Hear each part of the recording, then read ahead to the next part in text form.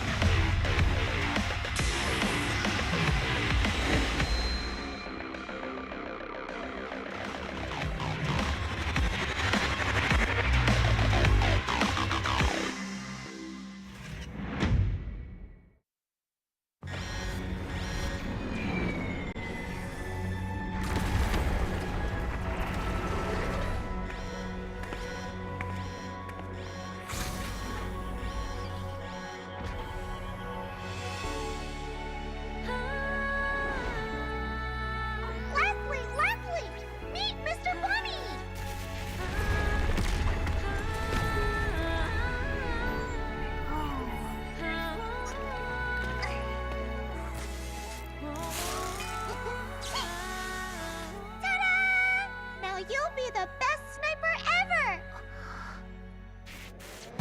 No! Hit the decoy!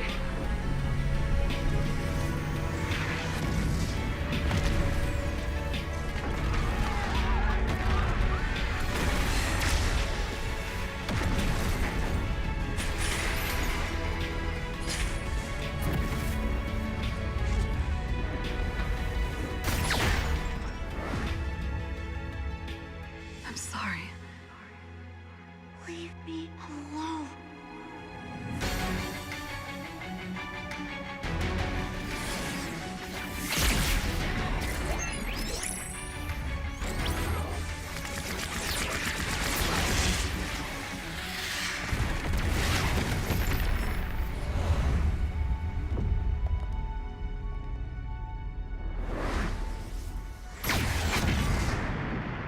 Over here, Ender. So let me know where to go. So let me know where to go. I wanna find you. I wanna find you. I wanna find you. I wanna find you.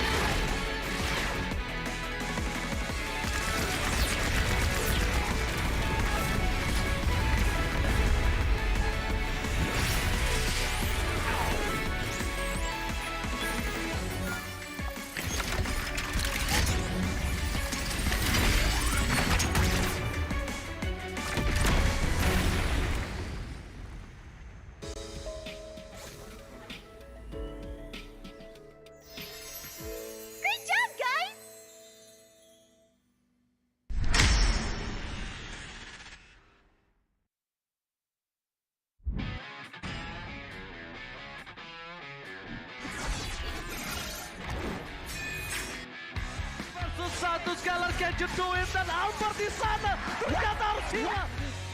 Avalanche fight as Lone gets instantly shot down by the Blazing Duet, as well as the Electo final blow. This is going to be easy cleanup for Todak as most of the...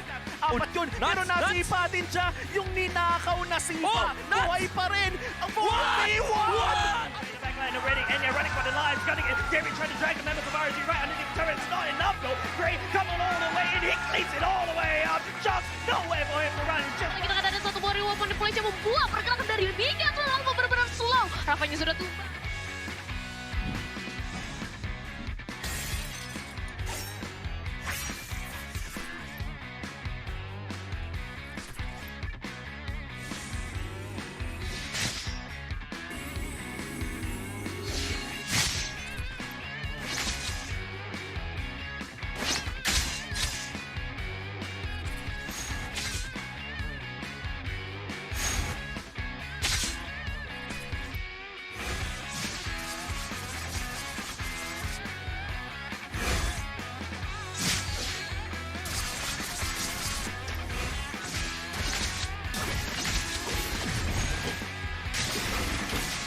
Legendary.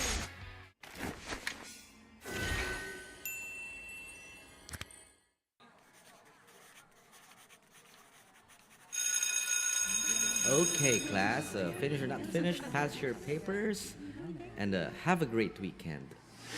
Mahiwaga ang mga araw na ito. Pagkalipas ng dilim ay may bukang liwayway. May urong sulong at alinlangan.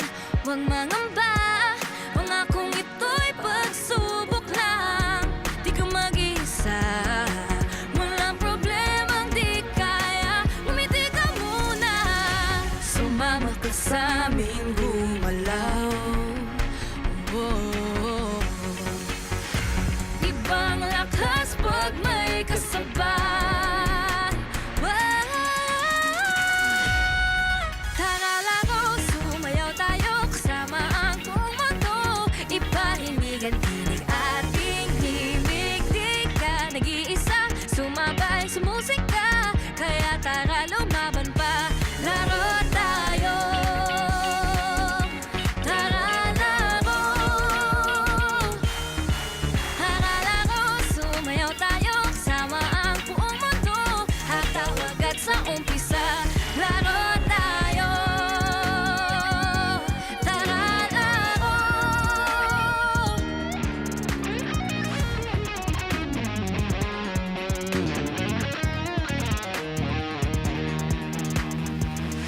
Sumama ka sa amin gumalaw. Abatin ang bituin, kumikislap, nagniningning. Hawakan mo aking kamay, umindak sabay-sabay. Lahat naghihintay, handa na ka sa here we go.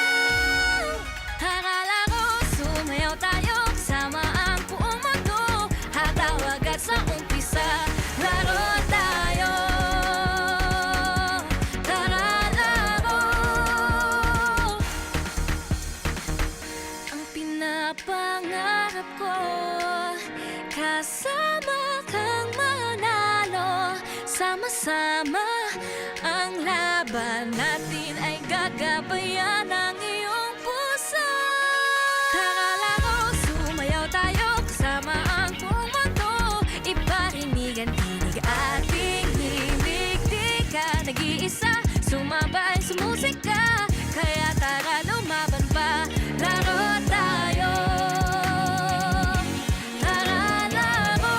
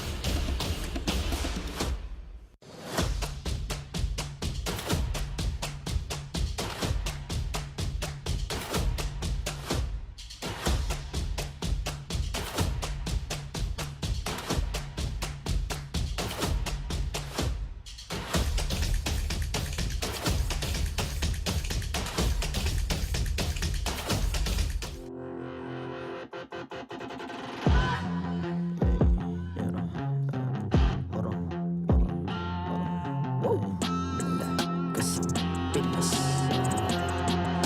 Lakas ng Pinas, malakas Pilipinas, malakas, kahit anong lane we become the monsters. Malakas Pilipinas, malakas, face the golden sun and repping for the 3 stars. Look at us to the top, no ifs, no buts, winning any game para to sa PNNES.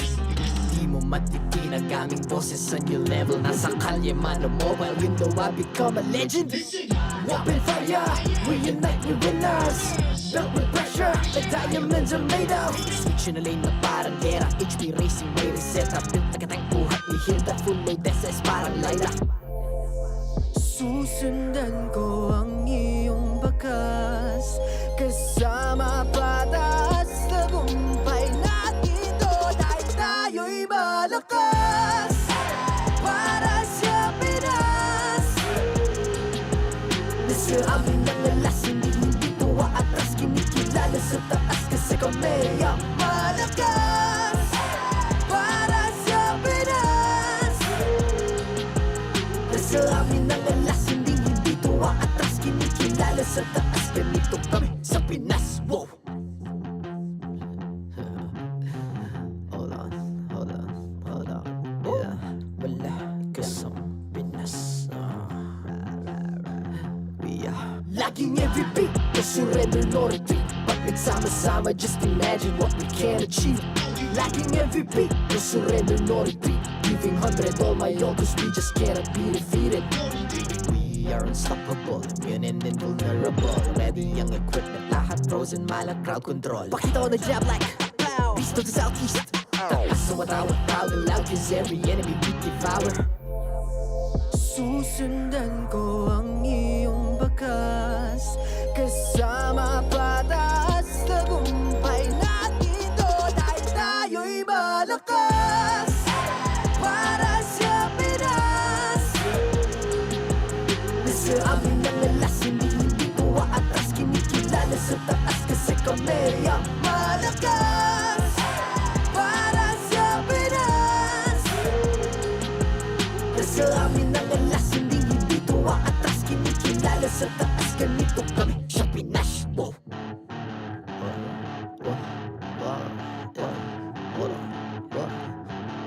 Malakas, Pilipinas, malakas, kahit anong lane, we become the monsters. Malakas, Pilipinas, malakas, face the golden sun and repping for the 3 stars.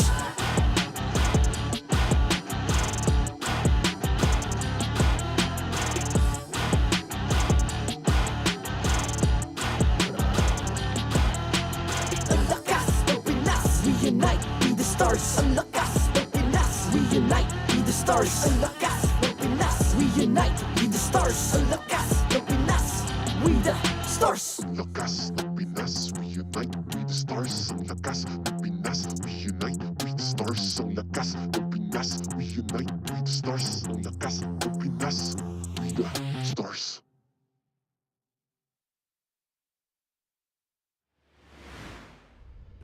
The 13th season of MPL Philippines is brought to you by the following sponsors. Smart, the official telco partner of MPL Philippines Season 13. Infinix GT Series, outplay the rest. Experience the MPL PH Season 13 action live at Shooting Gallery Studios. Tickets are now available on our official ticketing partner at /event.com. Don't miss any MPL PH action by following our official Facebook page and subscribing to our YouTube channel. Follow MPL PH on TikTok as well for more content. And don't forget to like, follow, and subscribe to the official accounts of MDL Philippines. To ensure the equality and fairness of our games, MPL Philippines is also monitored and supervised by the Games and Amusements Board.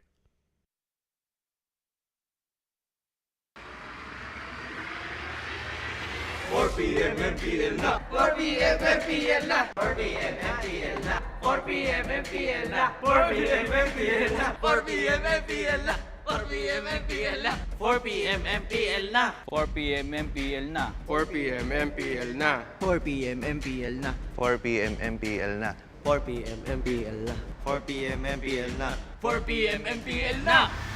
Catch your favorite MPL matches every Friday to Sunday. Only at the MPL Philippines YouTube and TikTok. 4 p.m., MPL na. 4 p.m. MPL na! 4 p.m. MPL na! 4 p.m. MPL na! Maligayang pagdating sa tahanan ng pinakamalalakas na Mobile Legends Bang Bang players sa buong mundo. I'm Mara Aquino. And my name is Hans Galeria. And this is MPL Philippines Season 13. With a continued display of Philippine strength, marami rin tayong nakikitang bagong heroes na hindi masyadong nakikita the past few seasons. Oh nga no, there's Vexana, Hylos, Tigreal. At this point, I can't even remember kung ano yung dapat kong sabihin sa sobrang dami ng mga heroes na nakita natin this season. Okay, Hans, ito yung challenge sa'yo. Okay. Without saying the hero, Alright. let us know kung sino ba yung hero na standout sa'yo. Without saying the hero. Without saying the hero, or your So- favorite hero. Okay, so I'll give you the action. The action is like this. And then sinasabi na, set me on fire and I'll burn down the battlefield. Oh my God! Sino? Sino? That's Si X-Borg. X-Borg. You got Si that X-Borg. right. Nakaganon. Okay, Oo nga. okay. Kailangan pala may set siya ng konti. Dapat gumanong-ganon Ikaw naman. Kailangan mong gawin. Okay. One of my favorites. Revenge has blinded me. Oo nga, si Farsa. They're Let right. us spread your wings. Yes, that's right. That's right, it's That's Farsa. right. Pero hindi pa nagagamit yun ah. Oo nga, hindi siya standout ngayon eh. Kasi gusto ko sana may gumamit. Okay, so it's up to Sana the may teams to gumamit. use that now. Okay. Okay. Ito naman. Oh, sige. Oh, may isa ka pa. Okay, go. Healing for everyone. Alright, that's Rafaela. Rafaela. O, Yeah. tama.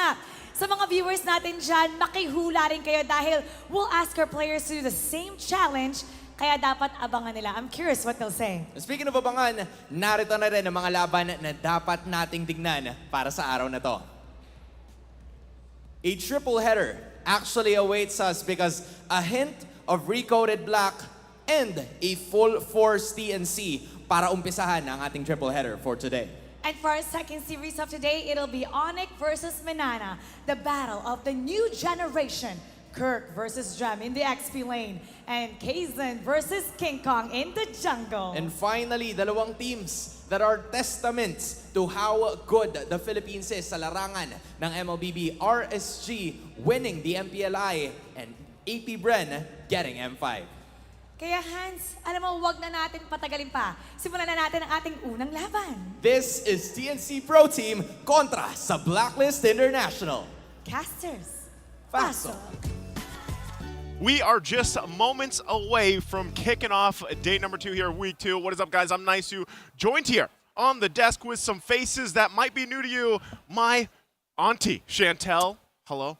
Hi. And my twin, Midnight. How we doing? Bro, How I'm we doing good. I'm doing good. We're standing up. I'm hyped. I'm so hyped for the first match. And don't be surprised, guys. This is my normal height. Just close to them. Yeah, Hey. we're at the same I'm not level. standing at something. Just like Renmar yesterday, right? So, Renmar, she's about the same height as you were yesterday, right? Now let's get to the headline for this matchup. How can TNC stop the Ultra Instinct Sensui? How can he? Because Sensui's been amazing in terms of the steals, the retribution, timing. He's Ultra Instinct. You know what? Majority of the games of Blacklist that was really extended, like a very, very long game. It's because of those steals from Sensui. I mean, Yeah. the Ultra Instinct is not close from the perfect description for Sensui. Yeah, nobody comes close. Like, look at There's the a graphic. graphic, you know? Ultra Instinct. Out of the 17 Lord Steals, he has the 6. That's like what? How many percent? You're the math guy, yeah. 30, 28, I don't know. Maybe it's close to, you know, that number, but he has the 6 out of the 17 of the league. That's 11 Lord Steals distributed to 7 junglers, by the way. Yeah, that's right. The statistic is insane. Not only that, but you know, you have to consider the fact too that the league just has 11. And I remember them talking about this on the broadcast when that was happening, when they're like, you know, usually Sensui has like maybe a couple by the mid-season. Well, he broke his own record, right, in the first week. So who knows what's going to happen in week 2? First right? week. Not to mention this new kind of phase of Blacklist International, this new code, if you will. They had a double fighter comp last week, right? Yeah, I remember that correctly, and it came to a point wherein even the draft of Blacklist International is already unpredictable.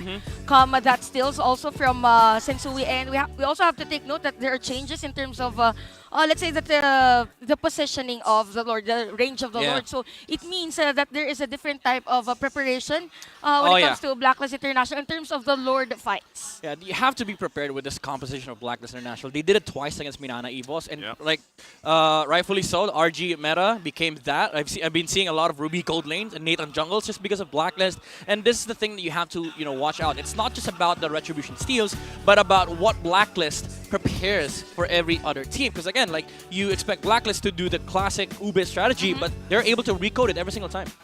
And not only that, but we talked a lot about Blacklist International, and we'll talk more too about TNC because TNC struggling, right? But let's go ahead and welcome in our marshals for the day, for this matchup.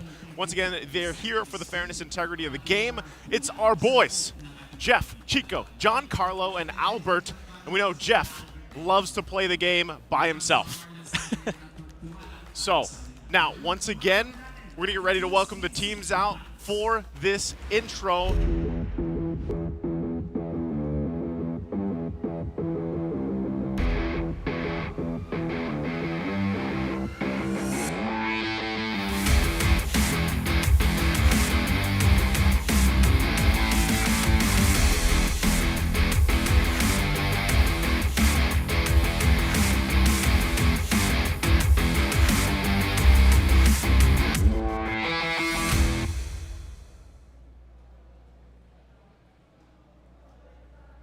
The Phoenix still looking to set ablaze their wings.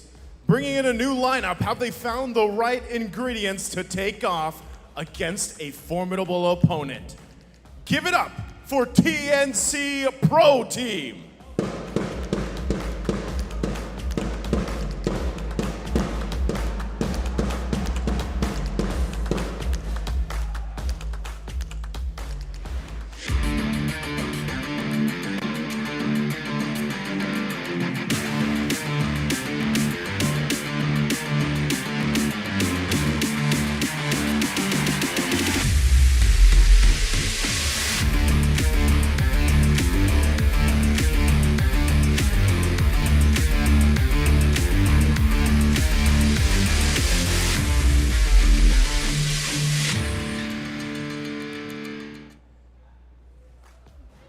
Today, we see yet another version of the code recoded and locked in.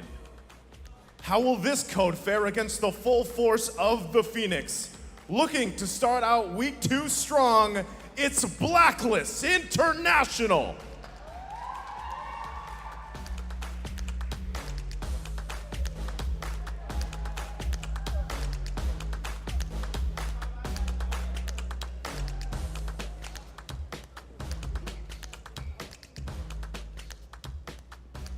And their coaches, Coach Bonchamp and Coach Ben Things.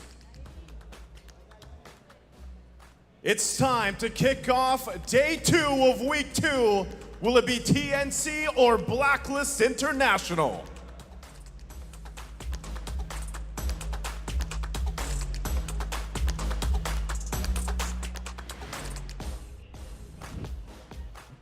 Look up, let's take a look at the lineup here for TNC, Chantel.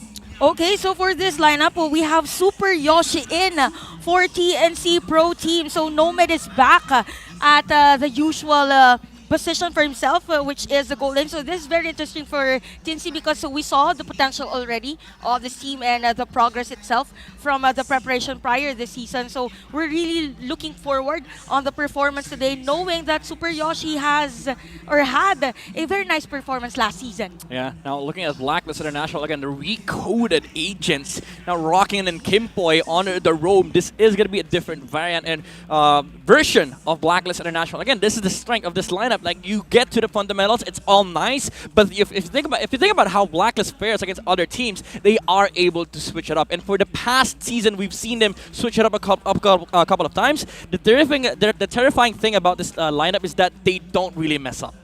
And so whether they mess up here or not, because you have to point out the fact that this is the debut match for Kim Poi, right? And a lot of people watching, especially here on the international stream, are not going to know maybe even the name Kim Poi, right? Maybe even some people in the Philippines aren't familiar with this, and they're wondering, how is this change, this exchange with Haji not being there, going to play a part in this lineup for Blacklist? I believe for Kim Poi, he played last season, but just one time. Yeah. And during that moment, it was very remarkable with the utility roam. But yeah, with the experience with the team, I think Kim Poi will lead Blacklist International. Which, by the way, in terms of statistics, I kind of feel like since there are different players for this match, it won't really matter that much. Yeah, the thing about head-to-head between Blacklist and TNC is that both of them are kind of like strong in the early game, but again, they have different roamers this time around. But this is going to be an advantage for TNC because right now they have Nomad back to his original role, which is the gold lane, and that's also going to matter against OHIP because now you have to be aware of how good Nomad is, considering the fact that last week he was able to play roam, and it's not even his main role. Now he is back to his comfort zone. And I want to, so leading into that, I want to say, you know, we talk so much about Blacklist International. Let's talk about TNC for a little bit here. We know that they're struggling in terms of points. Yeah, it's only week 2, right? It's still early on in the regular season, but they need to get some points. That's the main thing, right? Like, they need to start rolling here. And I think that's why a lot of people are wondering, this specific lineup that TNC is fielding here for, at least for game 1, not sure if it's going to change later on, is this the best possible success rate for TNC here, Midnight? I'd say for sure, because again, this is the main lineup. You know, this is the lineup that they've been practicing for quite a while now, especially during the off season. And you also have to be aware of the comfort picks. We've seen like the Gushin of Hatred last week. If all of them, if all main 5 get in the comfortable zone and get the comfort picks, I think Blacklist should also be prepared.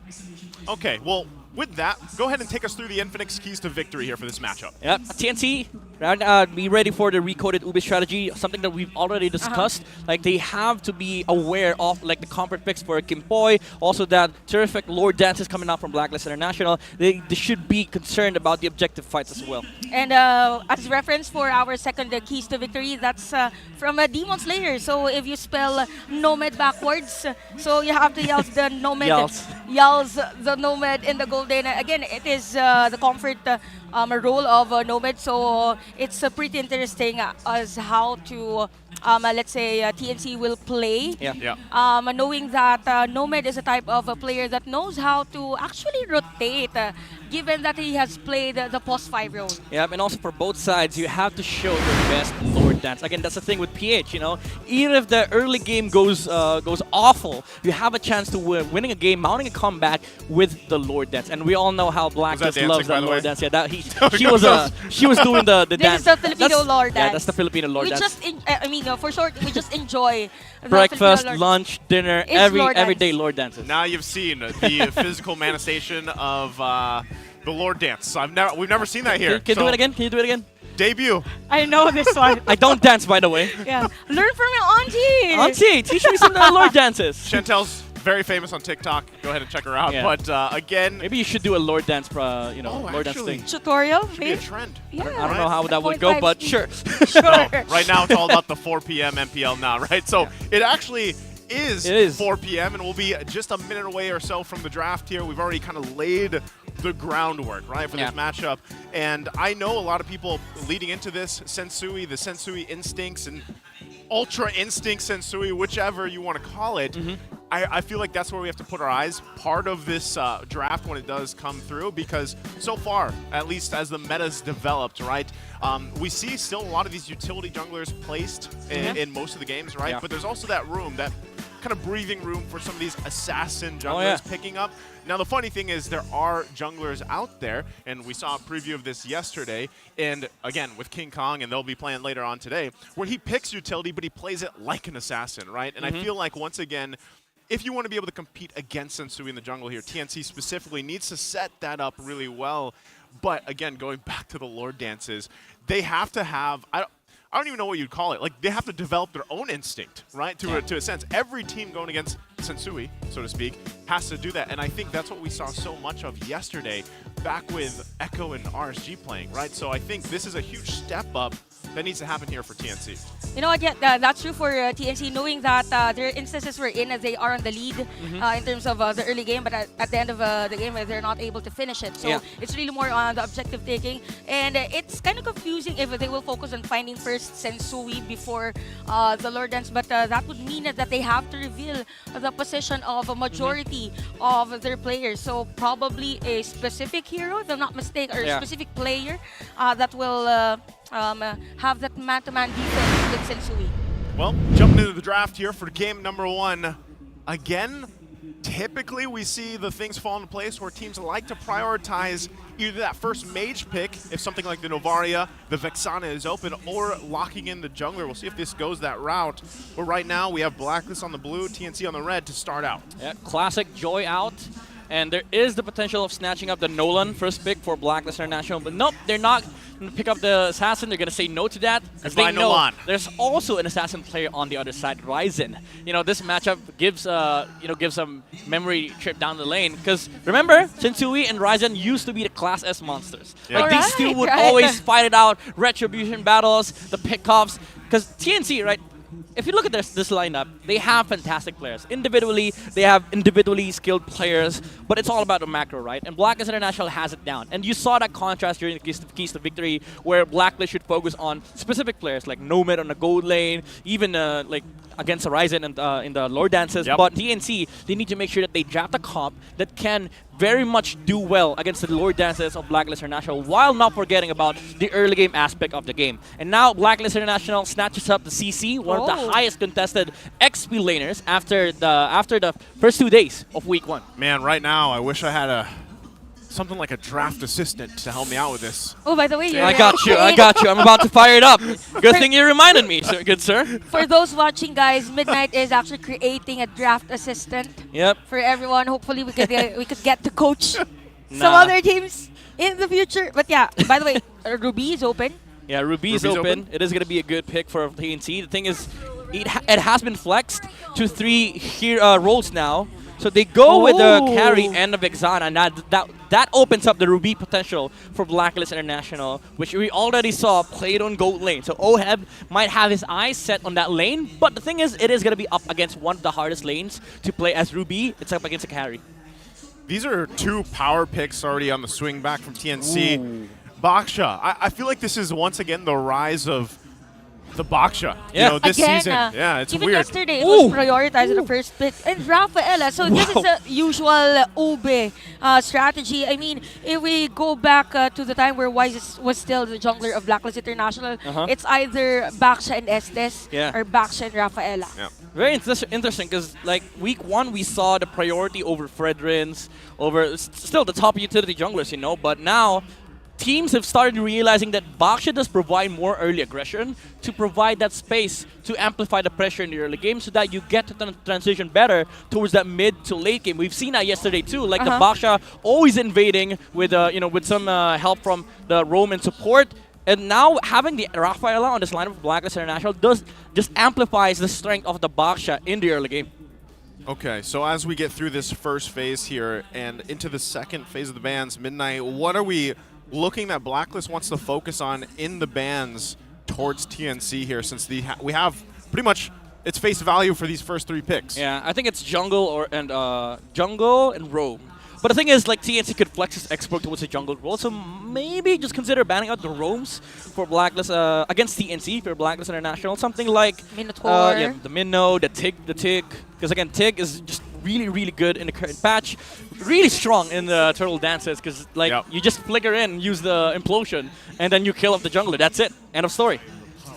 Now with this Kaja ban of Blacklist International, I kind of feel like they are going for a, let's say, assassin or a squishy type of no, there's already the Baksha, but probably a hero that is not good in terms of escaping whenever it is targeted. So it's a nice ban for Blacklist International. Now, knowing that Lila has been banned for Team C, it's because the idea of negating the Firaga armor of the X-Borg. So a nice ban as well for TNC.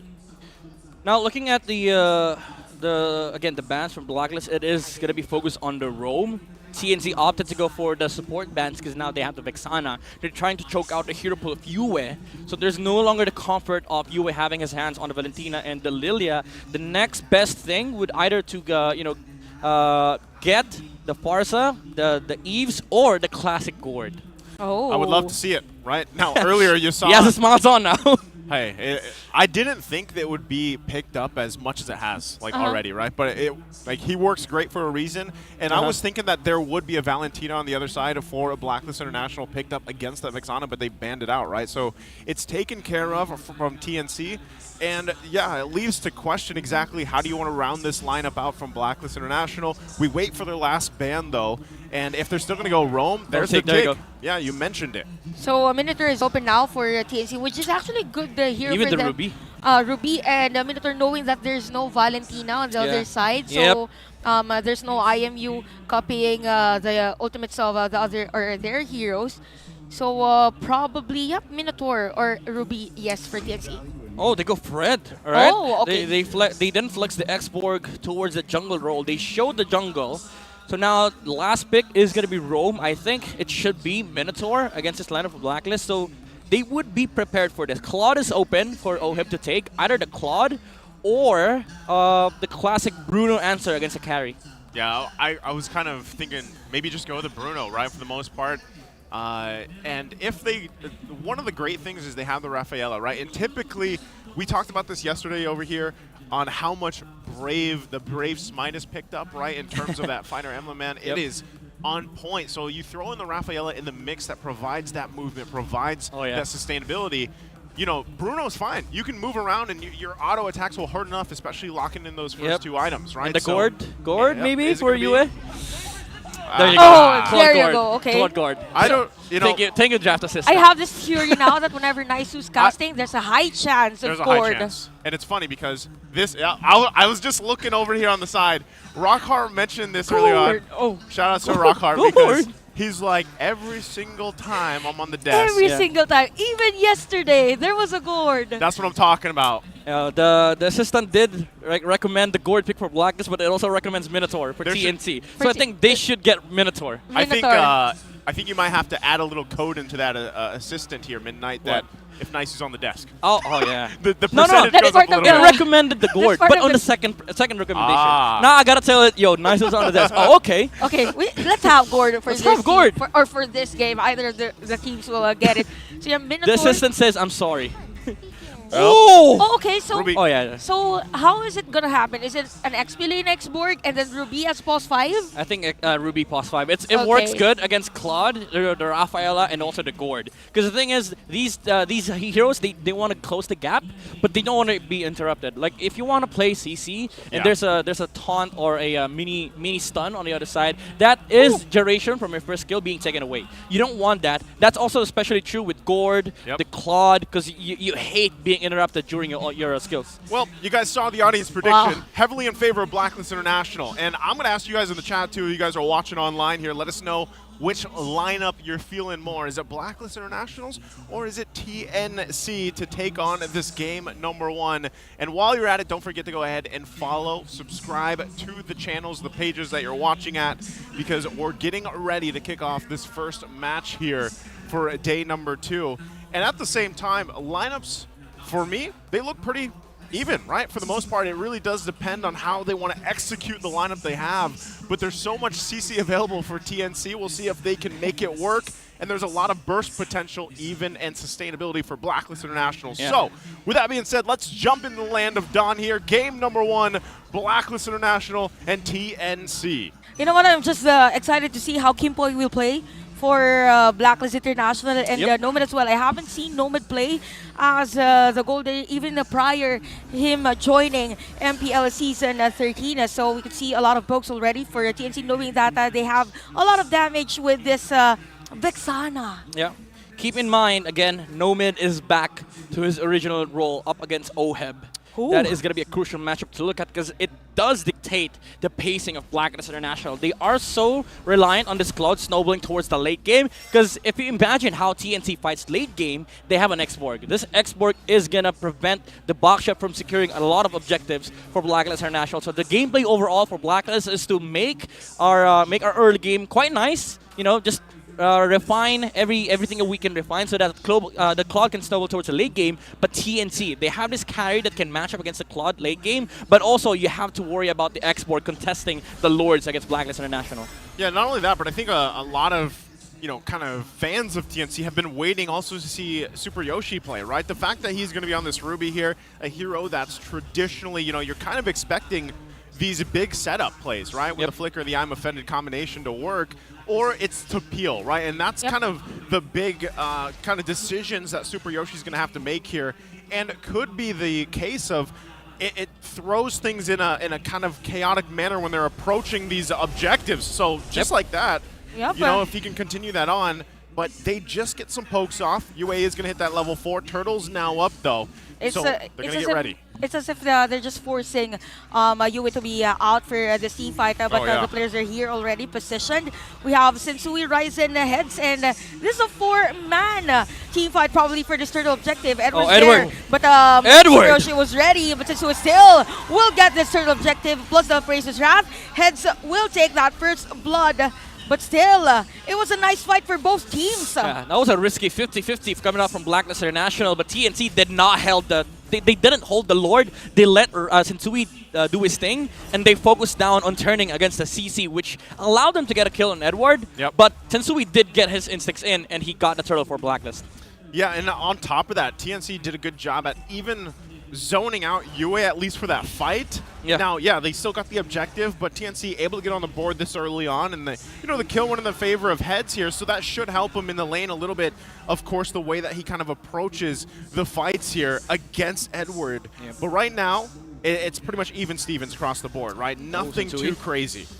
Okay, so for these players, actually, for these teams, what they're doing is just they're finding their way to extend the jungling and then move forward on the objective. So here's the saying: if you're watching Filipino teams, probably the team fights will be or will happen during the Lord takes, during the turtle takes, Remember and that's yesterday? what's happening. Yes. Yeah, no fights, just Lords. Remember what happened yesterday? We had like 10 minutes in that first matchup. With the first blood, with the 10 minutes. I was watching, 15 minutes in, 3 kills. Yeah. What the hell? Hey, sometimes you got to have the best of both worlds, right? You can't just have action all the time. Yeah. Right? Sometimes you got to take it slow. And also you have to take note, like the clash, the team fights, it either ends in like 5 seconds or it's a 1-minute team fight. Where people just reset the Lord, poke. All right, let's wait for another 30 seconds. Maybe somebody steps over, walks up, we punish a mistake, and if we didn't kill, reset again. And when they do that, majority of the resources have been already exhausted. The flickers, the ultimates. But again, speaking of ultimate, that is a nice Eternal Guard for Hatred at the middle lane. There's such a big focus from TNC in the mid lane. They're punishing Yue so hard, and that just allows them to get a very good control over this turtle fight. Earlier, we didn't see them take down Yue, but now they don't have the gourd for Blacklist. Okay, so they're going to just zone out Blacklist International here. Great momentum from TNC off that mid lane play. And you're kind of expecting that, especially with the fact that you have a Ruby to deal with here. And so this is the weakness for this gourd pick right now. But can they turn it around here? Oh, he got the purple as well. Nice. Ryzen. Nice juggle here for TNC. They know the potential of their lineup, knowing with the continuous crowd control by Super Yoshi. All right, classic jungle trades. You get purple, I don't retreat, I get your purple. All right, and I get out. Okay. This is PH, by the way.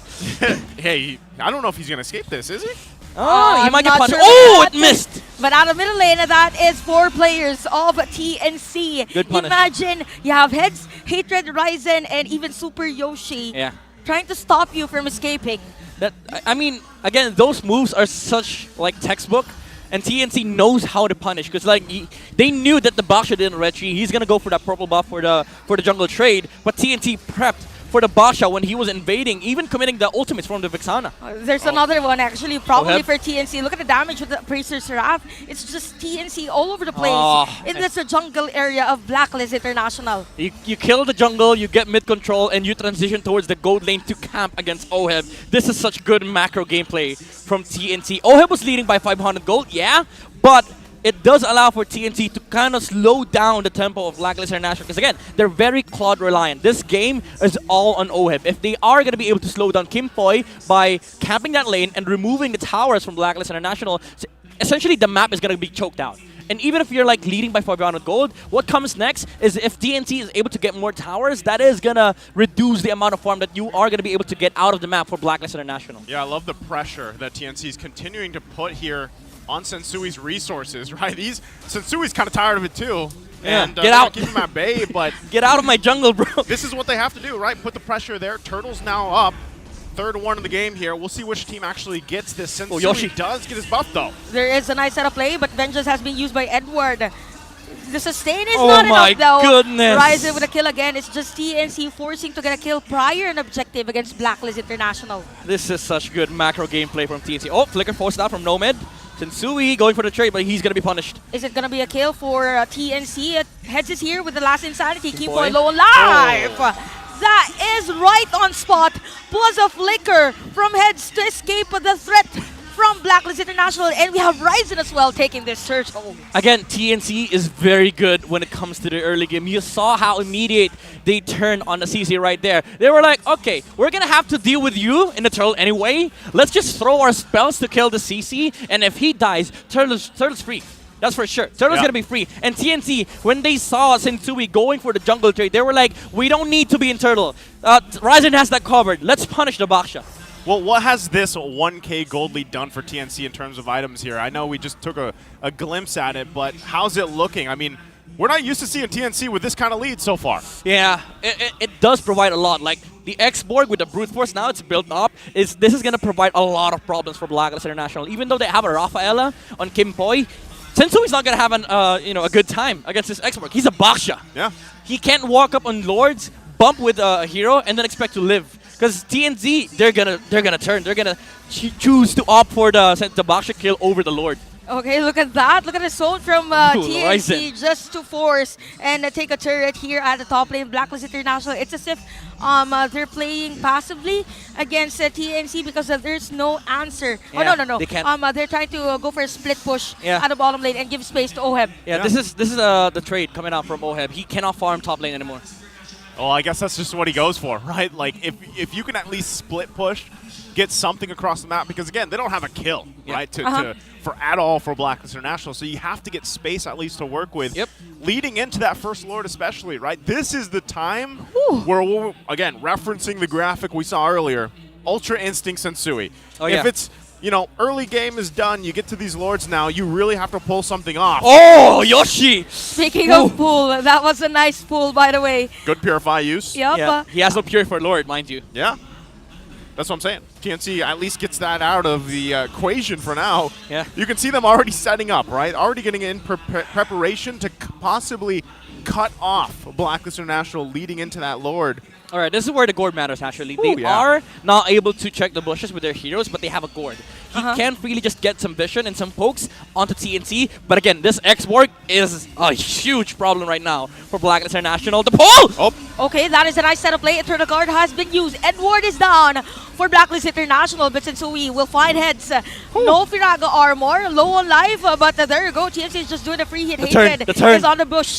The Lord is still here, so Blacklist International, are they going to force a Lord contest? I think they're not going to make it happen. Oh my TNC will goodness. secure this Lord. Okay, Super Yoshi quite low. Oheb gets a kill, though, so they turn something around. Sensui still on the hunt, not going to find Super Yoshi, but hey, they get something out of it, but TNC so far still in control. It's an XP for XP trade. Heads did walk up a little too far, but at the end of the day, TNC got the Lord. Now they can use this Lord to wipe out all the remaining towers of Blacklist International, and again, choke out the farm of Oheb. But Oheb has been doing fantastic on this squad. He is a whole 1k gold ahead Wow. over the carry, which means that he is kind of snowballing into the late game. But right now, TNC does have the chance of taking the entire outer base of Blacklist International. Well, they have to make quick work of it, right? You can see Blacklist International bunching up that Ube strategy they love to have.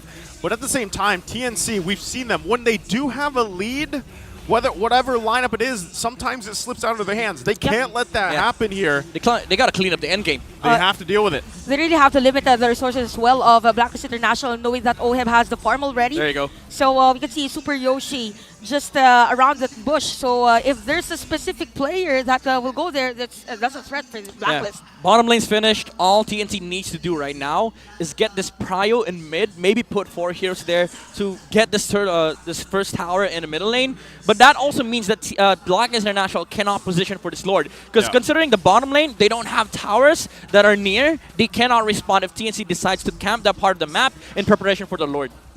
Well, you can already see this, right? The setup potential from TNC. They want to focus down this mid lane if they can, but at this point, it might be better if they don't force it, right? They don't have to force it, because that's the whole thing I was talking about earlier, right? You don't want to see TNC fumble this. Yeah. They have this lead, 3K ahead. They need actually Nomad to catch up a little bit more. That's why he's continuing to farm up, because you pointed out earlier, Midnight, he's down about 1,000 gold. That's huge. I mean, look at the Lord advantage. It was only 450 gold that they benefited from that, right? Yes, they did a ton to the turrets, but still, Blacklist International finding some way to hold on to this part, because as we are 40 seconds away from that Lord, that tier 1 will actually help them a little bit in the mid lane, right? Yeah. Dealing with the space that they have to work with. Well, honestly, I think they could have pushed middle lane, but the carry decided to farm some greens. That might bite them in the end for TNT, because again, Blacklist is making a lot of use of this tower in the mid lane. They just protect it and let OHEB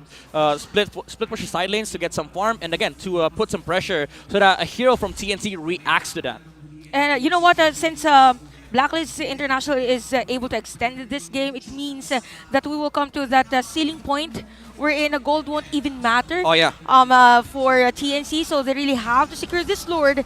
And when we say Lord, again, there is the Sensui instinct. That's a threat for TNC. They're going to go right for it, actually. Yeah. The expert got poked and the carry showed himself on top lane. Oh no, TNC! They want to go for it right away. TNC, no. They know it's going to take some time here. TNC, though, they want to contest this as well. Ryzen, look at the damage he takes already from OHEB. Okay, look at the heads as well. So Edward is in front of the majority of the players of TNC. Forced to back away since he's there. We have the Eternal Guard. Keep is low on life, but the Lord is still half alive. Is this going to be a reset for both teams? They have to reset it. Okay, this is the Filipino Lord dies. TNT, they made a huge mistake of showing the Ruby and carry top lane. Blacklist immediately went for the punish. Fortunately, the damage wasn't near enough for Blacklist to burst that Lord, so they have to reset it. 50-50 this time. Okay, Ryzen is here since we as well finding the information Yoshi! against TNC. Yoshi with that I'm offended play. Here comes the last insanity, not enough damage, and missed the gush by Yue. Oh Super my Yoshi is down, but goodness! Ryzen still will secure this Lord. Good job for TNC to secure the objective, but they got to hold on to some turrets. It looks like Blacklist might want to make a play further here if they can, but again, they're respecting the lead that TNC has right now. It was a good play from TNC. Yoshi caught off the CC, and they were able to try and burst him down to Blacklist International. Were forced to fight, but OHEB committed for the Blazing Duet on the backside. He was trying to take off the Vexana, but the early Winter Truncheon purchase allowed TNC to kind of negate the Claude's existence in the team fight. And again, they had to 50-50 it against Ryzen, but you know, Fredrin has a better chance of getting the Retribution steal because of that first skill Retribution combo. Hey man, Ryzen right now has got his own Ultra Instinct going for it, right? That's twice now they've gotten the Lord at least secured here. Now, that's a major pickup again for OHEB, right? Malefic Roar being locked in here. You already saw a glimpse of the damage he can pump out. So TNC, despite the lead they have, hold it together. It's going to be once again up to Super Yoshi here. How he utilizes that ultimate and the flicker combination. They need to get these turrets down in the mid lane, though, as they work with this Lord going down bot. They're getting 2 towers here, I think. Yep. They have to deal with the Lord on the bottom lane for Blacklist International. Divine Glaive already up for Hatred. So much magic damage from TNC, and that's safe damage too, because he just throws the EG boy. Oh, Yoshi. Look at that set from Super Yoshi, but has been stopped by Oheb. We have the Eternal Guard. Edward at the back, dealing damage against Ryzen. Oh, wow. Ryzen has been... Nope, but Ryzen is still alive for this game. So TNC, they have the discipline. They need to back away, but the Blacklist International, nice defense against for them. Yeah, little overstepping from Super Yoshi with the Ruby. He was trying to look for a real flicker play, but Blacklist International, they were prepared. And again, that's the advantage of having a Gord. He can just poke safely from a distance. It's kind of crazy, right? Because when you look at TNC and how they're approaching this base, you're thinking, all right, they're surely going to get at least a base turret down here. But again, the lineup that Blacklist International has and the way they're holding it together speaks volumes for the sustainability that this lineup has and the damage potential, right? We talk about true damage a lot. There is on both these lineups, but it's a little bit harder for Nomad. He has a shorter range, and he's got to get in the right positioning to pull it off. Yeah. That's why I keep saying for TNC, it's so reliant on Super Yoshi. Now, it might be a lot of responsibility on his shoulders, but he's got heads doing the scouting for him, right? Play into that. And that's why they're going for, again, 20 seconds away from that next Lord here. TNC still holding on to a small lead. That's great, but you can see it back and forth when they actually get ready to fight here.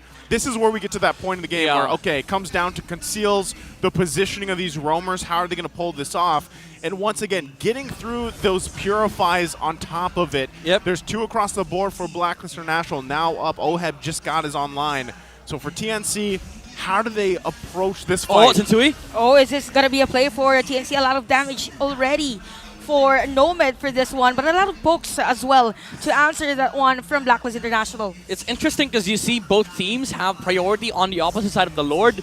Usually you'd see teams, setting up for the Lord play here, but they know that Edward is going to go for that slow push on the opposite side. That's why you saw TNC also eyeing a pickoff on Edward, but Blacklist International, they knew. They knew that they had to protect Edward at all costs, so that both teams were just standing on the bottom lane. Look at the mid lane positioning right now, right? Super Yoshi alongside Nomad trying to get their own position here. They're going for a surprise if they can. They checked. Oh my goodness. That's the vision, right? That's the vision that Gord provides. You don't have to get too near to those bushes. You can just lay down the zones and deal with it. Dude, this is such a high-level play. They count heroes. Blacklist International, they saw 3 on the Lord for TNC, and they already knew that there were heroes camping on the bottom side. I think they will force this one. We have the Rush already, and Ryzen is already low alive. Is it going to be a kill? Ryzen again with a steal. Oh, this time around with a killing spree, and we could see Edward at the back. Hatred uses that flicker, and TNC forced to back away. Heads is done. Even Ryzen is down. Super Yoshi with again, Nomad is down as well. Super Yoshi without that immortality with the winter. If they take Yoshi down, that's it. Hatred is down as well. That's it. And it's gonna be a wipeout here for Blacklist International. Oh my goodness! It doesn't matter for the Ultra Instinct from Ryzen to get the Lord. Blacklist International wins the fight. Oh my goodness! No one will defend the base against Blacklist International. He will use the Blazing do it one away to end the game as Blacklist International takes game number 1. Man, oh man! What a turnaround from Blacklist International in game 1. You saw how committed Blacklist was for going with the fundamental plays. They turned on the Lord. Screw the Lord. Whoever gets it, we don't care. We're winning the team fight. TNC, you go take it. We wipe you out. Even if we don't wipe you out, we're just going to reset the game. Because the thing is, TNC's not going to be able to utilize that Lord anyway. Ryzen died. Yoshi died. Everyone died. That was it. He got the wipeout. I just got to say, ladies and gentlemen, that last glimpse of the Gord, getting the stun, flickering with the ultimate. Yeah, you're right. You're right. Chef's kiss, right? Approval. That play against Yoshi, chef's kiss. Because he knew Yue was like, this kill matters. This ends the game right now. It does. And he did it in between the turrets. Again, this is the strength of the lineup that they had. And I said it earlier, I don't know if I'm jinxing it at this point, guys. TNC has the lead, and it slips out of their hands. Why does it happen? It's as if it's not the idea of not them knowing how to end the game, but it's just the other team knowing the strength of their lineup and the weaknesses of TNC's lineup. But every single time, every single time. I don't know what it is, and I have to commend Ryzen, man. Like, he was on point with his own retribution battles, right? Yeah. And that's what we painted the picture of going into this, and Ryzen pulled it off completely fine against Sensui. It was the rest of the team from Blacklist International, and Midnight will break this down in the analyst segment on what happened here exactly for this game one. Well, the MVP of the game is going to be none other than Edward. The CC did provide so much in the early game, that problem that TNC needed to solve. Even though TNC found the right solutions, they found the right ideas of how to deal with the turtle dance of Blacklist International. But even during the latter parts of the game, Edward was still doing his job. This is a man on a mission. The XP lane role, he did it so well. The focus, the commitment on zoning out the heroes, even if it means certain death, he is going to be committing to that job. That is why Edward is the MVP of our game. Now we're going to be seeing some glimpses of what happened in the early game. TNC, again, did get the early game advantage. They found the right momentum, they found the right control, they got the right answers that focus on, against Edward CC. They got the turtles, they got the lords, and they had the right amount of farm to end this game. But this is the story of this series, the macro versus micro intensive TNC and Blacklist International. Blacklist International just understands Lord dances better against any other teams, that the ability to turn on the lords is what made this game possible for Blacklist International. Again, the crucial pickoff against Yoshi delayed the game enough so that Blacklist International came to this Lord dance committing for a team fight. They didn't care about the Lord at all. Even though Sensui did try to get the retry from Ryzen, that was still a very good retry steal from Ryzen. But again, the overall idea for Blacklist is that we're turning on this fight. Since Sensui was left alone on that Lord dance, and Edward and the other players were committing for the team fight against CNC. We are going to be looking at the emblems right now. Interesting to look at is the build coming up from Nomad. This is the classic fighter tank carry build that has been going on for quite some time now. Even though he is rocking that Master Assassin to deal with the 1v1 better against Oheb. Oheb just played a phenomenal MLBB here. He didn't put a lot of pressure on the aggression. He just knew that he needed to farm this game because they were going to be reliant over the Claude on the late game. He is the guy responsible for taking out the Firaga armor, the pokes on the Fredrin, and the turns against the Vexana, which he did do in the mid game, but fortunately enough for Hatred, he had that Winter Truncheon that allowed TNC to win that team fight because he baited essentially the Claude for committing the ultimate against her. But even then, Blacklist International, all it came down to were the Lord dances, where the Gourd and the Claude really mattered. This Enchanted Talisman, Ice Queen, and also Glowing On build from UA helped a lot in terms of just turning the fights against CNC overall, because if you step inside the circle, inside the zone of death of Blacklist International, you're not going to be able to get out. They are going to chase you with the Baksha, the Claude, and also the Rafaela. With the movement speed buff, he is going to be able to amplify the chasing power of Blacklist International. So TNC didn't really much have of a choice in the late game, because the X-Borg, yeah, he is going to be zoning out the Baksha, but Oheb and Yue committed for taking out that Firaga armor. They didn't mind about Sensui at all. They were like, okay, Sensui, you got the Lord. We are going to be setting up for the team fight here. If they come close, we are going to be turning, and that is what happened, and that's what helped Blacklist International secure game number 1. Great breakdown there once again. It's weird to think that at one point Blacklist International was not on the board at all. It was like 0-5 in terms of kills for TNC, and then they kind of flipped a switch, right? And it's again, how do you adjust from that going ahead? Because TNC had a great start of the game into the mid game even, right? So before we talk more about that matchup, we want to go ahead and let you guys all know that Leslie and the Chang-E, or Chang-E, however you pronounce it, the Spirant skins are available now. The first 1x draw every day and the first 10x draw during the event are 50% off. On an own, the epic skin is guaranteed on the first 10 draws, so grab them now. Yep, get them. Get them. Channel's gonna be meta next patch. Oh, really? I guarantee it. You know hear from we here. Don't know, or? You heard it from here. Clip it. Channel's gonna be meta. Apparently there's something new that we don't know that only Midnight knows. But speaking of that, the Infinix GT Series, Outplay the Rest, brought to you by Infinix, the official sponsor of MPL Season 13. Be unstoppable and outplay the rest with the Infinix GT Series. Yeah, you gotta outplay them with the Chango Aspirant skins.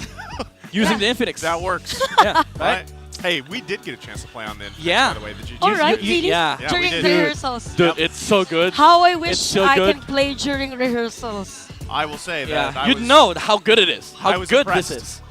Impressed. 120. Yeah. Were you able to play Gord? Yeah, I did play Gord. Felt You did awesome, play right? Gord? Yeah, I did. You outplayed the enemy, right? I did outplay the Nice. enemy. Who was our enemy? Who was our enemy? The production. The referees. The referees, actually. Are you low-key? We were up against the Marshals, bro. That's right. Our great marshals keeping the fairness, integrity of the game. We love you guys. Right? But going back to it, okay, game 2 ahead of us. I honestly, for TNC, it just felt like even with the lead that they had, the way that it slipped out of their hands is they didn't keep, you mentioned this earlier, Oheb in check for 1. You know that he likes the quad for a reason.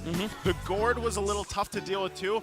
And I know before that last fight broke out, before the Lord, they wanted to make that play. Super Yoshi went in with no med, had the conceal. But the map awareness from UA, you can't discount that, right? I mean, it was just, it worked out great for him to stay alive, and that's one very important thing about the Gord. But speaking of Nomad, let's go ahead and head over to hear what Nomad had to say about this matchup. Yung sa MPL po ibang level na po eh. Parang kailangan mo talaga maging fully committed, tapos doon lahat ng free time mo i-google mo sa paglalaro, or kung hindi mo sa paglalaro, sa pag-aaral kung paano ka lalakas, ganun.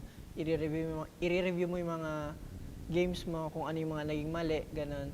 Kaya masasabi mo na talaga na kapag nasa MPL ka na, ibang level of practice and grind yung kailangan mo.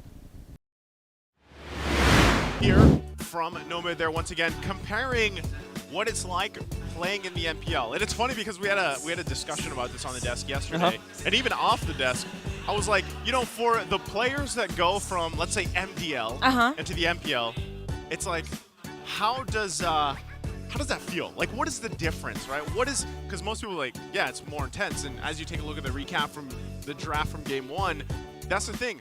When you step into this professional league, if there is a different, I feel like, responsibility, intensity to everything.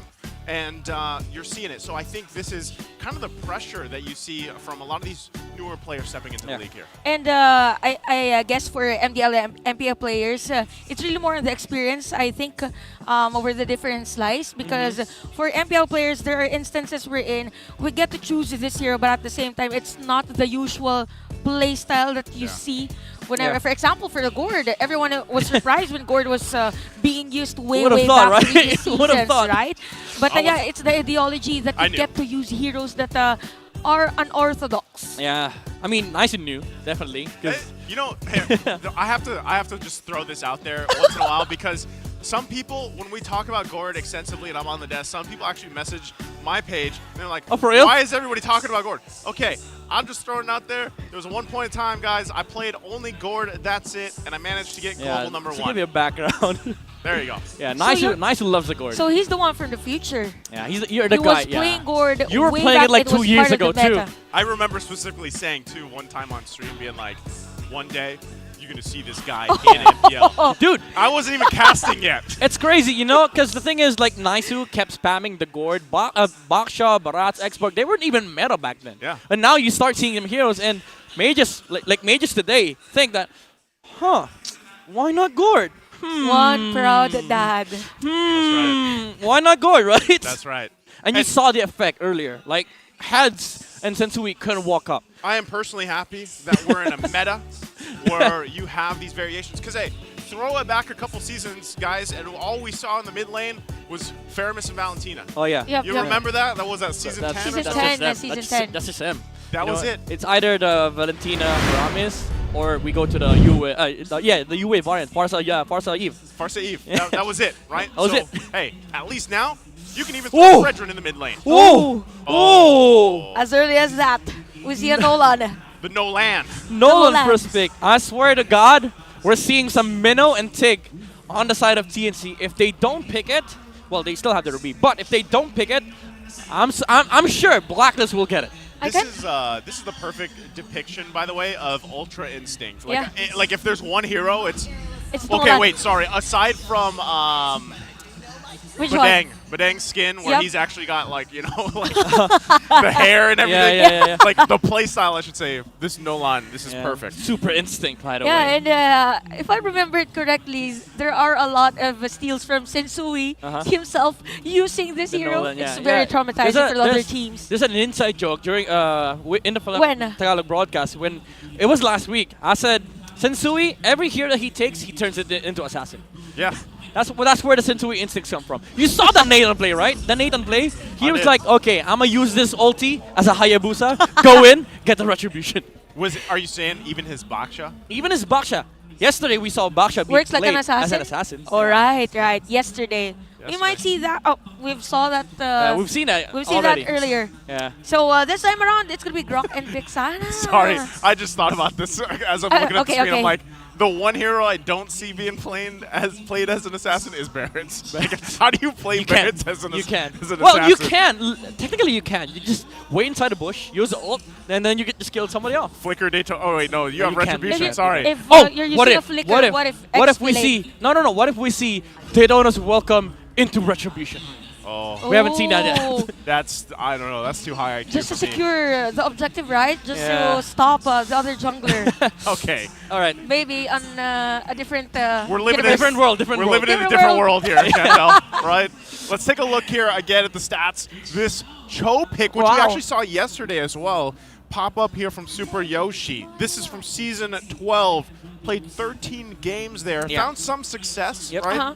But, at the same time, I still feel like, I don't know what happened to Cho. I still like it when he's picked up. Pick-off potential's great. But I feel like right now, with things kind of settling into place, it's a little bit harder for him to work. Yeah, because the thing is that there's a lot of heroes in the current meta that are good against Cho, like the Ruby, even the Grok. Because what Cho does, every other heroes in the current meta does it better. Yeah. If you want to pick off, Tig is a walking pick-off teamfight machine. If you want a zoning hero, you can just go utility, Matilda, Rafaela, again the Grok, and the Minotaur. Now Tig's banned because they don't want Blacklist doesn't want to see a Tig on the other side, especially up against Nolan and Vex. Because if TNC jumps with Tig, game over. That's it. So Black International, that's a very good heads-up ban. Now TNC, they did remove the Harith and the Claw. This carry is going to get a good game in the laning stage. But also keep in mind, there's still that Bruno that could come out from Blacklist International. That is a nasty early game comp. I'm thinking the Bruno, right, for Blacklist International there. The other thing for TNC is really, again, with what we just talked about with Super Yoshi, what do you want to plant in that roam role to help with this? Minotaur right now? Probably Minotaur, right? But Diki's still open for Blacklist. Still Ruby, so they're just really confident with the Ruby carry idea. It was effective earlier. It works against Nolan, and it is a combo with the carry. And also, removes the flex factor coming out from Blacklist International, because they could also get the Ruby on their side. Maybe flex this Grok onto XP, although we haven't seen Edward really do that. Now, Blacklist International, they can get the Paquito or the Benedetta for Edward. Oh, right. Both heroes are really good against the composition of TNC. You have a split, you have a way of relieving pressure against the map, and you also have a snipe capability against his carry. So maybe it's that, Paquito and Benedetta. Maybe Gord again, actually. Oh, why not? They have the They have the Vixana, yeah. So we will see. Oh, Thumbs. Interesting. Thumbs. Yeah. So is it for the Barats here? With the Vengeance to counteract the Barats? Oh! Oh! Yeah, also a good answer against the carry in the lane. Okay. The Thumbs How does make that match sense. up, though? It's very much the laning stage, it's skill dependent, but carry mostly wins the lane. But if the Nathan is any better, he's just gonna clear the wave. And if carry decides to freeze the wave, the roam is gonna come to reset that wave. So I would say it's a wash lane. But honestly, the scary thing about Nathan is he is the fastest scaling marksman in the game.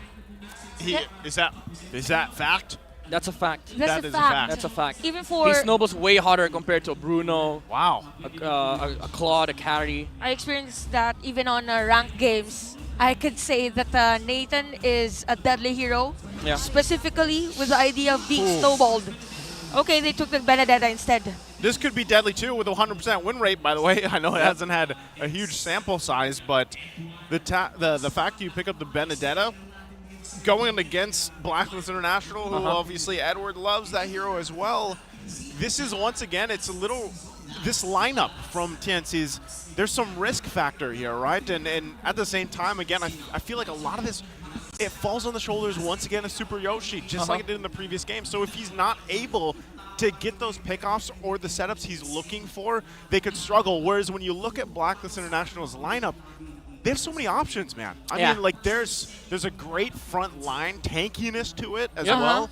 And then a lot of burst damage. I mean, we're talking about a ton of even magic damage being thrown there. There's a ton of peel for the Nathan. And speaking about options that you mentioned, they don't even have to get this turtle, because with a Nolan, with an assassin on the jungle, they could just go gold lane, assassinate the carry, and take over with the Nathan. They have that aspect of the comp in their game. Like, they could just opt to not care about turtle at all, and then look for the snowball in the Nathan. I think we saw that type of play yesterday with the Omega versus ONIC, wherein ONIC was not forcing any team fight, but rather forcing a gap on the gold laners. Yeah. So probably that's another variation for the Blacklist Ube strategy. Yeah, given that too, in just a second. We'll be taking a look at the emblems here on how that falls into place. There it is, Midnight. Anything that sticks out? Oh, tenacity on the Nathan. Oh. He wants to fight against this carry head on. But, and you know, it's a tank carry, so it's going to be, again, a wash lane. But I'm looking at the emblem for the Nolan. He's opting for maximum damage here with the Thrill and Lethal Ignition. Sometimes players do go for the killing spree for added to stay in the team fight. But no, in this game, he just wants to assassinate someone, get out. Yeah, you already saw a little preview of that. Yeah, that damage already early on against Super Yoshi top side. He does hit that level 4 now, so Ryzen as well. Kimboy, though, should be fine. It has to flicker out. Ooh, that's big. So, yeah, they hold it together. That Daytona's Welcome was trying to get him too. Not going to happen. So all this, again, 30 seconds away from this turtle. First big objective of the game. Oh, I like this play coming up from Nomad. Look at top lane. He was holding that mini bush near the gold lane so that he knows if the Nolan is going to go up there. And he was right. Sensui was heading towards that gold lane. Yep, and here at the bottom lane, it's actually the same rotation for TNC, but there's no trade or there's no objective secured on that one. So it's going to be TNC first on this position at the turtle pit. They're playing this very, very good in the early game. They prevented the Nolan from coming up towards the top lane. Now he's kind of winning that lane against the Nathan, and they have turtle prio. Okay, half health here. Does Blacklist International go for it? Oh, here comes one charge from Hater. A nice setup play from Yoshi as well. Ryza will take the turtle. And we have 2 players down from Blacklist International. That's going to be Sensui. Sensui. Yeah. Sensui. Sensui. They're taken out of the picture just like that. Sensui. I mean, you're right. Those 2 heroes got caught out by TNC. And the thing is, like, looking at the comp, there's no way you're fighting objectives against this lineup. They have such amazing CC with the Petrify. The Valentina could just copy the Eternal Guard, and also Ryzen with the Daytona's Welcome against your jungler. Blacklist had no business being there against the turtle fight against CNC. But again, it was because of what Nomad did earlier on that prevented the Nolan from taking advantage against the Nathan lane. Again, as things fall into place, GNC's finding themselves in a very similar position from the previous game, right? They've got 2 on the board. They have almost a 2,000 gold lead here. And once again, it's Super Yoshi looking to just kind of plant himself in these strategic positions. Hatred holds on to the wild charge as well, right? Which works really well in conjunction with having that I'm offended available to you. So real quick, let's take a quick look how these items are falling into place.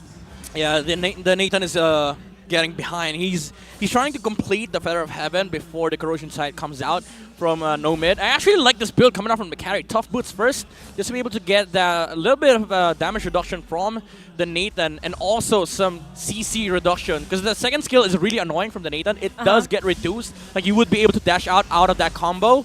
So it's a really good heads-up item build coming out from Nomad. Wow. Okay. A lot of pokes actually from both teams, both the bottom lane and even the top lane, but still TNC is at lead. 2.3k gold, and we have another turtle spawning at around 15 seconds for this game. It's just Super Yoshi and a key point battle in terms of the information in between each other. Yeah, they're gonna have the carry as well with this turtle fight. TNC, for sure they are taking this turtle away from Blacklist, unless Sensui is able to miraculously get it once again. This is crazy. Look at the pressure TNC is able to just put there by just standing, right, menacingly. And right now, Turtle's going to be up here, so this time, Does Blacklist International have what it takes to actually contest this? Or is it a little too risky, right? You can see Sensui going and getting the buff. Looks like TNC is just going to grab the objective as they do, furthering the gold lead a little bit longer. This is one of the downsides, I guess you could say, about some of these assassin junglers who are very reliant on those buffs for them to work. You know the pressure is going to be there, right? But again, you can't count out what happened the previous game. Blacklist International flipped the table very quickly. So once again, TNC, the biggest part here is discipline. Can they keep it together? Can they keep it under control? Sensui, I think he got a purple of the Barats. They saw Ryzen pop up for a second on the top lane, and he retrieved the purple, his purple buff, and then went straight towards that purple buff of TNC. I kind of feel it for Sensui is trying to have more lead in terms of the jungle against Ryzen, so there's a high potential for the steal again with Assassin. Oh, he didn't get it. Okay. So still Blacklist International is more on the safer side in terms of rotations, just Sensui pumping his gold against TNC. That's a nice attempt though from Sensui. Like the idea is there, like what Chantel mentioned, he's just trying to use the clear speed of the Nolan to like make sure that he gets ahead by just farming. Because again, early game, you can't do anything against TNC, like around objectives. And the workaround, or the trade, is that you just farm. You know, you farm not your side of the map, but their side of the map. Have you seen that damage against Nomad? That's 4. I counted it. 4 hits from OHIM during that moment. We have the Eternal Guard already. Super Yoshi is already low on life. We have Edward with the Counteract Inferno. The Freed as well. Kimboy with a wall charge. It's going to be Sensui down, by the way. Solo kill at the middle lane. And Blacklist International is forced to back away. TNC now positioned on this purple buff. They just don't have enough damage. Under the turret, though, they're going to force Heads back a little bit more. But wow, tough. Wait, did Heads solo kill Nolan without committing ult and Petrify? Yes, out of middle lane. Oh my goodness, TNC. Again, I talk about how good these players are individually from TNC, and now you're showing why they're so good. Like now, the macro does favor them in the early game. Turtle is going to go towards them, but Heads. Heads. There's no wall charge though from Kipoy. Could have been a kill for them.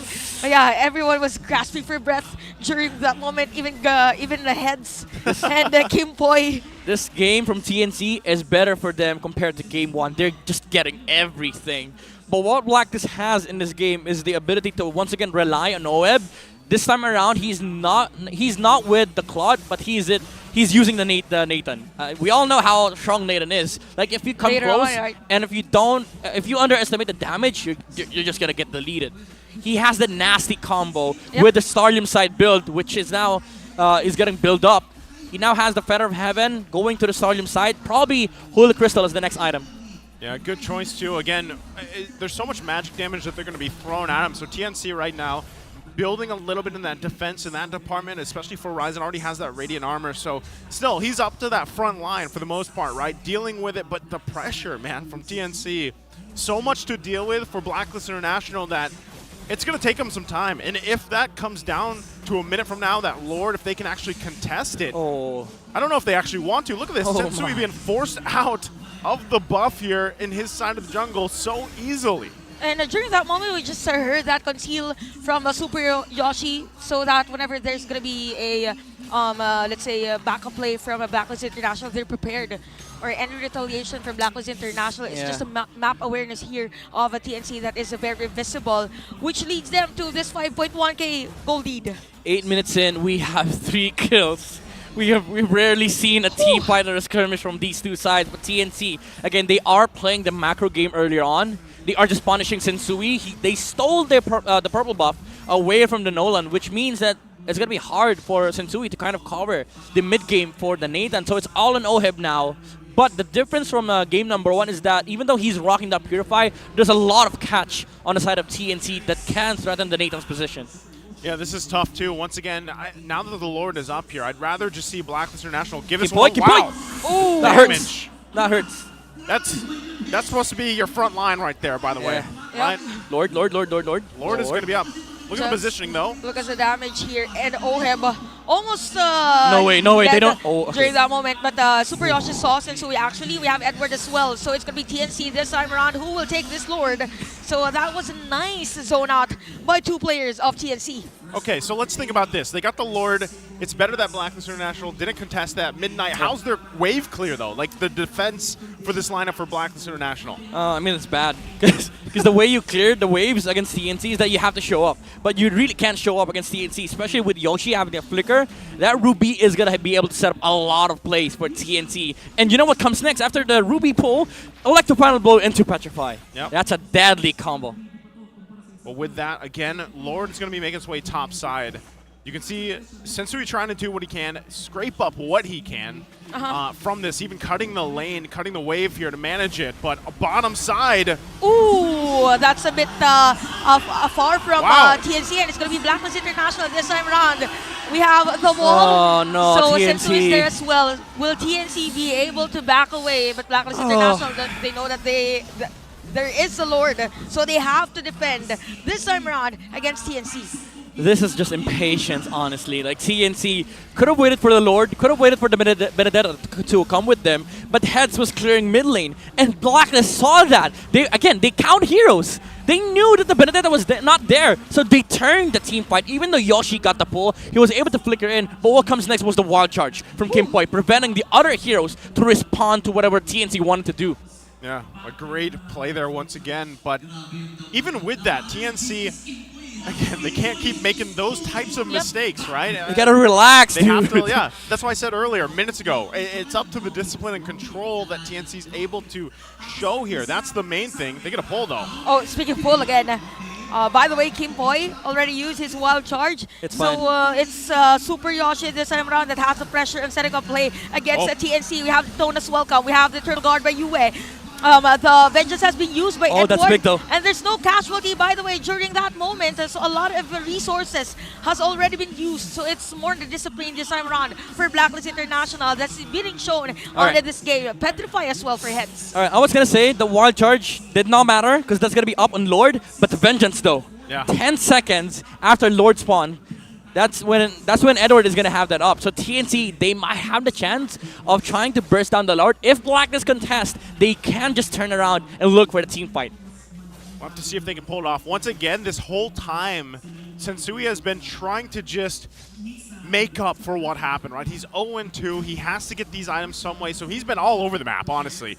Even farming on the side of TNC for a while. He's getting there, but actually, he's not too far behind even Ryzen, you know? And at one point, it comes down. Now that he's picked up the endless battle here, it could come down to a burst window if Blacklist International can pull it off. We already saw a preview of it earlier. So TNC, that's why I'm saying they do have quite a bit of a lead still in terms of overall, but they have to be careful how they approach the next Lord fight because it's Blacklist International. They will contest this. They're already getting positioned for it. Everything is online for them except the Purify from Ohead. Oh, Kimpoi, they see the Barats. Ooh, a wild charge.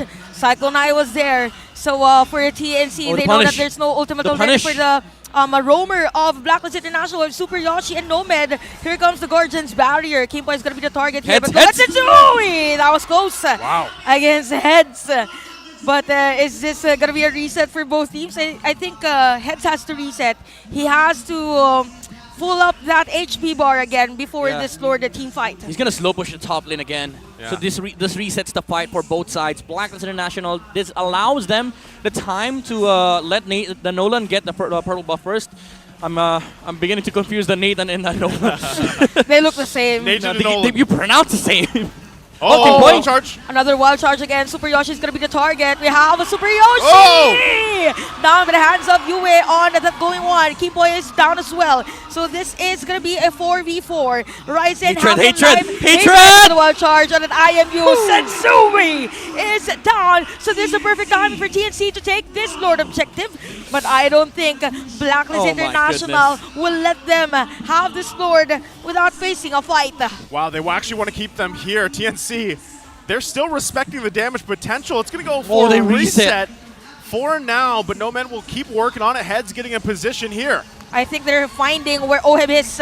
So Heads probably is going to be the target. So who's going to take the Lord? So Ryzen secures that Lord. Edward's still alive. We have the flicker from Hatred. Edward is done with that blade from Nomad. So Edward is a casualty during that Lord fight. That was 2 minutes. That was 2 minutes, by the way. That A 2 was minute 2 team minutes? fight. 2 minute team fight. The dance.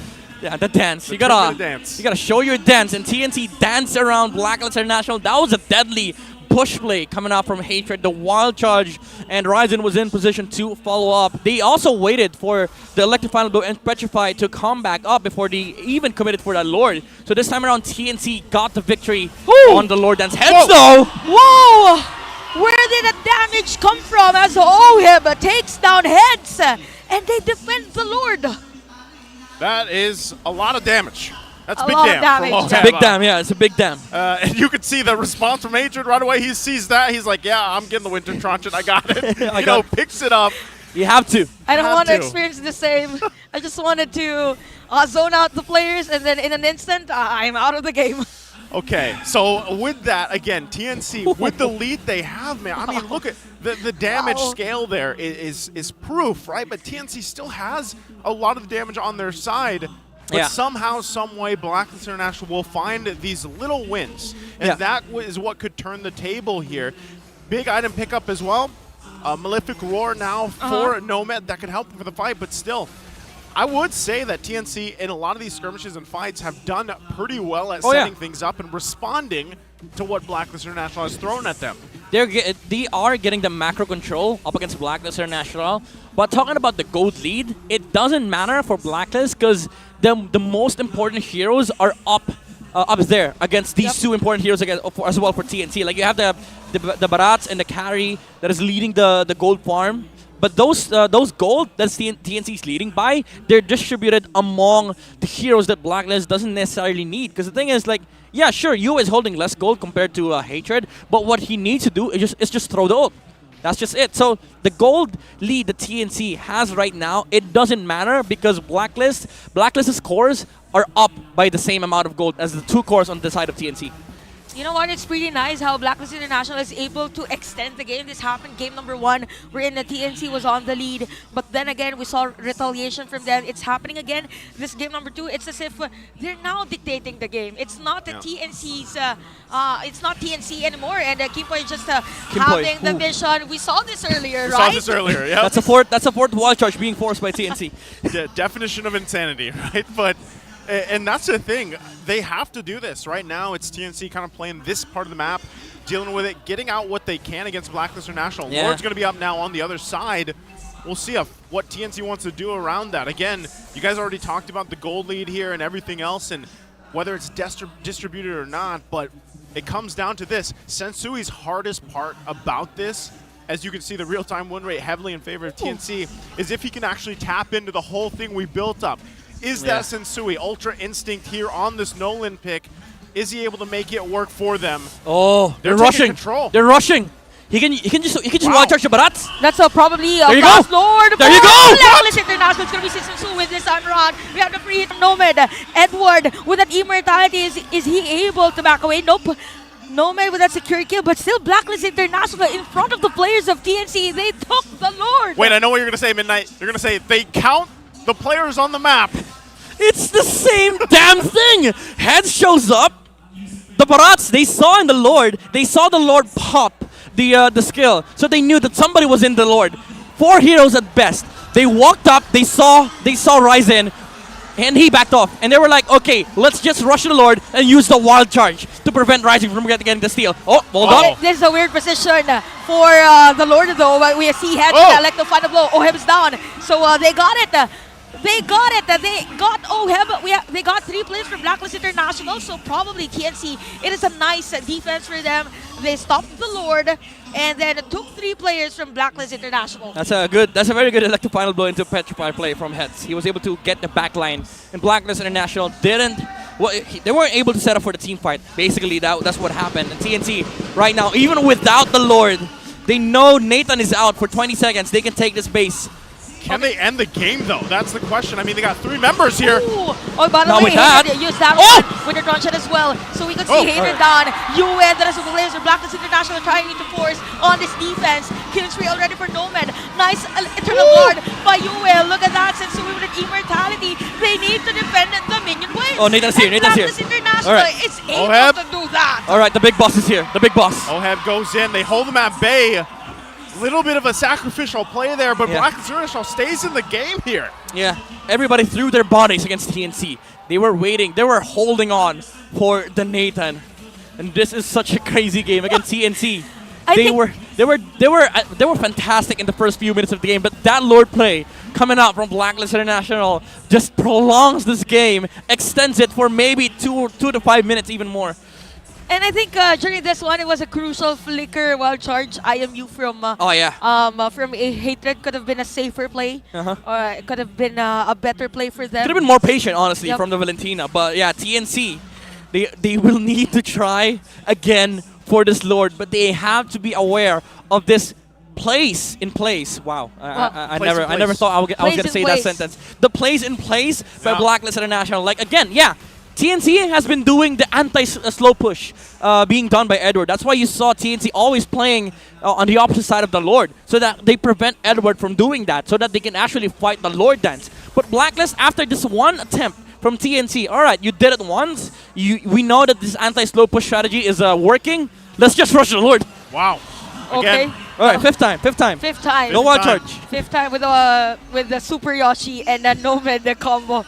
And it's as if Kimboy is also aware of the potential that he might be taken anytime by the anti-tank hero of TNC. Yeah. Oh, this time around, they're going to rush it themselves. They're going to rush it here. All right, you did it to us. We're going to do the same thing. But What's going to be the story this time? Oh, Kimboy. He has his eyes on it. Positioning from TNC.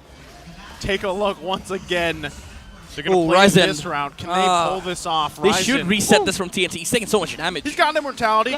Mid lane though, mid lane. Although that's they're going to crucial. collapse. Okay, we have the concealed play from Super Yoshi. Who are they gonna find? Edward is in front. Ryzen is low on life. We have the wall charge already by Kimboy. Ryzen, Look at Ryzen. Oheb. We have Hatred. Nice Eternal Guard by Yui as Oheb has been defended. So we have 2 players down for TNC. And again, this is another Lord League, I guess, for the side of Blacklist International. And look at the formation that Blacklist has been doing for this match.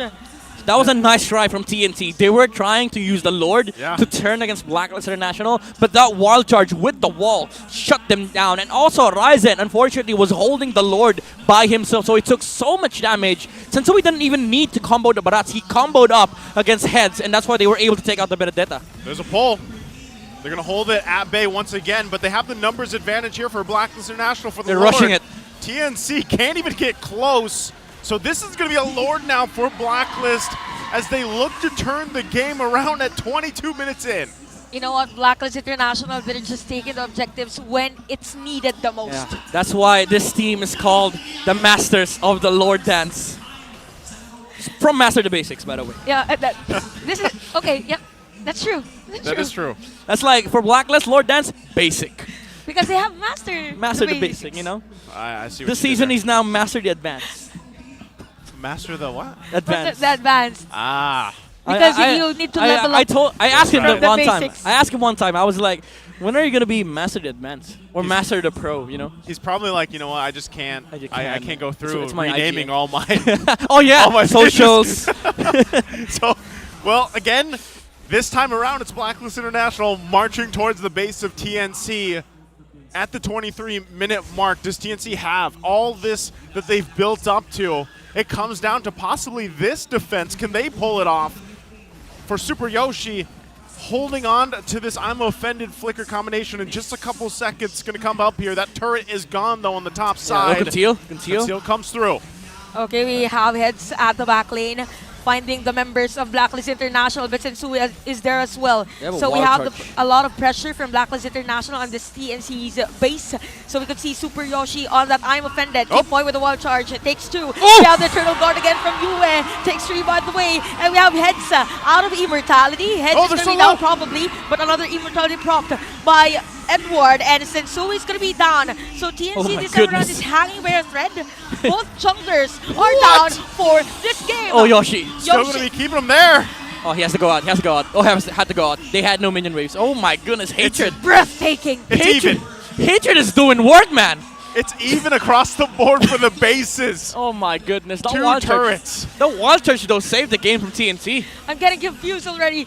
Who's the real tank? Who's the real initiator? Yeah, who's using his wild charge? Whose wild charge is Is it this? Kimboy or is it Hatred? Oh my goodness. Again, this is what's our longest game of the season so far? This 31. is getting there. 31. 33. Yeah, 33. 31. Oh, 31. 33? 33, right. Oh my goodness. During the first day. Welcome to Philippines, I guys. was casting that day. Oh, man. Okay. I should remember. All right, that's why this game is so long, guys. Chantel is here. As I say, if I have the gourd, you know, passive, Chantal has the long game full series passives. I don't know what So, I have. Arthritis. Probably. Hey. Arthritis. You know. That's what I have. I don't got the curse like you guys. I already am cursed with arthritis. You can either. I'm kind of feeling it right now. You can consider them curses or blessings, you know, whichever you choose. Kim. Oh, Edward though. Okay. So we have a Kim nice Poi. backup there from Blacklist International. One charge for Kim Poi plus the Eternal Guard. Kim Poi is down and nobody. Oh, that's big. That's big. Okay, 70 seconds by the way before Kim Poi is part of this Lord team fight.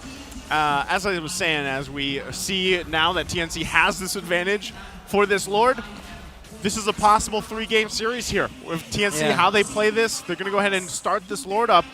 But still, it's going to be tough, right? It's going to be hard to secure freely because look at this.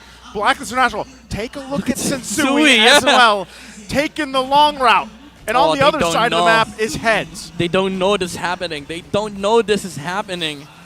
He might be able to sneak in some retribution steals. There's no way this is the Ultra Instinct that we've been talking about. They're trying to There find is a way. What you talking about? Sensui. Oh, they saw him. They saw him. They saw him. They saw him. Okay. So Sensui is going to be the here. So Yoshi has been used. Oh, okay. That's big. That's big. That Big was ults. close. Big ults. Hatred! Sensui is down again. Hatred with that nice ultimate. So we have a player down, 2 players down actually for Blacklist International. Oh, they have to defend. They have to defend. They The have base. to defend The base. No, is it going to be a win yet? All right. You But they still how have much time They do still they have a buy? I don't know what to say anymore. There's still a Lord to defend, by the way. Literally. There's still a Lord. They don't have Vex ult. Yes, this is looking very dire here for Blacklist International. Lord's going to be making its way down the mid. A couple hits for the base. Will they be able to defend this one? They have the Lord at the side lane. Heads and Hatred. They'll go for the tower lock. But Ryzen, without the Evos, another minion wave. And we're heading for a game number 3 as TNC wins game number 2. My oh my. We're going to game 3. TNC not going to fumble this one. All right, Chantal, let's talk about this. We talk about the meta of CC. You also have CC right, Chantal curse. I was going to say, I thought you were going to talk about that. It's a primetime Saturday. I just want to say this. If we 4 go PM. 3 series, 3 games, that would confirm. You know. Please, not on an English desk. All right, Chantal, as much Spare me. as I love you having in the family, I have arthritis, damn it. Yeah, as much as I love you too, guys. This is the English desk. I need to channel my best. Yeah, you're Chantal getting. Oh man, English 3 games. version. By the time we get to 3rd series, 3rd game, I don't even know if Chantel's still gonna have English to speak. I think I need to switch with. She's gonna start speaking Spanish. Yeah. Quiero. That could work too. ¿Cómo you know? está? ¿Cómo está? Habla español. Well, jokes aside, Yeah.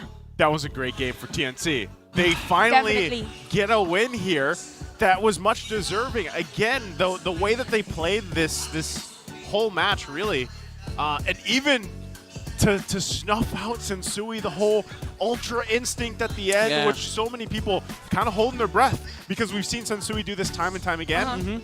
The response and hatred, man, like I feel like he had a vengeance to say something against it because they were there, they collapsed right on him. And again, this is kind of the risk of having that Nolan pick or any assassin pick. Once again, right? It makes it a little bit harder. You have to have that certain finesse. But Midnight, take us through this amazing game number 2.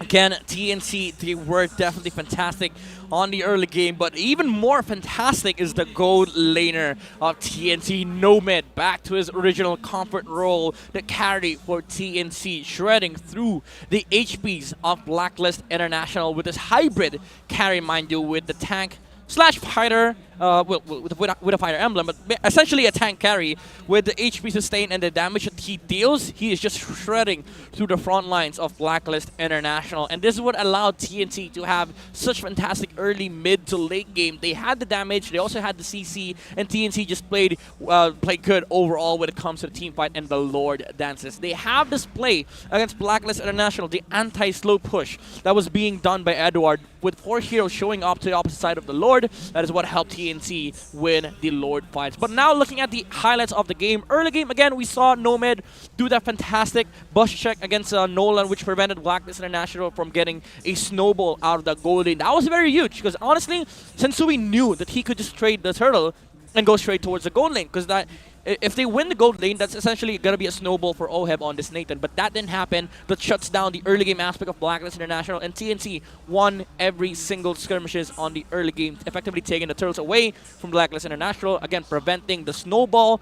But what made this game really crack wide open was this initiation from Hatred. He was playing Grok this game, and that allowed TNC to have the space in the world to utilize the Benedetta and the carry, and Nomad really just proved that he is very comfortable in this gold lane. Didn't die at all in this game, and he was still providing the damage needed to take out these players from the side of Blacklist International that they are focusing on. The target prioritization was also immaculate from TNC, and they were just really, really playing the fundamental aspect of the game, which is to play around objectives, utilize the CCs being provided by Hatred and the squad, and take over with the damage. Because again, if Blacklist International does not find this carry, he is going to be able to shred through these HPs, even the frontliners of Blacklist International. Countless times we've seen them attempt the kill against King Poi, forcing out the wild charge, and that really proved to be helpful for TNC because they didn't have so much access for the CCs as well on the side of Blacklist International. That's why we didn't see a lot of initiations or engages from their side, because again, the wild charge was not there. Now looking at the items, we all saw like Nomad build up the Athena shield. It's good against the Nathan, against the Vexana. No longer wear the Radiant armors because it's bad against Nathan now. The flat damage is out, so you need the flat out magic resistance against this comp from Blacklist International, which helped him also again stand in the front lines. That's why he has no deaths. Basically, he made himself a very hard target for Blacklist International to lock onto. And again, TNC with Hatred utilizing the Grok ultimate against Blacklist International. Because again, look at their lineup. They don't have any disengage against the wild charge. That's why Hatred has been so consistent in copying the Grok. He was able to get that bush play against the Nolan, and that secured DNC the late game Lord fights. Damage taken, Edward is going to take that 218k, and I would say the most important aspect of this game is again the damage being done by the carry. Yeah, we talked about the setups coming out from Hatred, but also Nomad was always there 100% of the time to provide the damage, force out the wild charge, and also compete against these team fights against Blacklist International. I don't know how many times we saw that, right? The same interaction between Kimpoi approaching a bush. 5 times. Nomad, was it? Five times. Five times. And it's good that they were able to keep that repetition going because, again, the things that TNC did there as you broke them down midnight is what really paid off because there was a moment there that Blacklist International could have won that game. They could have ended the series in a sweep, right? And TNC really, it was, again, going back to the fact, like, do they have enough control and discipline to keep doing what's working for them and get in that that zone, if you will, right? And that really worked out for them. So they get this win. We're taking a look at Game 2's draft once again. If you guys missed it, it was a heck of a game. And any team that picks up this lineup that Blacklist International had, I would say, in a way, this is playing a little bit like you have to be confident with this lineup, right? Yeah. Especially the first pick, Nolan. This is why typically teams are still banning him out because of the amount of damage, even though he's had his adjustments. But you first pick him, you already kind of lay that on the table. You have the right as the other teams to really counter into that and play against that. And even Heads, like he did an amazing job on this Benedetta, able to provide a lot of damage output early on, allowing them to just kind of fall into place here. So with this and knowing that, okay, we're going to see the swapping of sides for the most part, right? And then now what is the game plan for Blacklist International? do they actually adjust to, all right, let's go utility for utility? I kind of feel like they better go for the utility because it's kind of risky, right? With the assassin and knowing that it's Sensui that will use the assassin. Probably TNC had prepared already as how Sensui plays with the Nolan or any other assassin hero that Sensui plays. I just want to say maybe Blacklist were blindsided because, again, they're up against TNC and they didn't think that TNC's not going to abandon Nolan. So maybe they were forced to also pick it. But even then, like if it was part of the game plan to get the Nolan, I was just surprised that they first phased the Grok, which essentially gave TNC the opportunity to snatch up the Valentina. Because if you look at the matchup, yeah, for sure, most teams would start picking up the Novaria against the Vexana. But no, you get the Valentina, you copy the Grok, you essentially have a CC against Nolan. Because the thing is, when it came to the late game, yeah, sure, Sensui had a lot of farm, he does so much damage. But if you manage to lock him down, especially with the Valentina, of course, after the wild charge, even though the wild charge is a big stun already, you also have to consider the fear factor coming up from Hatred. He's going to be controlled for a long time. And that's why you saw TNC focusing down the target so heavily because that they just need to take down one target. Basically, you know, that was it. That was the entire team fight. Even if you try to debate that there's a Nathan on their side, there's also Ruby that can just shut him down. Like if you use the ultimate, Ruby just shows up, Oheb has to go back. And it's not a Claude wherein you BMI out, you can just BMI in. Nathan is very different. You entropy out, that's it. You basically have to give up the team fight. Yeah, and that's kind of what we saw with the struggle. But again, they had a lot of damage. When you looked at the breakdown in the graph there, the damage was almost even between the two goal liners, right, for the most part. And that's the thing. So when you're TNC, I would feel like the lineup that they had was very counter towards what Blacklist International had. Like you mentioned, Valentino worked great. Again, Hatred. This guy's a great player himself. You know, he's made waves already, and to see him play like this and have this game, even to an extent of shutting down Sensui's Ultra Instinct, worked out great for them. And that's why I'm saying, like, if you're a Blacklist International fan, you're an agent out there, you're kind of wondering too, like maybe it is up for Sensui to just pick the utility, let the rest of the team build a little more of a standard lineup. Yeah. Whether that's, again, their own version of Ube, like we saw in Game 1 where they had the Rafaela pick. We know, too, that Kimboy can play even an Estes. Not sure if they're going to throw that out there, right? Probably. But, again, could work if they want to. Now, TNC, if they replicate, honestly, Game 1 to Game 2 has been very good for them early to mid-game.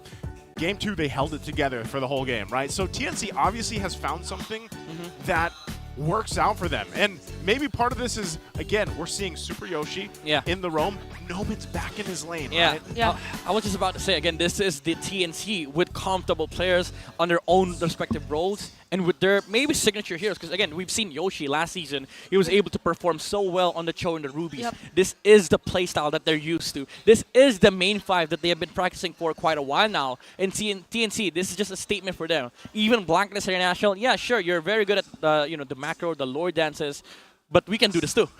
Now that they've mentioned the comfort heroes actually for these players, I'm thinking, how about we have a Yue on those heroes that are really nice in terms of poking other heroes? Because with the with the Vexana, you still have to wait for the perfect opportunity to use the Eternal Guard. Not unlike the Valentina, he uses the Valentina as well. So maybe there might be chances wherein we might see Yue this time around to use the Valentina or probably what are the heroes? Lilia. Anything that could poke, anything that could zone out the players of a TNC just to force them to a bit slow down in terms of their rotation. Probably. Oh, I think either way you look at it as we jump into the draft here for game number 3. Blacklist on the blue. Again, both of them actually want this side. Yeah, that is just what it means. Which is interesting. Games. Yeah, which is interesting because again, I think it was Leo that mentioned this yesterday. Blue side had this has changed now, but it was about a 69% win rate. Yeah, I remember that. Right? I was with Brigda yesterday, and she also mentioned high percentage in the blue side. 69% win rate. That's good. That's good. That just means that blue is winning more times than but red. it's not 69 anymore, I don't think. 69 more times midnight. Yeah. Now, TNC did just, remove that stat line. because now they won red. I think it was removed yesterday, Yeah, technically. okay, so it's now 68. My bad. I wasn't here yesterday. 68.9. I don't know. I don't do math. Somewhere between that range. Okay, so first pick Arlott. They changed it up. They banned the Nolan themselves alongside the Joy and the X-Borg. Now TNC did ban out the same amount, same set of heroes: Mathilda, Angela, and also CC. Now Blacklist International gets the Arlott, can be flexed on the roll. TNC, they can still get the carry once again. And maybe the Barats too. Oh yeah, because Blacklist International has been opening up Ruby. Yeah. For TNC for quite some time. All right, carry and the Navaria. This time they switch it up. It's good against Arlott because, again, if you're the Arlott, you have to look for the Navaria. You have to make sure that the final slash also keeps the Navaria in check. But this does a lot, like this puts a lot of responsibilities on the plate of Edward. I was just gonna ask you: is this is in its own self a gamble, if you will? Like first pick Arlott. We have not seen that. I think for a bit, you know. Yeah. And teams that do that. Wow. Okay. Now, this is the Sensui instinct. This is the Sensui instinct. This is what he was known for, like the Akai against the Fredrin, even against the King on the Fredrin. And also now you have the Harith on the hands of Oheb against the carry. Already a good matchup, but keep in mind, like a couple of seasons ago, Oheb was once known as one of the best Hariths in the Philippines. All right, I remember that when a majority of the gold lane heroes are somehow mage heroes. When they won M Series, yeah. When they won M Series. So this is going to be a Kaja, particularly for this Harith pick. I see the face, I see the expression from Midnight's face. I don't like this too early. He doesn't like it. Because He doesn't like it. Maybe TNC were thinking that it would get banned out by Blacklist because they have been, Kaja has been banned for 2 games now. But I think it's just too early because now they have to ban Minotaur. Minotaur is so good here for Blacklist. It counters 2 heroes. Doesn't give 2 cents about the Navaria. Because, like, yeah, you get Vision, we got heal, we got team fight. I'm thinking too. Now that you have Vision, like this works so well with the Kaja, right? I mean, for the most part, your whole goal whenever you have the Kaja is to like, oh, how do we make this work? How do we get those pickoffs? You know, because usually he's the one scouting, right? But now that you have the Navaria to complement it, it makes it a lot easier. And then again, right? Because the fact is, Blacklist International Game 1 and Game 2, we're losing early game to mid game. Yeah. Like, so is this the formula where they're, what I was saying earlier, like go back to some of those basics, you know, in a way, whether you're throwing it way back like OM on the Harith here? Yeah, fundamental, basically, like comfort heroes too on the Arlott, for Edward. But also, yeah, I do respect the fact that Blacklist International is going for the early game. I like this Barat's ban. They're forcing the Fredin and the Baksha on the side of TNC. 2 heroes that the Akai can deal with. Although the Akai does deal well with the Baksha, but it's just a much nicer time if you're up against like heroes that don't force your ultimate, because Barats can actually force out the heavy spin. Now they did ban the Minotaur. That's kind of required, but also you have to take note. Tig is up for Blacklist International. What if, it was Blacklist International actually banning out the Tigreal earlier. So they predicted that we don't really have to ban this time around because of the Kaja. They forced TNC to take this Kaja. Yeah, I'm not gonna be surprised if Game Boy just decides to go Grok here, because again, it's nice. I was gonna say, how's that look though? Like, let's just say it is a Tigreal, and then you have an Akai. I'd say most of the time this Kaja's getting implosion. Honestly, like you lose the Akai, you lose the team fight anyway for TNC. That's just it. That's just a natural progression of how the team fight should go. So Blacklist, they do want to force out the Baksha and Fredrin. Oh, good ban, good ban. All right, so now they want to play against the Fredrin. Sensui knows that matchup so well, like the Akai versus the Fredrin. But the XP lane does matter as well for TNC. Xborg's already out. They can go for the Benedetta still, but it's so bad against the lineup of Blacklist International. Heads has like 2 decent choices. He can either go Paquito or maybe the Thumbs. I'd say Thumbs is decent here. You basically just vengeance through the duration of the Zaman Force. You play that front line for this. Again, the whole concept so far, even with just these 3 picks, is let's get that numbers advantage. You know, anytime the Kaj is locked in, and that's what you're hoping for. So if you throw a Thumbs in there, you're playing what we saw earlier, right? Where you pop a Vengeance, you throw yourself with the Countering Inferno in, you last as long as you can, You right? try to force out the heavy spin too. Oh yeah. There's the answer though. Martis. Big old Martis. Is Martis a good choice? I think it's decent. It's better especially against a Harith. But I'm afraid that he's not going to have a good time against this Arlet. Because Fredrin, at least he has a dash. Martis, you commit. If you commit the coil forward, you're going to get slashed. Oh! Alright, the Valentina was kind of like telegraphed because you get a copy of the Divine Judgment. But the I called it. though, I called it. Yeah, you did. But Estes, though, you have to engage. Although for the Estes, as much as possible, Kimpoy has to be really fast on having that favor boots up Yeah, for the activity against Martis, yes. This is such a huge counter against a Martis. Early game, probably TNC. Oh, even mid game, they'll have a harder time to dealing with this Estes. But it's a carry Kaja. It's a KK. You get a pick off no matter what, they die. I think that's what I'm afraid for with this Estes pickup from Blacklist. But again, you never doubt Estes Blacklist. Yeah. You never do. Now he gets the Benedetta. Would have rather preferred the Paquito, but again, it's the same concept. You are able to split. It's a decent lane against the Ardent, and you have that anti-slow push strategy against Blacklist International. And probably they're forcing to use that ultimate already with the Estes, using the Electro Final Blow. But it's just so bad against Blacklist lineup, honestly. And Like- knowing that Blacklist... The Benedetta? Yeah, because like if you want to split, I would have preferred Paquito, honestly. At least he has the Petrify on the Benedetta, but the thing about Benedetta is that he has to like commit into a team fight. Once you've burned out Electro Final Blow, that's it. Paquito is a very different archetype. He just waits, he pokes, he gets out, he pokes again, he gets out, he pokes again, you get out. You can find the Harith in the middle. Yeah. I mean, maybe part of this again is one of the game plans for them. He had a great performance previous game, right? So it could just also be, well, we want to play into the Zaman Force and through that heal, and eventually a well-timed ultimate with the Petrify and everything else could turn the tide of some of those fights early on. Yeah, that's true. Then you have side lane pressure as well. But we've talked about the lineups here. We're jumping into game at number 3 between Blacklist International and TNC. Who will win the series here? So far from game 1 to game 2, TNC has been on point in the early to mid game. Will things be different this time around? You know what, for Blacklist International, they just have to face a TNC early on in the early stages of the game. They just don't need to wait for the time for, let's say, the Lord dances. But look at Nomad. So look at the pokes against Oheb. So probably Kimpoy will be at the bottom lane to force that heal or use that heal. So Oheb won't be forced to back away. I like this aggression coming out from the carry, because usually you'd see Harriets win the lane versus the carry, but if you're like patient enough to wait for the spells coming out from the Harriet, you can actually win the lane with the carry. Because like before, it used to be just a one-sided matchup. Now it's very skill-based.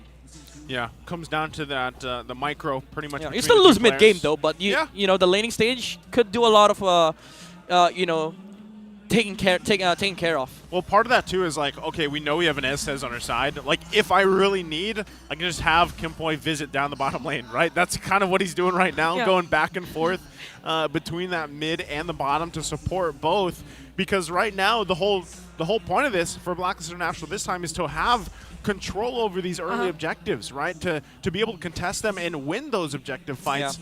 But right now, TNC doing their part up here as the turtle's gonna come up. Oh, Nomad. Oh, that was close. That was close. Oh, Flicker has been no. But while that was happening, there is a first blood already at the top lane. Eyes on me, says Heads. Nomad, he got scared. He could have flickered in, used first skill and dashed. Hard would have died. He didn't have dash. All right, Mr. Bad Habit.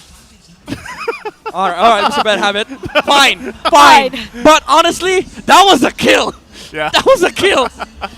Well, again, with all that falling into place, TNC finds themselves in the position they have from the previous 2 games so far, and they got the objective. They got an early kill. We talked about Heads picking up this Benedetta, and he's proving a point right now. As to why they chose the Benedetta. And look at now, Blacklist International, they're now leaning towards the bottom lane. So new gen Ube, last pick by Kimpoy. Oh, last season. Last season. All right, was that a win or was that a loss? I think that was that was a win. That was a win. Because I think they never lost with Estes last season. Oh. high percentage still for Blacklist International on this Estes. Oh wait, no, they lost that game. That was the comeback from I Echo. take back what I said. That was a loss. That was a loss because I remember Echo mounting a forgot. very good comeback against Blacklist. Well, I don't have that kind of memory. Wow, there was a flicker coming through. Not going to find the targets. They get whittled down quite a bit, though. This is the power, right, of Novaria. You get the vision, you get the poke available to UA's holding on to his own Decimate. Fast clearing.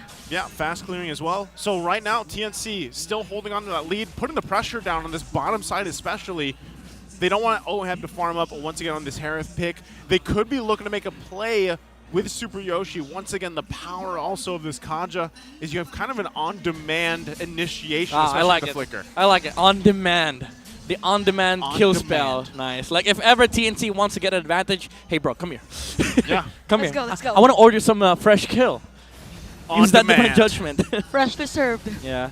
He's a walking win condition, by the way. Who, Kaja? The Kaja, yeah. He's a walking win condition. Like if they take out the Harith or the Akai, that wins him the team fight here for TNC. Oh, if he somehow gets OHEB.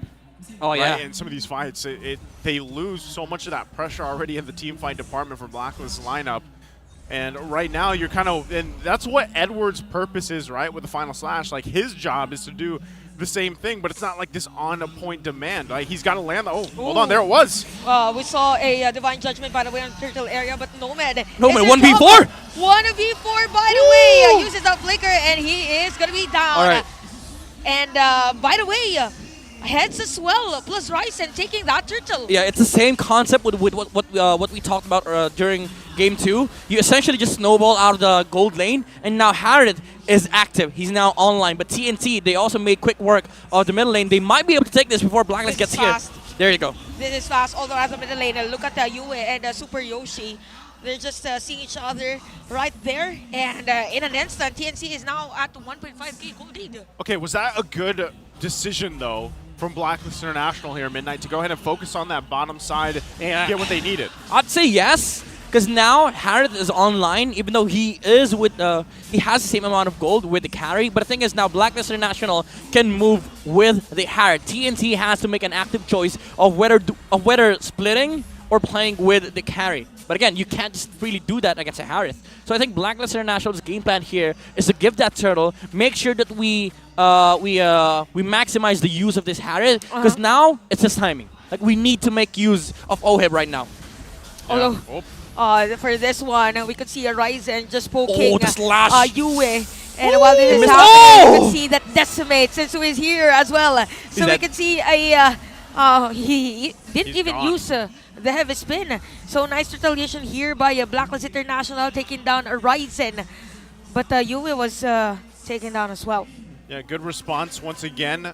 TNC holding on to the momentum that they've built themselves now game after game after game, even into game 3.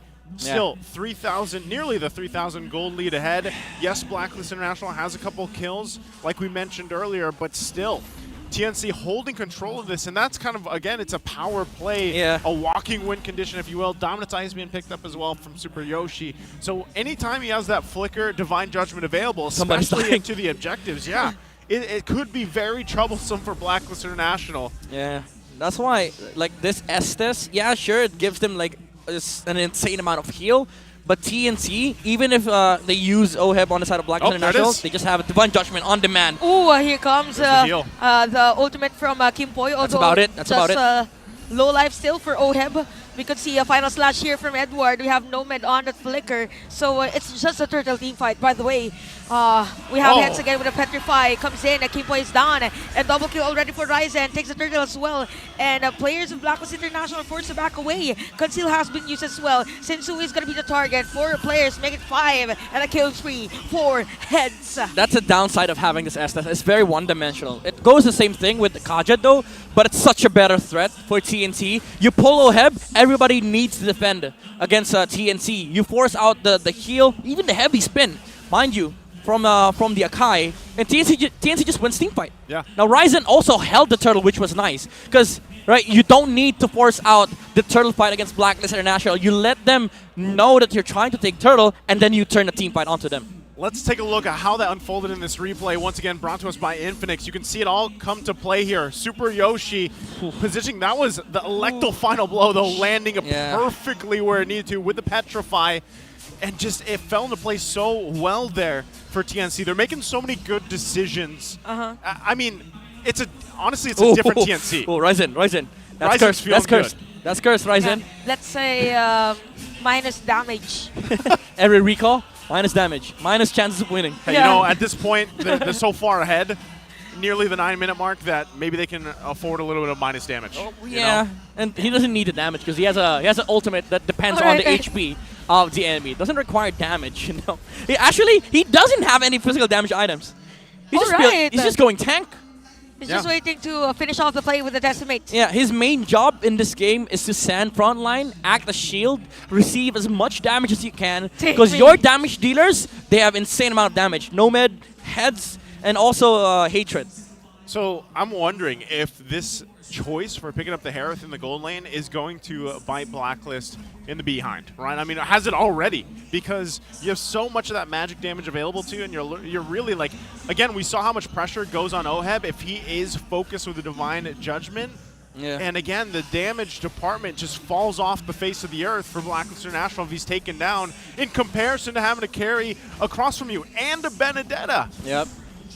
The late game is going to be very, very hard for Blacklist International. They don't scale that well. Edward missing the final slash. Okay, so this might be another good positioning by Blacklist International this time around. Here comes the setup play. Yoshi with a flicker. He pulled! Another pull for him. And it's going to be a TNC. kill spree already. Look at head center players. The heavy spin has been procced as well. So Blacklist International, 3 players down. This could be a push for TNC here at the middle lane. But no, it's a perfect timing for them as well to take this Lord. You see what I mean?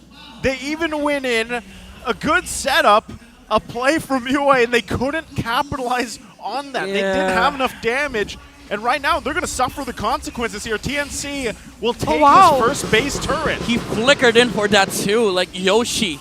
Didn't die, used the Divine Judgment. I couldn't tell if that was the Valentina or the Harith. But somebody died in that fight. And TNC, once again, they just have that win condition. If you walk in, somebody's going to get pulled in. And imagine the displacement or how far the Divine Judgment is for Super Yoshi. So it's hard for Kimboy to have the Moonlight or Blessing of the Moon Goddess to save his teammates. So right now, Blacklist International is a bit confused on how they will take or how they will go for the counter engagement against TNC because TNC is just really aggressive. The BMG is not enough. BMG. The BMG can't reach. Yeah, it's I like that you're throwing it here, you know, the acronyms. Yeah, it's too long, bro. It's kind of like Ube, you know? Yeah, it's only English, bonding experience. It's an English desk thing, too. Yeah, you know, BMG. Throw everything out there. You did that earlier with the KKs. KK, yeah. Because it's so long. Like, well, it's not too long. Carry Kaja. FLI. KK, yeah. First Lord in. Oh, the lane. Here goes the final slash. Super Yoshi, very tanky, but not enough to save from there. So we could see Blacklist International being able to defend this Lord. But we have another minion wave though in the middle lane. Yeah, the FLI got met by the the FSI. It's too much. The final slash initiation. It's too much. Midnight. It's too much. ITM. It's too, yep. Well, NDB, a nice defense bottom. Wow. NM, no more. No more. All right. Let's go back to words. Actual words. Well, speaking about actual words, you know, TNC, they're putting in the actual work. They are. Because now they are utilizing this Kaja to its maximum potential. I'm not saying that every Divine Judgment cooldown they get pulled, but every team fight has been phenomenal for TNC because of the fact that Blacklist cannot engage. TNC knows the proper use of this Divine Judgment. They know when to rush in and they know when to hold it. Because if you hold it, the idea is you cannot fight Blacklist if I don't use my Divine Judgment. Oheb cannot go in. That's why almost all these engages in the Lord fights has been just TNC sitting around, you know, walking for Blacklist to engage. Guys, this is crazy. This is, again, TNC. TIC. This lineup. What's the I? This is crazy. This is okay. crazy. This is crazy. I'm getting confused now. It's crazy because this is TNC, guys, against Blacklist International. 3 games in a row have had a lead on Blacklist International like this. You just need to finish this one if you're TNC. I'm telling you. It's going to be frustrating if they extend, or Blacklist will be able to extend this game, let's say 13 minutes, 15 minutes. Well, Chantel, don't throw that out in the world. I'm not surprised. I mean, I've been here. Here's the I've been thing. there. Here's the thing. TNC, they have problems with endgame engages. Like, they need to polish that up. But Blacklist International, their endgame isn't really that strong. Compared to Game 1, Game 2, they don't have that big wild charge that sets up for team fights. They're basically just reacting to what TNC does. That's the downside of having an Estes.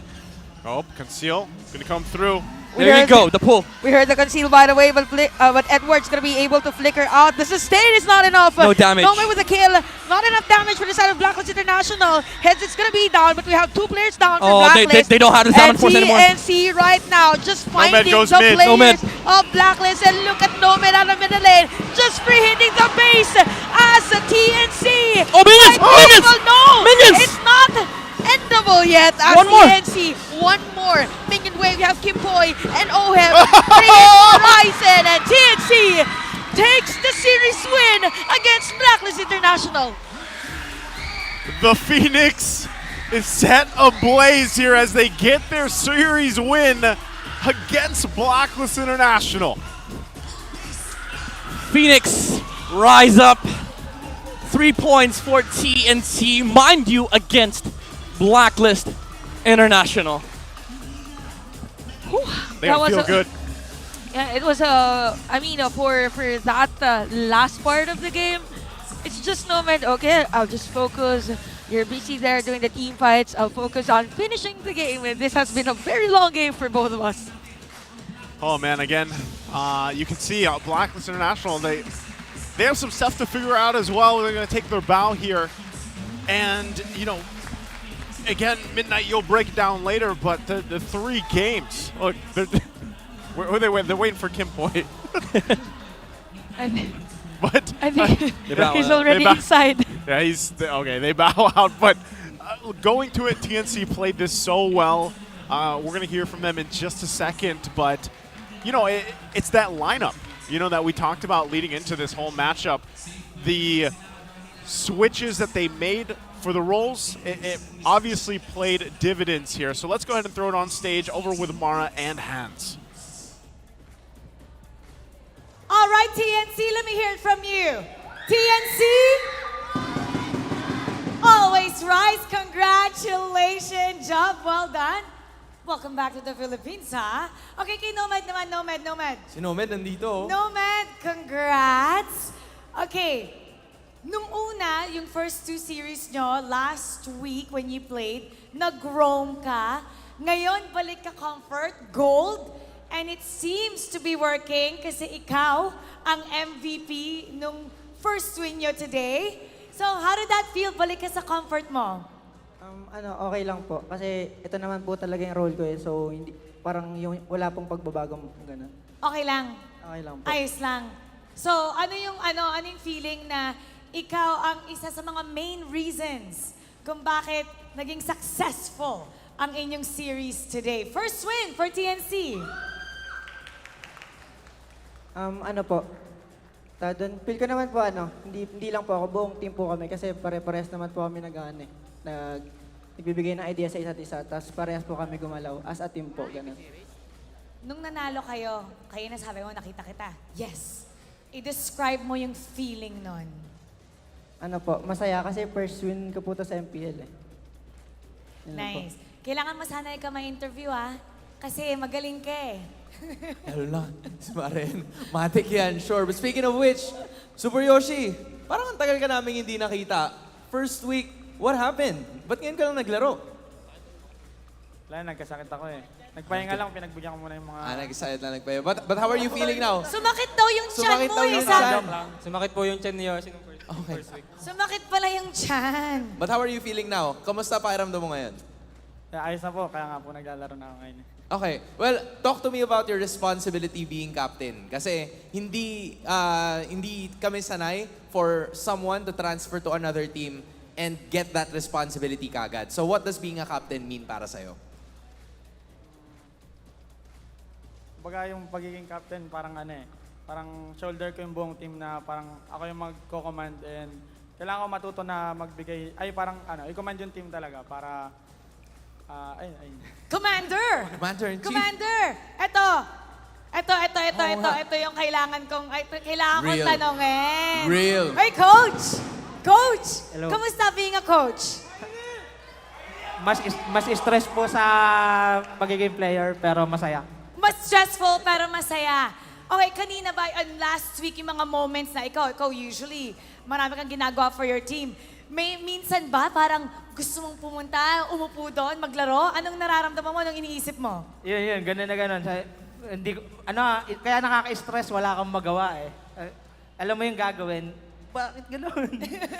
Siya, parang dumadating na sa point na gusto ko silang bigyan ng example para maglalaro ko. Pero hindi, kaya nyo yan. Kailangan nyo tumayo. Okay, ngayon, siya si Coach eh. Kunyari, nasa huddle tayo dun sa Players Lounge. Nanalo yung TNC first win of the day. Can we hear kung paano mo sila kakausapan, ano yung pep talk mo? Right after this, okay? Alright, wala kami dito. Wala tayo dito. Hindi natin naririnig. Alright, Pentings, go. Secret eh. Paano mo sila i-congratulate? Paano mo sila ipapump up? Kita nyo naman na kayang-kaya natin lahat. Parang ito na rin yung isang magbubus ng confident natin, no? Tuloy lang, walang parang wala maging complacent. Kung lang, tuloy, wala naman yung iba eh, di ba? Kahit sino kalaban, gagawin lang natin kung ano yung pinapakita natin sa screen.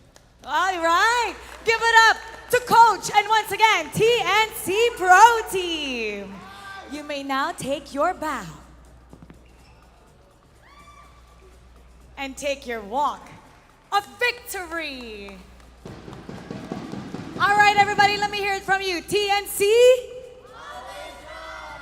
And with that victory, they have secured their first 3 points para dito sa Season 13. What a way to start off Week 2. Parang si Bentings motivational speaker, no? I'm so not used to him being in polo, but now I feel like he fits it. Parang before the game starts, kausapan din niya yung mga caster. Parang Mapump up tayo. pwede rin niya tayong kausapin diba? at some point. And now let's see what our casters have to say. Hihimayin natin yan. Casters, pasok. Thank you so much, Mara, Hans, and great to hear from TNC again, Coach Benthings as well. Yeah, Still getting used to call him Coach Benthings, by the way. But hey, they're on the board. They got their first win. That's 3 points. 3 points, baby. For the Phoenix Army. Yeah, the Gauntlet scoring system. 3 points. Yeah. 3 points, midnight. I know you have a lot to say about this game number 3. Go ahead and take us through it. I mean, I definitely have a lot to say with our MVP of the game. I already know it's going to be Nomad without even looking at the screen, because this Scary has been phenomenal. He won the laning stage against Oheb. Yeah, sure, we saw him flicker out of the Harith, but after that, he was leading the goal, he was leading the charge, he was leading the team fights for TNT, again, rocking the Spider Emblem carry with the firmness and, of course, that Brave Smite. He is going to be able to sustain the damage being dealt by carry, and also utilizing this carry on the team fights during the mid-game helped TNC fight against this Harith of Blacklist International. Now we are looking at the game that transpired earlier on. Again, this team fight from TNC has been amazing. The electro final blows, the usage of the Divine Judgment, every win condition the TNC needed to clear was there. They even attempted the Divine Judgment play from Blacklist International up against Yoshi, but it wasn't really enough. And Nomad standing on the front lines, dealing the insane amount of damage that Carry was able to dish out against Blacklist. They did not have the sustain, even though they had the Estes. This is the downside that we were talking about earlier on. Like, once you've burned that heal for the Harith, yeah, you are amazing as 5, but with sustain, but the damage, it has to come out from the Harith. But most of the time, he gets shut down. The only time that we saw Oheb found a good team fight was when they took down the Benedetta. But even then, TNC was not fighting around the Benedetta. They were fighting around Sensui, and that just meant that they could have just waited out the Zaman Force. After that, when the Zaman Force was timed out, TNC went in for the engage because they have this amazing damage coming out from Nomad on the carry. Now, looking at the emblems, even though we saw Oheb rock that Master Assassin against the carry, again, this is now a skill-based matchup, especially with the Brave Smite and Fighter emblem on the carry. You are able to sustain that lane and come out of the laning stage all right as carry, and having these early items from Nomad really made a lot of room for TNC to play with. The Corrosion Sight into the Golden Staff, they allowed the utilization of their gold laner to be able to fight 4v4 against Blacklist International. Even at some point, Heads joining the fight, making it a 5v4 trade against Blacklist International. There is an insane amount of heal from Blacklist. We saw it come out from the Estes, 134,000 by Blacklist International, but the majority of it is covered only with the Harith that is being protected by Blacklist. Other heroes, TNC were able to burst them down again with the damage coming out from the carry and also that decimate factor from Ryzen. You fall to a certain amount of HP, you're just dead. No matter if you have the heal, you're just dying to the smartest. And again, this composition from TNC is what allowed them to easily win the fights and overall win the game. Great breakdown for a great series to start off day number 2 here. Honestly, I didn't know if we'd get to the third game, but I'm glad we did. And who knows if we'll get to the third game in this next series, but it's ONIC Philippines versus Minana Evos. Whoa, that's going to... Chantel. I'm excited for it, for game number 3, for all the series today. For all the matches today. Auntie with game 3? Auntie with game 3. Why not? Oh, man. Again, it's going to be amazing. We have a short break for you guys, so sit tight because after this, we're going to be watching that once again, ONIC Philippines versus Minana Evos. It's me, Naisu, with Chantel in Midnight. We'll be back after this. Season of MPL Philippines is brought to you by the following sponsors. Smart, the official telco partner of MPL Philippines Season 13. Infinix GT Series, outplay the rest. Experience the MPL PH Season 13 action live at Shooting Gallery Studios. Tickets are now available on our official ticketing partner at /event.com. Don't miss any MPL PH action by following our official Facebook page and subscribing to our YouTube channel. Follow MPL PH on TikTok as well for more content. And don't forget to like, follow, and subscribe to the official accounts of MDL Philippines. To ensure the equality and fairness of our games, MPL Philippines is also monitored and supervised by the Games and Amusements Board.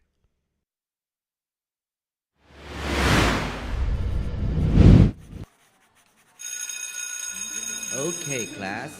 Finished or not finished, pass your papers, and have a great weekend. Mahiwaga ang mga araw na ito. Pagkalipas ng dilim ay may bukang liwayway.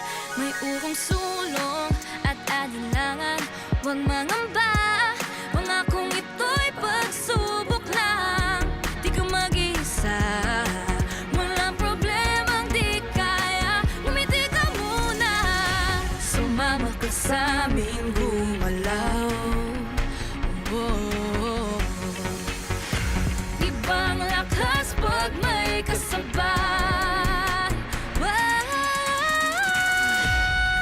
Tara laro, sumayaw tayo kasama ang buong mundo. Ipahinig ang tinig ating himig. Di ka nag-iisa, sumabay sa musika. Kaya tara lumaban pa, laro tayo.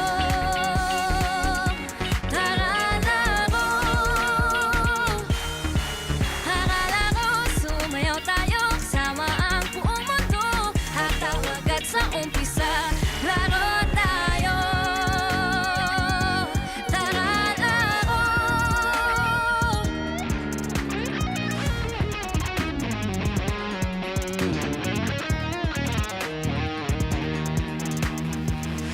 Sumama ka sa amin gumalaw. Abatin ang bituin, kumikislap, nagniningning. Hawakan mo aking kamay, umindak sabay-sabay. Lahat naghihintay, handa na ako sa here we go. Tara laro, sumayaw tayo kasama ang buong mundo. Hatawag at sa umpisa, laro tayo. Tara laro.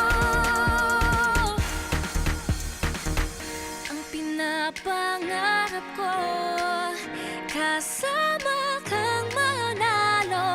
Sama-sama ang laban natin ay gagabayan ng iyong puso.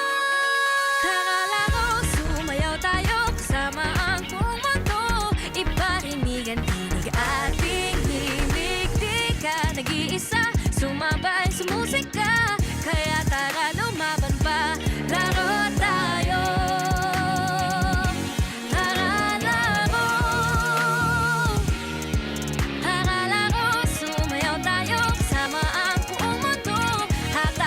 Sa umpisa, laro tayo.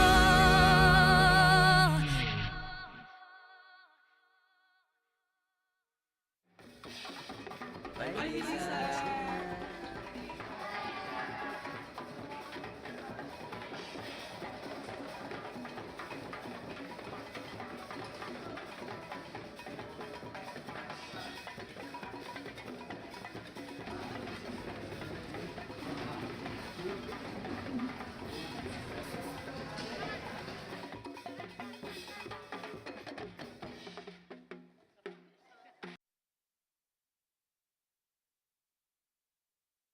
How to register the Smart Giga Arena.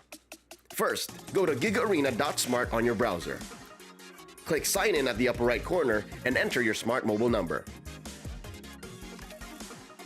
Enter the one-time authentication code sent to your number and agree to the terms and conditions and privacy policy.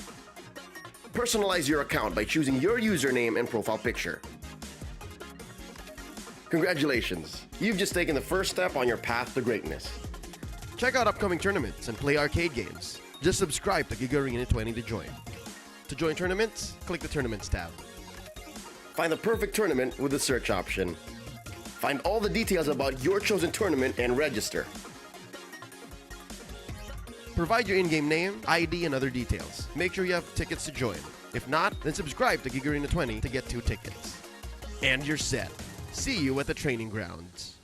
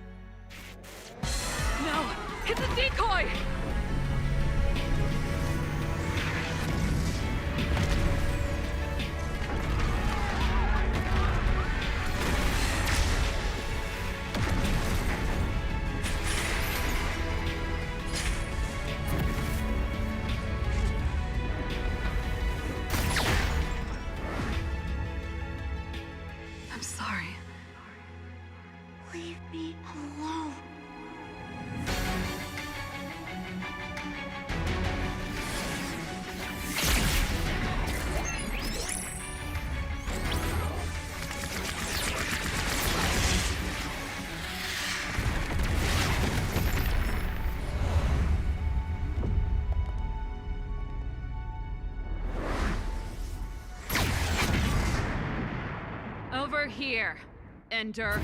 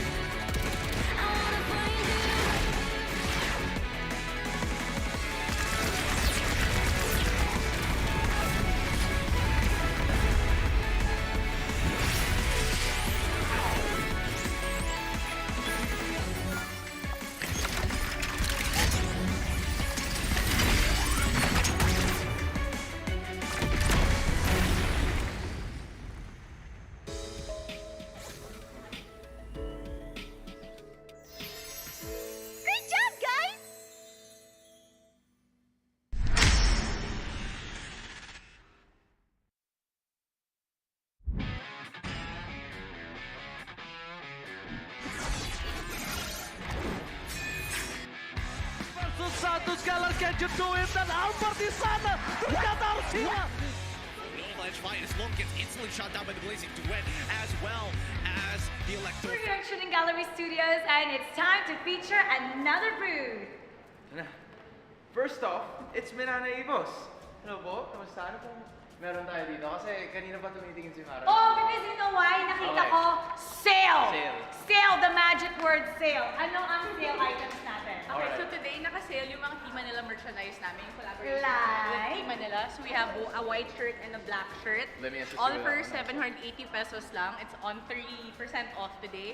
Very exclusive sa booth. And we also have hoodies, our Team Manila hoodies. Uy, ang ganda ng hoodie. 1,800 na lang. And if you purchase one, you get a free tote bag. I like a tote bag! And if you purchase 2 shirts, you get also a free tote bag. So Good pair, no? exclusive promos here at the booth, so please visit us. And also our season 13 merchandise are available here. We have jerseys, jogger pants, and Jogger shorts. pants! Gusto ko yung jogger pants. Kunin mo, kunin mo. Sa'yo yung shorts kasi Yan. kunyari nagbabasketball. Real. Kunyari nagbabasketball ka. Basketball. Tapos, Bantayan mo ako, bantayan mo. Oh. Ayan. Oh, ayan. It's nice, it's nice. Real. So naka-sale na, may freebie pa. Nice one! Ay, okay, ano pa ba? Ano pa ba pwede namin kunin dito? How about the jersey over there? Oo nga. Paano kung gusto kong ilagay Hypermara or gusto niyang ilagay Oh, gusto ko hands lang. Gusto ko hands? hands lang. Super hands. Oh, sige. Pwede siya today. We offer customization. So pre-order siya. So only 1, 2, pero for pre-order. So you can visit us at the booth or message us on our socials if you want to order. Tapos dito nakalagay yung ano. Yes, ito yung kinda like customized. this. Ayan, Naka-customize. ayan o. May addition ba? May addition? Like, So here at the additional? booth, magkano ang 1,200 siya. So if we do customize, 1,200 also. So it's the same price pala. It's for free! So it's per pre-order siya. So it's not available right now, pero if order, So at we can deliver it to you. At least pag nag-order na sila ngayon, sure na customize na agad yung jersey nila. Ang swerte naman natin. Real. Ang lucky naman natin. So, ang dami natin freebies for today. Yay! Thank you so much. Thank you. Okay, ayan, punta na kayo dito pag sa Shooting Gallery Studio. As soon as you enter, may mga booth dito. The next one here is... Come on. Ay, may na-notice ako kagad. Ano yan? Looking for kaduo. Real. Wala akong kaduo eh. Wala akong kaduo. This is nice. Bagay to sa lahat. Okay, hello! Ano yung naman nandito natin? Okay, what is this? Good teams come to those who play. Actually, yung dalawang shirt na to, collaboration siya ng TNC tsaka ng Linya. Ah, kaya. For only 799 pesos Oh, each. 799 pesos. This one, oy, kay Ben Tips. Kay Ben Tips. Ayan, Two no? colors siya, merong black Two colors. and white. Ano ang mga tips nyo sa gustong bumili ng merch? Okay, ang tips namin sa mga gusto bumili ng merch, make sure na pumunta kayo dito sa Shooting Gallery Studios kasi iba yung price sa online compared sa on-site. Ah, you mean to say Discounted. discounted? Pag nandito. Pag nandito. Pag nandito. Alam mo, gusto ko to. Yes, yan ang ano. Ano mas gusto mo? White o yung black? Ay, gusto ko to. Are you thirsty? Wow. Always Isa pa. rise. Special Wow. yan. Oh, wait. Dito naman. Ubus na yan eh. Ubus na yan. Dito naman. Ano? Itong Aqua Plus na to, very special and exclusive. Bakit special? Kasi ito yung pinakaunang collaboration ng Aqua Flask sa esports. Nice! Exclusive Nice! sa TNC. Exclusive para sa TNC. Magkano yan? For only 999. Uy, okay yun ah. For Okay, 999, tsaka malaki siya, marami kang mapifill Wait, up. ubos na What yun. else? Patingin naman yung nung suot mo ngayon. Dito kayo dalawa. Kasi suot nyo na. tama. Suot nyo na. Okay. Alam ko, dancer, sumasayaw ka ba with this shirt? Hindi po. Ay, oo. Pero hindi training na to. Yes, Okay, pinantitraining pag may ko to. stand ka ng always rise, paano mo gagawin? Tama. 1, 2, 3, 4. Always rise. Okay, go. Hindi, ituturo ko sa'yo. Gagawin natin. Okay, sige, game. 1, 2, 3, go. Always rise. Alright, may ganon. Sabay. Okay, sabay. 1, 2, 3, go. Always rise. Okay, nice. Nakalagay, pwede pang ipa-custom also. Yes, customize. Ito, ang dami. This is the talk of the town Real. last season. Kita ko Magkano yung to ngayon? Ang trademark ng TNC. Magkano siya? 3499. 3499. From 3,999. 3499. Ah. So So guys, pag nandito kayo sa Shooting Gallery Studio, when you're watching MPL, mag-stop by na kayo sa ating booth and you get lots of discounts. So see you here! It's na zone out si Yue, men. Naku, medyo malalim ata na ilapag na eternal guard, pero Sensui pa rin ang makakakuha ng unang turtle ng area. Pero nandyan si Sen, nahuli siya. Hahatakin kagad na din yung nakamula sa eternal guard habang sasaloy ni Mystic Gush. Napakakulat ni Ryzen dito. Talagang sobrang tiwala niya, pero hulihin na ata nila si Edward. Wow. Nagamit na rin yung Vengeance. Ni Ryzen, huwag kang pupunta dyan. Sasalubungin na kagad kinaban si Hens. Gagamitin niya kanyang lost insanity. Ubus pa ang buhay dito. Kinpoint na heal. Si Yue makakapatay. Bigyan ng spasyo ang kanyang team at mukhang makakaabot pa nga doon sa baba. And this time around, Super Yoshi! Tatlo yung nahuli dito. Nomad, free hit sa may bandang likuran, pero si Oy Bako. Nakagad Pinago Armor, nagamit na yung Mystic Gush. Delikado ata sila, and aabot ba yung Red 3? Ryzen! Ang makakakuha ng Red 3 na yun, not this time! Si Nomad mabubuhay ba? Andun si Edward, gagamitin yung Vengeance niya. Mapapatay ba si Nomad dito? Yes sir, double kill! Para kay Edward! Dalawa na lang Papasok sila! na sila dito, Super Yoshi! At may ipit! Mauubos ata! At TNC!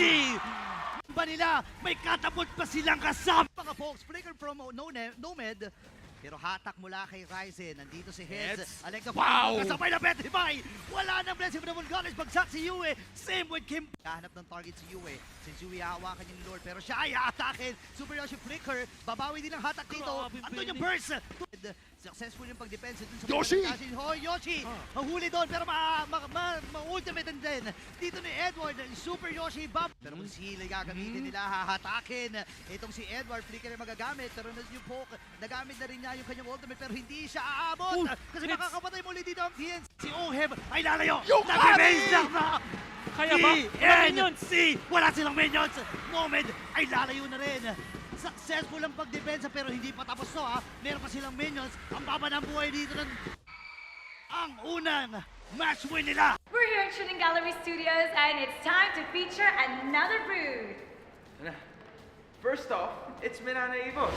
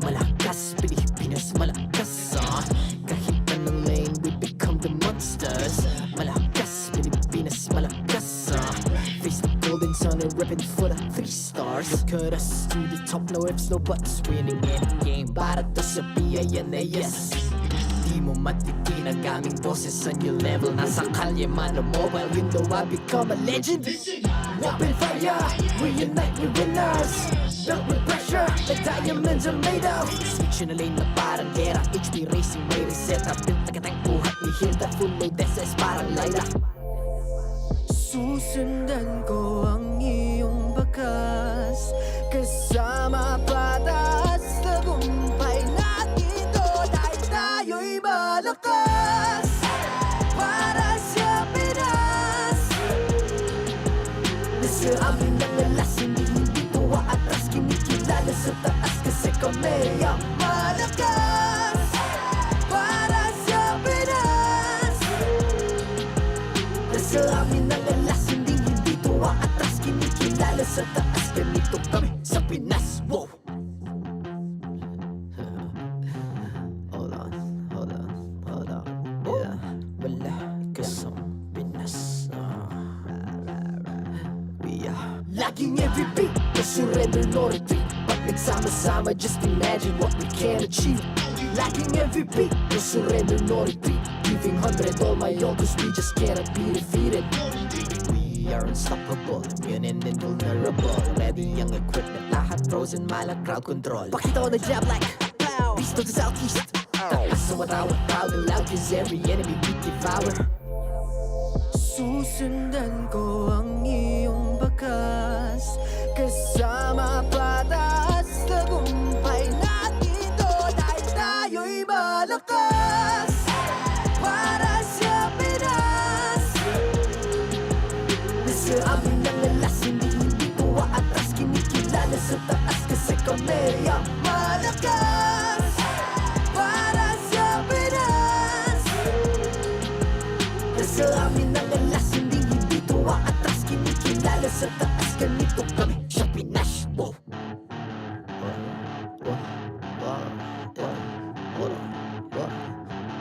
Malakas, Pilipinas, malakas. Kahit anong lane, we become the monsters. Malakas, Pilipinas, malakas.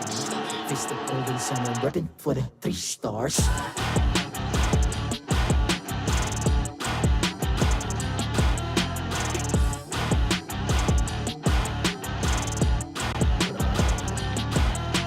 Ang lakas ng Pinas, we unite, be the stars. Ang lakas ng Pinas, we unite, be the stars. Ang lakas ng Pinas, we unite, be the stars. Ang lakas ng Pinas, we the stars. Ang lakas ng Pinas, we unite, we the stars. Ang lakas ng Pinas, we unite, we the stars. Ang lakas ng Pinas, we unite, we the stars. Ang lakas ng Pinas, we the stars.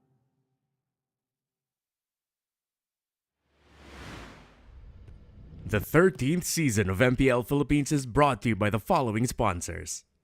Smart, the official telco partner of MPL Philippines Season 13. Infinix GT Series, outplay the rest. Experience the MPL PH Season 13 action live at Shooting Gallery Studios. Tickets are now available on our official ticketing partner at /event.com. Don't miss any MPL PH action by following our official Facebook page and subscribing to our YouTube channel. Follow MPL PH on TikTok as well for more content. And don't forget to like, follow, and subscribe to the official accounts of MDL Philippines. To ensure the equality and fairness of our games, MPL Philippines is also monitored and supervised by the Games and Amusements Board.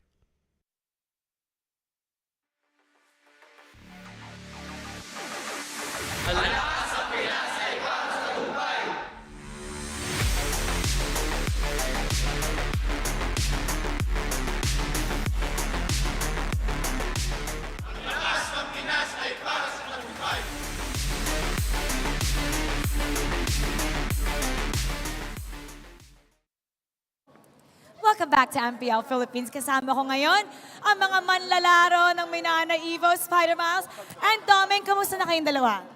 Okay lang po. Okay lang po. Okay lang. Hindi ba better than okay lang? Ready na. Ready na. Ready na din. Okay, ready. Parang mas ready siya sa'yo eh. Ready ka ba talaga? Ready na. O, gamitin mo yung mic mo. Ready. Ito, meron tayong tanong ngayon.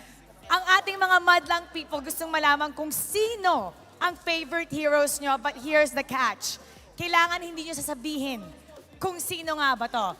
Okay, bigyan nyo kami ng dalawang clue. 1 action and 1 hero voice line. Ikaw muna mauna, Spider Miles. Okay, ganyan? Healing for everyone. Healing for everyone. Oh, sino yon?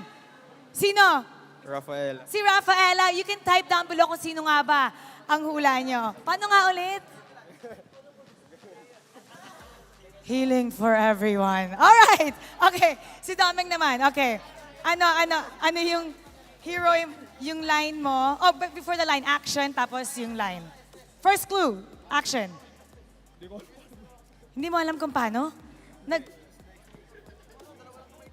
Oh, okay. Gayahin mo.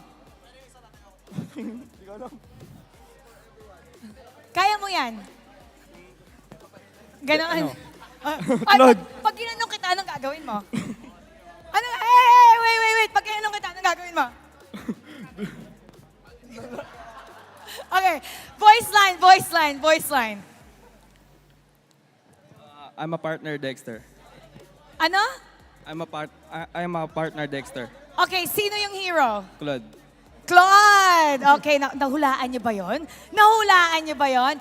Now, sa kabilang panig naman, nahulaan natin kung sino nga ba ang kanilang favorite heroes. Thank you guys. Pupunta na tayo kay Hans. Pasok. Okay, so this time, andito naman tayo sa ONIC Philippines. Tapat mo dito konti. Okay, King Kong, ikaw na to ha. Say us or tell us your favorite MLBB hero without saying it. Go. Ito daw yung number 1 eh. Meron siyang dalawang option. Ayan. So nakatayo siya. Isilip lang ng konti. Okay. Feel ko Ling yan. Ling. Tama. Okay. O sige, baba ka na. Meron pang isa. May baon si King Kong eh. Okay, harap ka sa camera. Tapos gawin mo yung pangalawa mong ML hero. Okay? Go. Okay. Eto na yan. Yan na mismo. Hindi lang siya nagte-teleport, pero haya yan, di ba? Hayabusa. Okay. So, ang paboritong mga ML heroes ni King Kong ay Ling tsaka Hayabusa. Lipat naman tayo dito sa kanan. Okay? Kasi si Kelra naman ang gagawa. Yung isa feel ko matic na eh. Okay? Gawin mo na yung isang pose. The classic one. Itutok mo na camera. Yan. Exactly. Beatrix is the man. Or the woman, rather. Isa ba? May isa pang hero, di ba? Ano yung inanda mo? Okay. O, lipat sa kabila. May dash yun, di ba?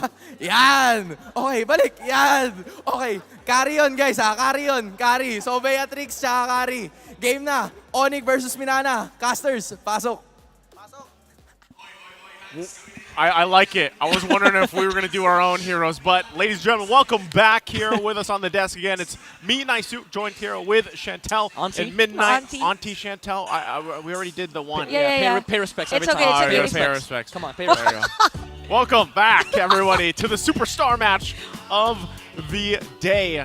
Yes, it's ONIC Philippines and Minana Evos. And we are ready to see these two teams clash. It's good to see them in high spirits. How are we feeling? Actually, for this one, I'm really excited to see how Minana Evos will play because there are a lot of comments. Actually, I believe both of you will agree that they have really improved a lot, like a lot. Honestly, a lot. Lancelot That's Arlott. an expression. I'm feeling very generous today. I'd say Game 3 because we have Auntie here, so I'm so excited for Game 3. This is the rise of the next generation. And actually, this has happened a lot, like in the league in general, right? I mean, maybe not even just here in the Philippines, but across the board, so to speak. There's a lot of these new players rising. There's a lot of veterans still kind of being a part of it and even coming back, so to speak, right? But this one especially, it's filled with newer players, new generation of MPL players. Let's take a look at this here at Midnight. Yeah, Kirk, Angle versus the Hidden Gem. Really, with respect to their names, like the Kirk, Angle, and Hidden Gem, it makes sense because Kirk loves the initiating heroes. Like it takes a huge amount of skill, and then you have Hidden Gem, where most of the times you see ONIC play, you don't even like highlight the XP, but out of nowhere he just comes out. He throws an ultimate there, and then suddenly the team fight's over because that was the ultimate that they needed. And now looking at the heroes, again, very skill-based hero, Arlott on Kirk, and you have, again, the Hidden Gem. X-Borg for the Master of XP on the side of ONIC. Oh, interesting too. Aside from them, we've got the young Tarzans here, Chantel. By the way, we have to credit the graphic artist for this one. It is Baksha for King Kong. So yeah, look at the statistics actually for this heroes and actually the play style. They both play as well. Let's say junglers that are more on the assassin type. So it's basically the same with the Series 1 with the Sensui and Sensui and Ryzen. Don't worry, I got you. Sorry, I was taken aback by the graphics. Yeah, I know. It's like the hat of Kaizen, and then King Kong with the hair. I was gonna say for a while too, I was really admiring the graphics. I was thinking, who's this hero for King Dude, Kong? it was Baksha. Who would have thought to put the hair of Baksha on King Kong? By the way, King Kong has an amazing hair. I was gonna say he's already got amazing hair. You know, right? So now you have Baksha there, the Baksha hair. But it's true, like you have this matchup, we have a lot to keep an eye on, right? But we're going to go ahead and once again welcome our marshals out on stage here for the integrity and the fairness of the game. These guys are doing amazing. It's Jeff, Chico, Giancarlo, and Albert. And man, do they love adobo, all of them, across the board, right? So now let's welcome the teams out on stage.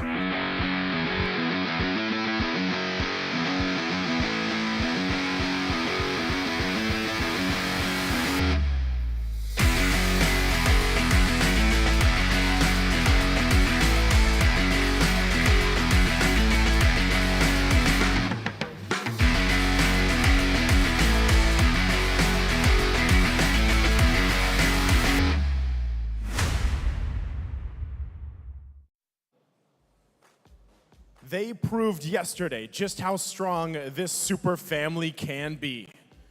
Can they replicate that amazing synergy we saw yesterday against this new generation of rising names? Ladies and gentlemen, it's time to find out for ONIC Philippines.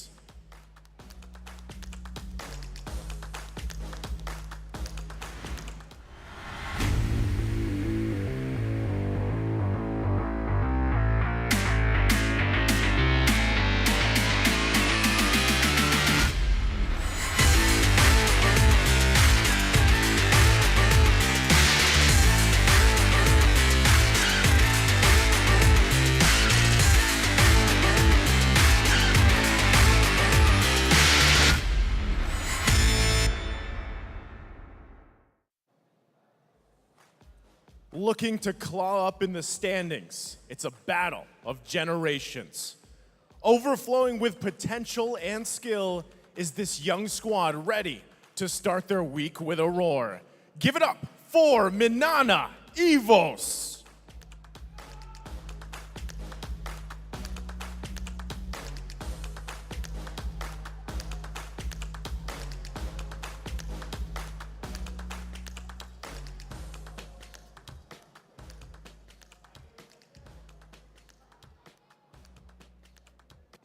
And their coaches, Coach Why Not and Coach B-Toy. And we're ready for the superstar match of the day. Will it be Minana Evos or ONIC Philippines?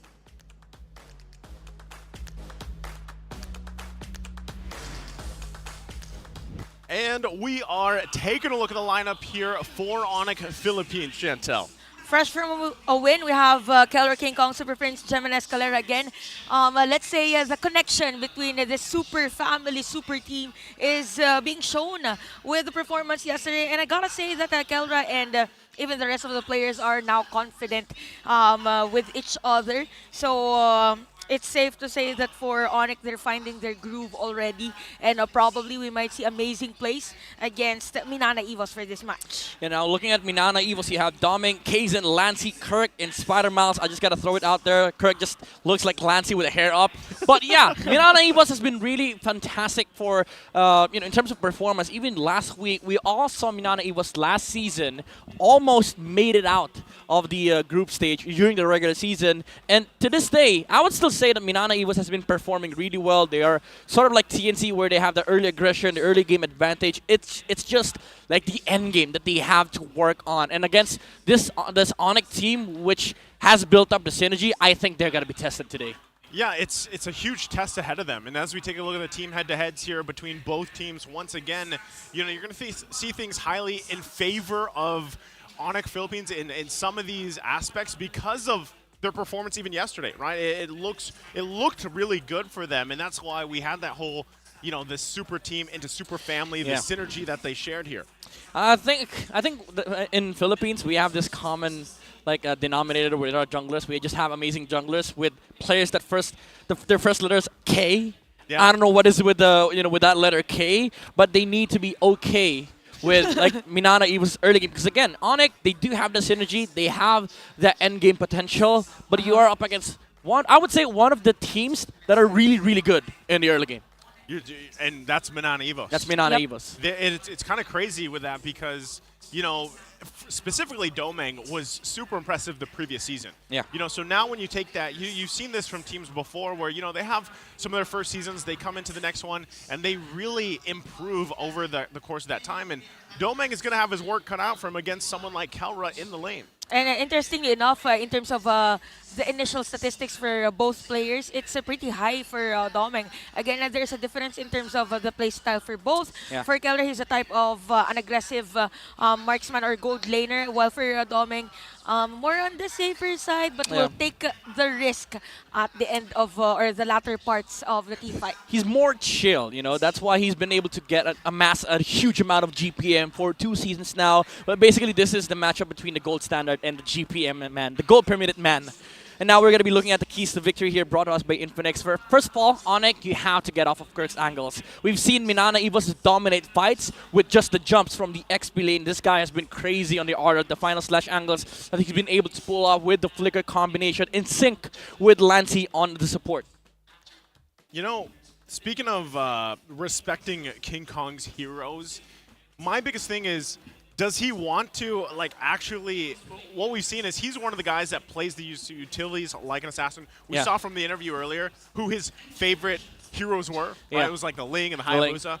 Obviously, that's not going to come into play No way, here, no right? way. So I think that's the one thing, is respecting his heroes. And if that means the box show with the hair, either take it or Why ban not? It was Baksha yesterday that he used against H2O. Yeah, H2's Lancelot. Yeah, H2's Lancelot. Were you watching that game? I was watching that game. That was hard to watch, honestly.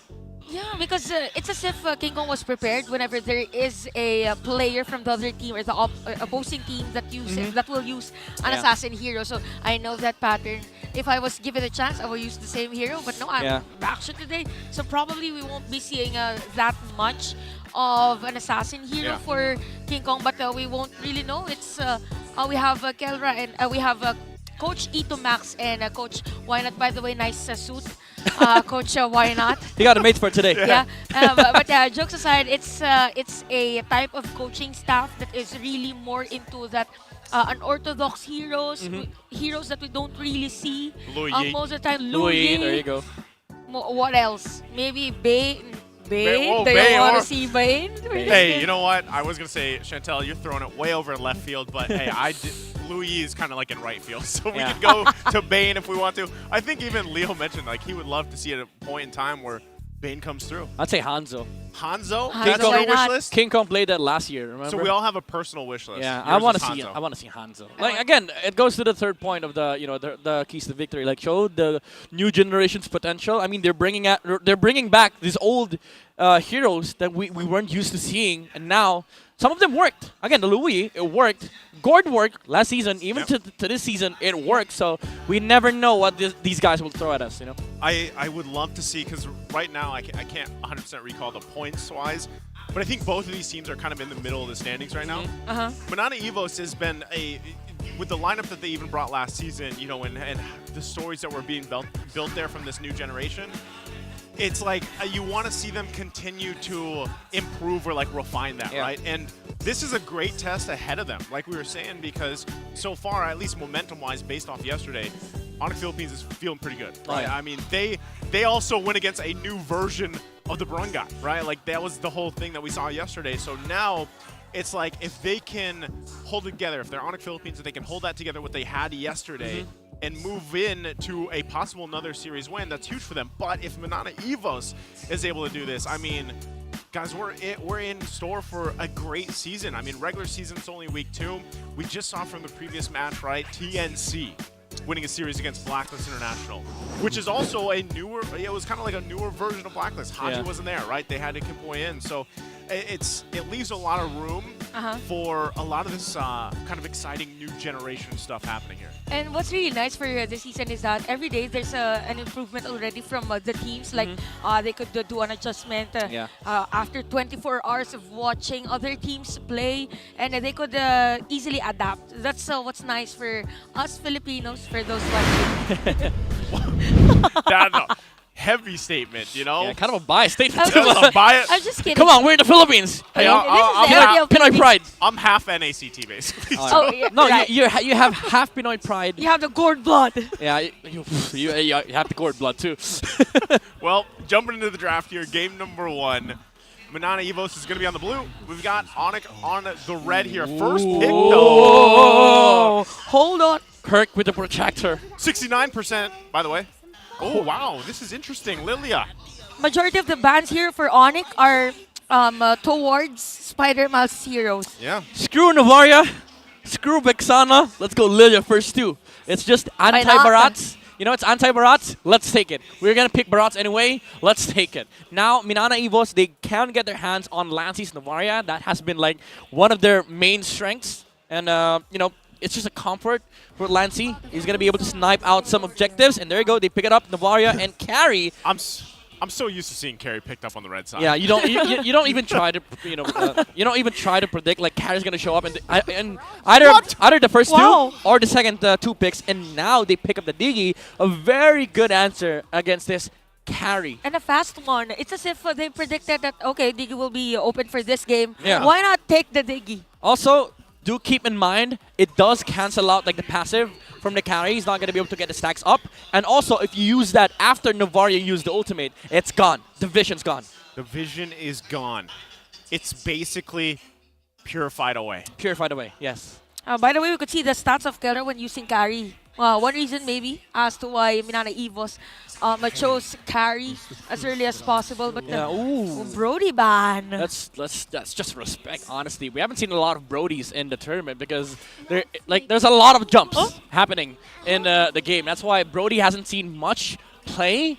But you know, Kelra is just a fantastic gold laner. You don't want to lose the gold lane against him. And Brody does like demolish Carry in the lane. But there is also the Claude still for ONIC to go to, and also the Bruno. The Bruno that can be utilized to snowball with the Barats, especially up against this lineup of Minana Evos, where you compile so much late game. What about the early game?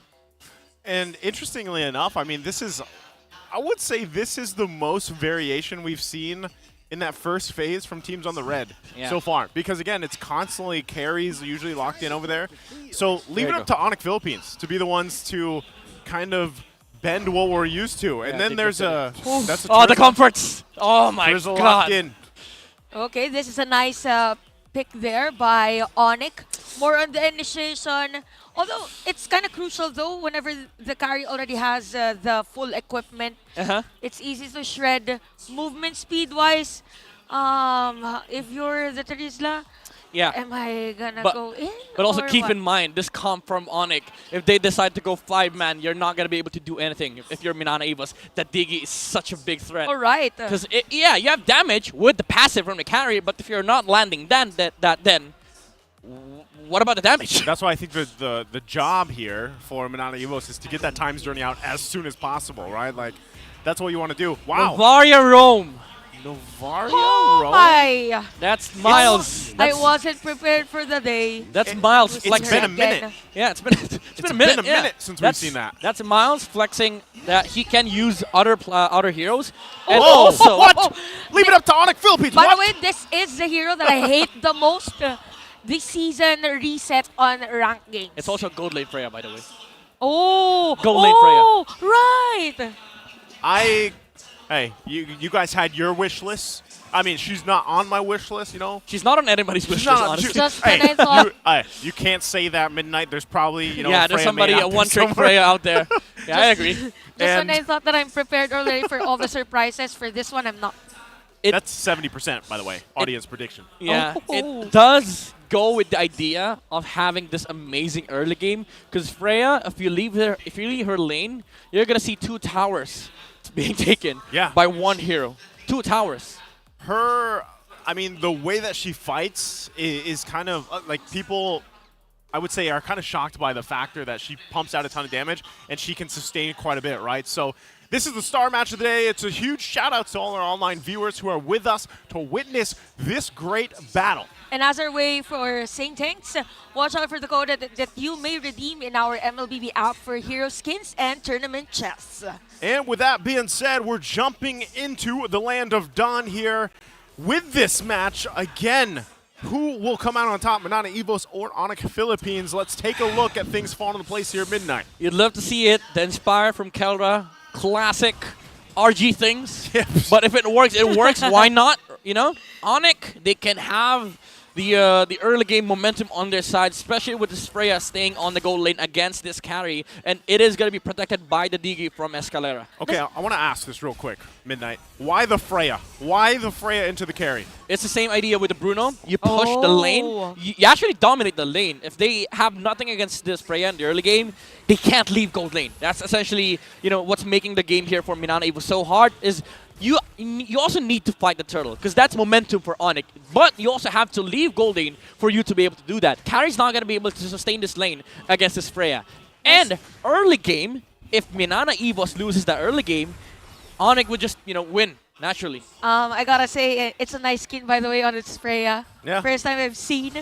So yeah, for Minana Evos, pretty aware of the threat with this Digi and Freya combo on top. As the way majority of the rotations is on the gold lane instead of this bottom lane or XP lane. And while they're waiting for these level 4s to come online here, Turtle's going to go ahead and spawn here very shortly. So we'll see how they play around this rotation. Once again, Gem having the penalty zone when he has it is going to be huge. Oh, takes quite a bit of damage though. Will be fine again. He has that passive, that body of Smith that allows him to be a little more tanky when he is low. They cut it even. They Looks cut like, away. yeah, they're just going to go for it. Kazin, though, can he actually contest this with Lancey? Okay, so we have players here. It's going to be King Kong this round. Dime round on Retribution. Daytona's welcome has been used. It's going to be First Blood. We have the final slash already. Again, don't give Kirk the angles as King Kong is going to be down as well. A little bit aggressive from ONIC Philippines. They already won the turtle trade, but they still tried to fight into a Fredrin with full stacks. That's why they got punished for it. But they did take the turtle, but now they have to solve this Freya issue. They need to do something about this gold lane because at the moment, Domeng cannot leave this lane. As much as you want, like if you're the gold lane, after the first turtle, you want to get the double lane. You want to be able to ramp up the momentum, but you cannot do that against this Freya. That's the thing. Like already you can see the player gold here, but what does the Freya need? Right, because a lot of people that are going to be watching this aren't used to seeing Freya in competitive play. What does she need itemization-wise? Is it 1, 2 items that she just needs to be devastating enough? Is this Blade of Despair? Yeah, that's Blade of Despair. That's a Blade of Despair rush. I've seen this from other regions. Like you rush the BOD, and then you go for the Wind Talker. Basically, you jump, somebody dies. Most of the time, Blade of Despair is being bought at the latter part of the game. Yeah. But this one, first item for a Freya. You're going for the burst damage on Freya. And you play it like an assassin too. You just stay in bush. If somebody walks up, he dies. Yeah, the surprise factor here. The pressure, though, from ONIC Philippines here on the top side. Trying to put some focus. Once again, the main part of it is like we don't want Domeng to just farm up as peaceful as possible. We want to make it a little bit tough for him. So that's what they're doing. And even with the Diggy pick, it allows them to help support this Freya pick from Kelra, right? Yeah. But ultimately, for Minana Evos, they just have to buy some time. They know scaling could work in their favor as well. They have the Navaria. Once we get to that mid to late game, they have the vision, they have the poke potential. But really, once again, the job for them when it gets to that point is let's get this times journey out. Not only that, but we have to work against the black shoes from Super Prince and then the burst potential, right, with this Kelra, with Kelra's pick here. So Turtle for the taking, the second one of the game.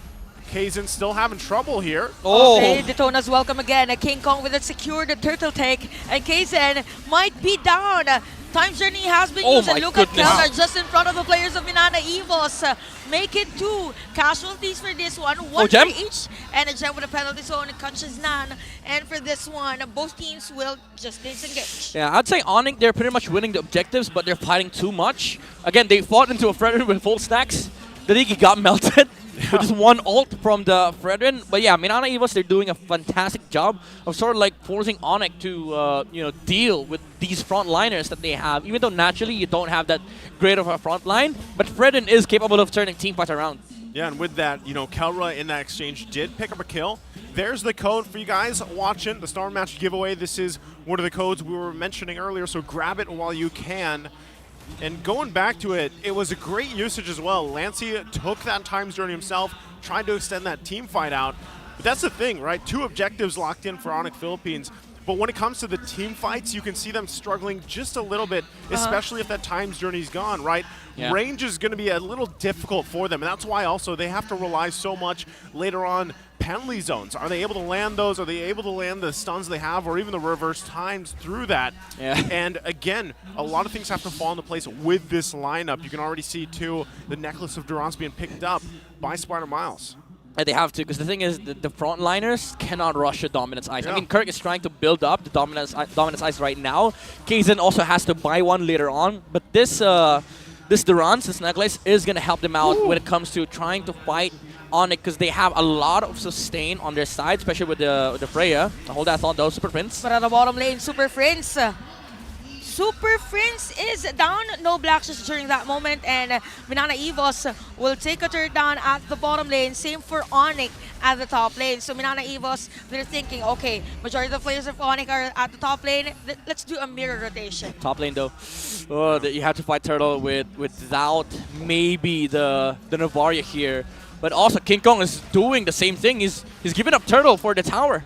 I think that's okay, though, given the fact that, you know, you want to get more space to work around with leading into the Lord after this Turtle's taken. Yeah. You know, they already grabbed 2, so they might as well just focus on these turrets as they play into the objectives right now. Yep.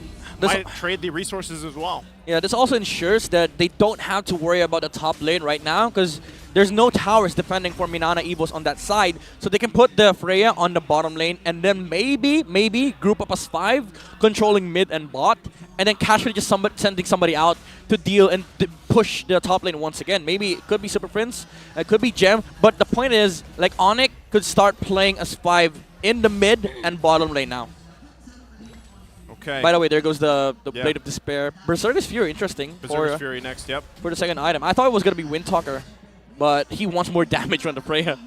Again, the Valkyrie is back in the MPL Philippines. Oh, yeah, right. Freya was last picked in Season 6. Dude, we're getting so much old heroes now. Wow. Yeah. Hey, you talked about this before we went to the match, you know, with the new generation.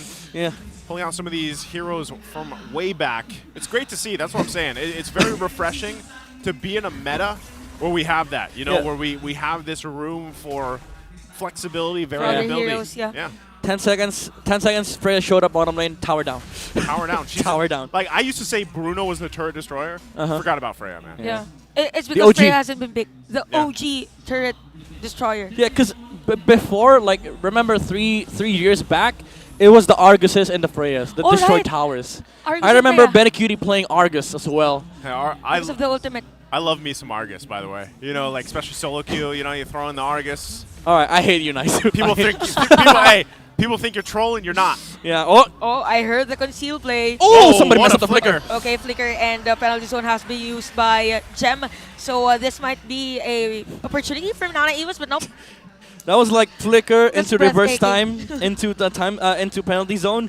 Both of the 2 spells missed. Just kidding. Just kidding. That's when you Just throw that if out. it's working. Yeah, good try though. Good try. So now that the Lord is up, they're down the flickers, right? 2 for the side of ONIC Philippines. So and a penalty zone. That is going to play a part here. Penalty zone might come up if they extend this dance a little bit longer here. But already getting positioning. They're going to wait for it, trying to drag that out. Gem is going to be the one to possibly start this fight up. Once again, they have to cover the grounds. Good poke already, though. Even the damage of Super Prince against Lancy is very massive with this Lilia play. They're waiting for the penalty zone. Kirk! Final slash. Gem's gonna be the target. Oh nice my penalty zone. goodness. Here comes the retaliation from ONIC. Time's journey has been used as well. The tone as well come by King Kong. And Kaizen is look at Kelra on this Freya and Lancy finding Escalera as well. And Kirk finding that perfect opportunity for the setup play. Keller jumps in, or jumps out rather, and the Spider Miles just dealing damage. But Kirk still will take the Lord. Kirk goes in. Everybody's oh my goodness, here. Kirk! Oh, Domeng. Minana Evos just finding a way to equalize things after that Lord take from ONIC. Not gonna lie, Kirk's doing heavy lifting here. Yeah. For Minana, it was that final slash into Gem. Like, people would say that's a bad final slash, you only got XP. That forced the fight for ONIC. And as much as they got the Lord, they were forced to use the times journey. Even the Daytona's welcome to against Kaizen. But even then, Minana Evos, after all that, if everything has been exhausted on the side of ONIC, you just naturally win out the fights. Kirk angle. That's what he got there right now. Even with that final slash, the way he's utilizing this R-Lot, again, it was picked up first, and he's making it work really well for them. So right now, they have to deal with the Lord, right? Minana Evos has to deal with this on the defense side. So we'll see if ONIC Philippines decides to put the pressure here, or they just get a little bit of these shields down, these tier 2s, especially in the mid lane. Lord's going to be made quick work of right there, so not even going to approach the base. But they should still possibly be able to get this tier 2 in the mid, and ONIC Philippines, they might just be happy with that for now as they make their way bottom. Yeah. You know what, for Gem, most of his penalty zones aren't right on spot, so for the next time, he has to be wary of as to where Kirk might be. Yeah. Has to be more careful with the position that he takes. And ONIC Philippines, this is where you start feeling the Freya fall off. Because, like, yeah, you got some towers, but you still have to face against a late game lineup of Minana Evos. And also, like, the punish from the final slash. You only are rocking the Inspire, you don't have the Flicker to reposition. So that Minana Evos, they do have the advantage when it comes to team fight. But that also goes the same thing with Minana Evos. You cannot underestimate the damage coming out from the Freya, because again, if he jumps on you and you don't have any spells to reposition yourself, you're just gonna melt through this damage from the Freya. He's not even going for the Windsonger. He's going straight for the Malefic Roar. Another damage item. Literally just a big damn. Right? Big damn. That's what Kelra's going for. You know, he's sitting at 2-0. That's true. If you guys watched at the fight earlier on, he played it really well where he even timed the Inspire, right? Yeah. Like he held on to it. Yep. You'll see a lot of players, there's the Malefic Roar. They'll just pop the Inspire before they even jump in sometimes, right? Yeah. But this time, for the big damn. yeah, Kelra played it really well. So that's something, though. Well, once that extra range is gone, you're kind of just a sitting duck. So you know, you have to make something work before it's gone. He's very efficient with like how you juggle the jumps, when to pop the Inspire. He's going for the bigger dam. Basically, that's it. What's after the Malefic Roar? What's after? Are you asking me the next build-up? Another dam. Maybe another dam. Maybe another dam. Oh, speaking of damage. Respect the little diggy bombs. Yeah. That's also big dam. That is, and Lancey's holding on to the time journey here. This is going to be a true test for Minana Evos if they're actually able to grab this Lord here. Really struggling to get the space that they need to work around. Again, they're at the whims of ONIC Philippines setting up this kind of box, this area for them. Even with Super Friends, the way he's kind of just, he tests the waters, right? He still has the black shoes. That's huge for them. Yeah. And all spells going to be online. It's going to go ahead and have this small, short reset for now as King Kong and Kaizen hold it together. Still not committing, but will be taking a little bit of damage here. Oh. Still, there's the conceal play coming through. Okay, Astral Echo. Goodness. So Kirk! they have been revealed as to where they're All times journey forced. Okay, the IMU times journey has been used by Lance already, and Gem is already low on life. The Lord is still here. Reverse but time? We can see the reverse time. King Kong with the Daytona smell. Kirk! Nice setup play there, but look at that. Kelra with a killing spree. But look at Doming with those 3 hits. Doming Nation is doing it with a killing spree. Make it another kill for him. That's a double kill already. But Super Friends with another kill against Lancey this time around. Oh my We have goodness. a 2v2 for this one. Lancey versus Super Friends and Spider Miles for the backup. No Lord takes, by the way. It's a reset. Yeah, again, Minana Evos is trying to force out the fight. Kaizen attempted for the energy eruption against King Kong. Didn't hit, but that was a nice reset from Kirk with a final slash. And that gave Doming enough time for him to take down the heroes on the side of ONIC. Again, they are just forcing the spells and skills come out from ONIC so that Doming is going to be able to fight them in the end. But still, it's not enough at this point. Interesting, too, because you saw what we were talking about. You know, the way Kelra played that, it is very glass cannon. That's what the Freya is, especially when you have the Inspire. You have the ultimate available to you. You can jump in. But quickly, you learn that, oh, we don't have the range that we're hoping for going against even a carry, right? So with that, again, the timing on a lot of this is going to be so crucial. Lancey, once again, getting his times journey, dealing with the bombs, but they know the timing of their own times journey will really turn the tide like we even saw that last clash go out, still could be anyone's game here Yeah, as they go in for it. Once again, the pokes. The Lord's going to be less than half health. Kaysen, though. He's dead. Okay, this is the Donuts welcome from Oh! Kaysen times journey by Lancy. So no casualty this time around.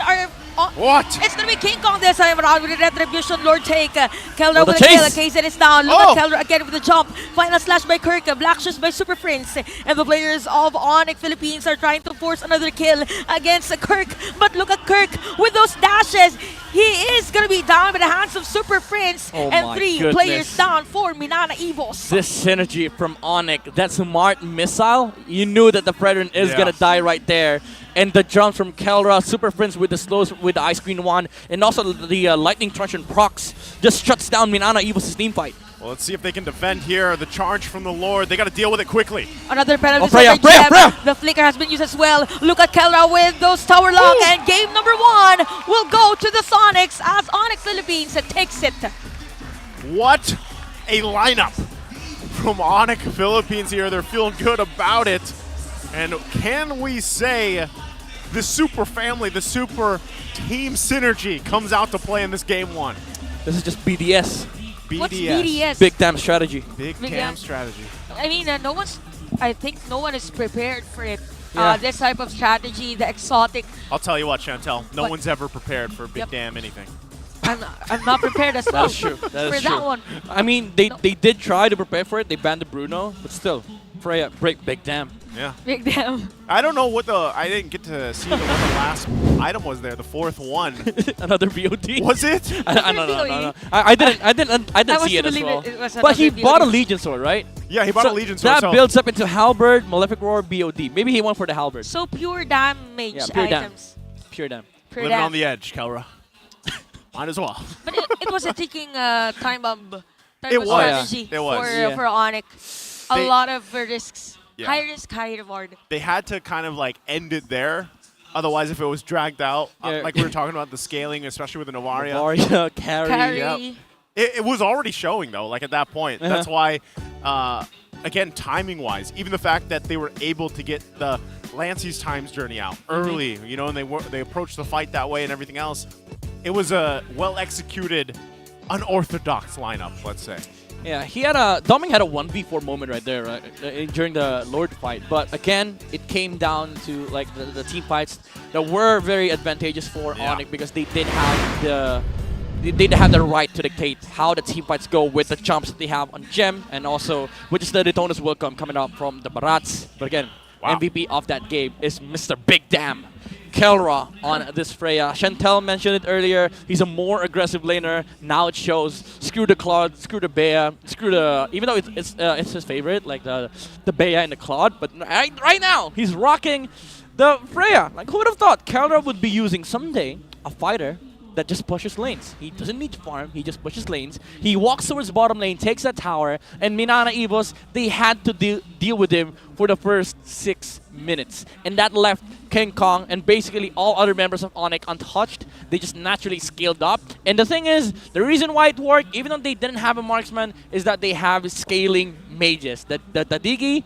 and the Lilia. This worked because both of them do enough damage in the late game, even though if you try building up Radiant Armor, it's not gonna work because they just do so much damage. And you also have like 2 utility frontliners, the Terizda and the Barats. They basically became the tank here for ONIC.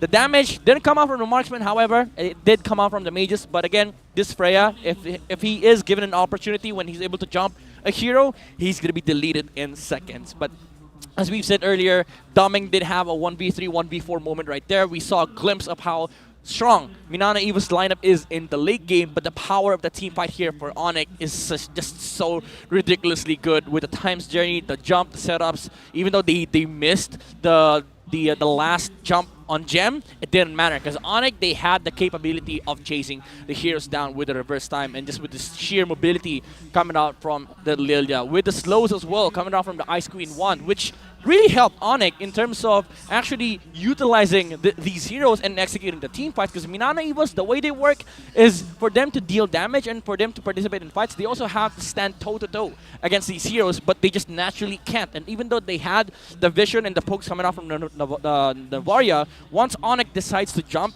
that's basically the signal for Minana Evos to kind of utilize the Valentina with a Stolen Times journey. But in the last engage, in the last skirmish that we saw, that was forced out earlier before Minana Evos wanted to do so, and ONIC just naturally went in for the engages. And instead of the halberd, he actually went for the Dragon Spear, which gave him more movement speed, more chase power, with heroes being slowed by the Ice Cream 1 coming out from the Lilia. Again, a very scaling mage alongside the Diggy with Enchanted Talisman, Genius 1, and Flask, by the way. He also had a Flask, which gave them a huge shield for during the Time's Journey. That boosted ONIC's capability of team fighting, and he added even more damage with a Genius 1. And the thing about Genius 1 is that it reduces the magic defense of anybody that he hits with the bombs that allow Super Friends to deal more damage. And also, again, just the concept of the reverse time. You try to run away, they bring you back, they chase you, they slow you down, Keller jumps on you, you're dead. That's basically the story of ONIC's team fight, and that's what happened in game number 1. They just chase, kill heroes down, and basically win the game. Basically win the game. That's all. If it was only so simple. With big damage. I was about to say with big damage. Big damage and big shields. Big shields. Right? Big slows too. Whole lot of big. Everything's big. At this table, everything is big. Now, all right. Sorry, go ahead. Speaking of, the Smart Giga Arena is open to all Smart and TNT subscribers, where they can join the array of arcade games and esports tournaments, especially MLBB. Just create an account on Giga Arena that's Smart using their Smart or TNT mobile numbers. With the new Smart Giga Arena 20, you can unlock the world of Giga Arena tournaments for your shot at prizes. Yeah, Giga Arena, of course, comes with 2 Giga Arena tickets and 100 megabytes for all sites for only 20 pesos. Valid for 1 day. Load Giga Arena 20 now in the Smart Online Store. You know what Giga is a word for? Big. Yeah, I know. I was about to say, that's a big promotion. Very big. Sorry, guys. You're on point. You're on we're on the same page, Midnight. Yeah. I don't know why, but why am I even? You know what it's called? What? Big synergy. Big synergy. Which ONIC has, by the way. ONIC had game number 1. Because the thing is, like, I'm gonna head down to analysis straight right here. Because the thing is, ONIC had to be really synced up with how you wanted to play that game. Because that team fight was all about, like, syncing up your spells. Big synergy right there. Yeah, you had to make it work, because with that kind of lineup, it's I don't know actually if this is the fact or not, but I feel like ONIC Philippines has to be up there in terms of teams that have picked unique heroes. Maybe. I don't know if they are the top, but so far, I think they are. Yeah, every time we've seen them play, well, it's week 2. Yeah, so, how about week 3, week 4, and the succeeding weeks? Yeah, maybe we'll see more. Who knows what more is in store. But speaking of the Smart Game Face of the day, in the MPL Arena, you guys can join. All you have to do is get those phones ready. Yes, just flash the hashtag #ThePowerSmart on your devices in a green background. Put your game face on to win a redeemable in-game code. Oh. Hey, that's your phone. That's a big damn. That's a big. Oh, what was that? Wait, is he gonna? Big emotions, right? They so pumped up. They want more. They're not sure yet. He's going for it. Hey. That's Barats, by the way. Did he win? I think so. I think he did win. Did they both win? I'm confused. We have a Barats inside the venue. Is that who he's Is that who was? That's a Daytona's That's welcome. the Daytona's welcome. Was that the cosplay? You know what's funny? Fun fact. What? I can never see what they're typing on their screens. I'm green. I'm partially green colorblind. Oh. So that's why when everybody's holding up the Smart Game can't Face see thing, I anything. can't see. All I see is green screen. So what about if we put you in a green screen? If you what? If we put you in green screen. Will we be able to see you? I would not be able to see myself. But let's take a look at Kelra's character development. Right? In the past, I was not professional. Whenever something enters my mind, I will say it immediately. And now I've learned to think first and consider if anyone will be offended by what I am going to say. That's how I am now. I no longer speak without thinking. I love the stuff that is underlined here. Wow. Yeah, that's a nice of Kelra, because we've known him as a type of player that is too straightforward. Yeah. Really straight. Yo, Very. This is I'm Straightforward. gonna say something. Naisu cannot see himself in the green screen. Kera sees himself in the barangay, and then he walks out. He sees himself, develops the character. Oh. Now he considers what he thinks. This is sounding like a very familiar arc. Yeah, we've seen this a couple of times. Yeah, Many yeah. Big many, development. Many times. Big development from Kelra. Big D's. That- Sorry, I wasn't thinking. It's all right. Sorry, I need. I was- I need to. I was avoiding I need it. to have the same training with Development. I was trying to avoid it, man. She's now. Should I? Chantel's just shown her Should I go real down? height as well, by the way. You should have just said Big Dev. Big Dev, yeah. I was actively avoiding it. Sorry, guys. So sorry, guys. Well, that's great. Now, speaking of, Harsh world. you know, it is. It's a wonderful world. So let's talk about match 2 specifically here. And Yeah, let's talk about match 2. Yeah, what can happen here for Minana Evos? Midnight, I know you already broke down some of the game 1. What do you think needs to change here? Don't smile at me. You gotta get over it. I just look here. Just I'm over it. I'm over it. You Right smile here. at the camera. I'm surprised. Okay. Go. All right, so for Minana Evos. I'm Okay. throwing it over to Midnight. Midnight, what do they have to do? All right, for Minana Evos, I think they have to get red side so that they don't get blindsided by the last pick, or maybe even consider banning out the Freya, because there is a small chance, however small it is, that they might pull up the Freya once again for the side of ONIC. Maybe even first two, not first two, but follow it up with 2 picks Freya on their side. So Minana Evos does take red side this time around. They're banning out the Nolan, the Joy, the Fanny. This is directly answering King Kong's hero pool. It's directly related to our keys to victory earlier. Respect the pool of the King Kong, King of the Jungle. Now ONIC, they did pick up the Matilda first. They banned out Miles with the Angela, Rafaela, and Minotaur on their side. So more on the speed for the Matilda, with the Matilda being prioritized here by ONIC. So Arlot and Barats. So Barats has been used by ONIC earlier. Yep. So probably another Fredrine or Xborg here. Oh, I by like ONIC. this. I like this. This is so fast. I mean, like this. Oh my goodness. They're going for it. Anti-Barats. Again, Xborg, Lilia. And now, even if you say that they can flex the Arlot into Robe, I don't think Minana Evos will do that, especially with Miles specializing in utility. Now they show the Valentina. This is going to be good for Lancey as well. He gets a copy of either the Black Shoes or the Last Insanity. But still, you have to consider that Minana Evos will be dealing with the Xborg on Barats. You can't even flex that onto XP, because again, if you do that, you're forcing Miles to play Arlot, and even if you force it to you flex it to XP, you're left with Fredrin, Baksha. These 2 heroes don't deal with the Xborg that well too. That's what I was going to say. So is this looking at least a little bit better for Minana Evos this time? Because so far for ONIC Philippines, like, this is a little more, I guess, standard in a way. They did lock in that Matilda, which is great. Smart ban, by the way. They take out the Diggy this time. So could we possibly see a curveball again from ONIC Philippines? And even despite that, is Minana Evos already looking good with their first 3 picks, Midnight? I think this time around they're going to have a better control of the early game, because there's a chance that this Barats can snowball if ONIC Philippines does not contest the early game Turtles. Because Expert's kind of weak early game, I'd say that.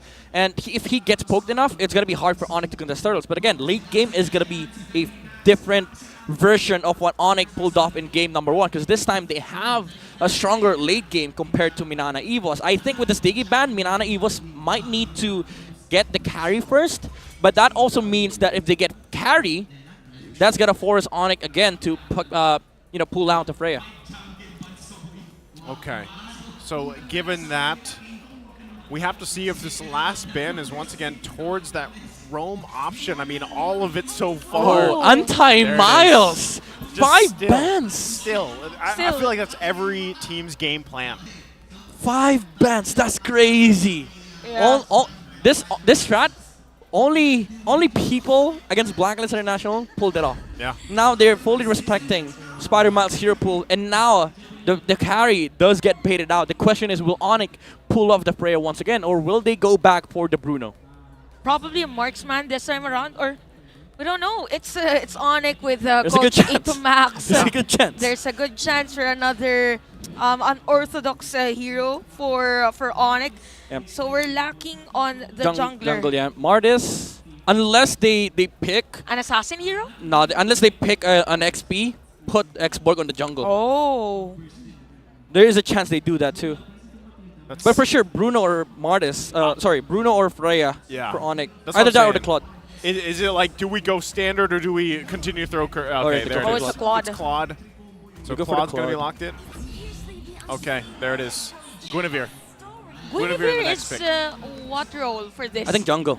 Oh. They're trying to contest the Barats in the early game. That's what this Gwyn pick allows ONIC to do. Like, yeah, sure, they gave up on the early game aggression that they could have had with the Bruno or the Freya, but now they are looking to scale towards that late game to be able to fight into this carry. And Guinevere is such a good option too, because like you get a jump on the Barats, he can just take the turtle away from you.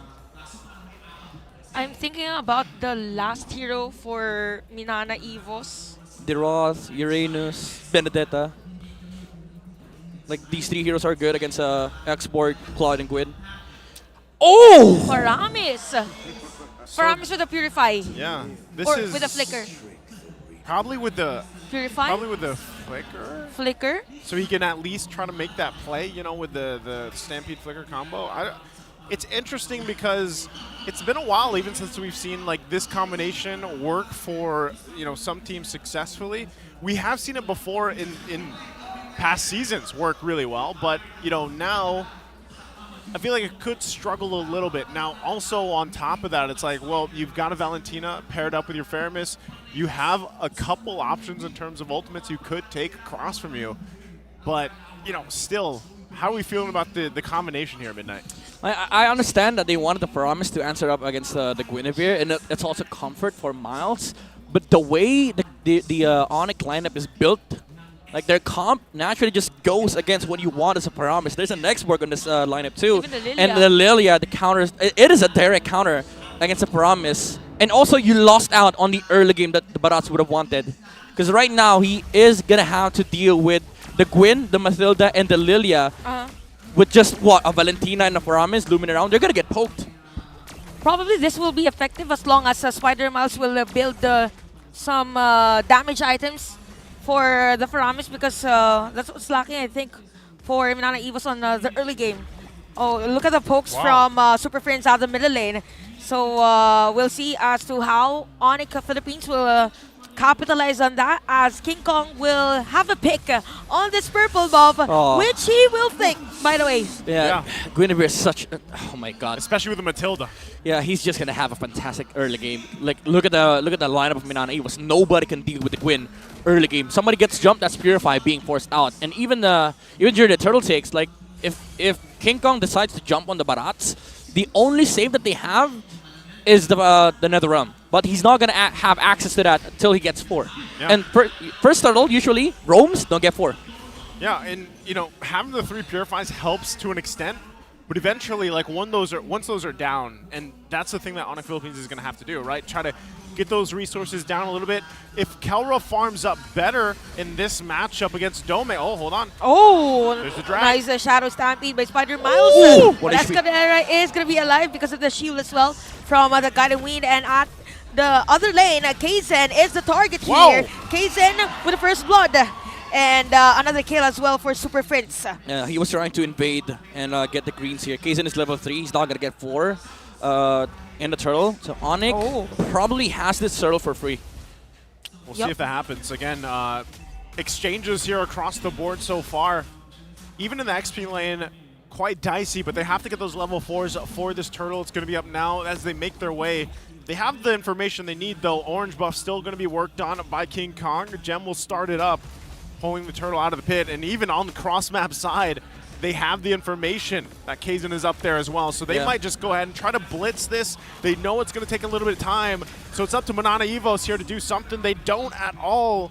So the turtle is secured there without any contestation. He saw King Kong. He even used ult just to make sure, because he didn't see where Kirk was. So the final slash could have gotten him out.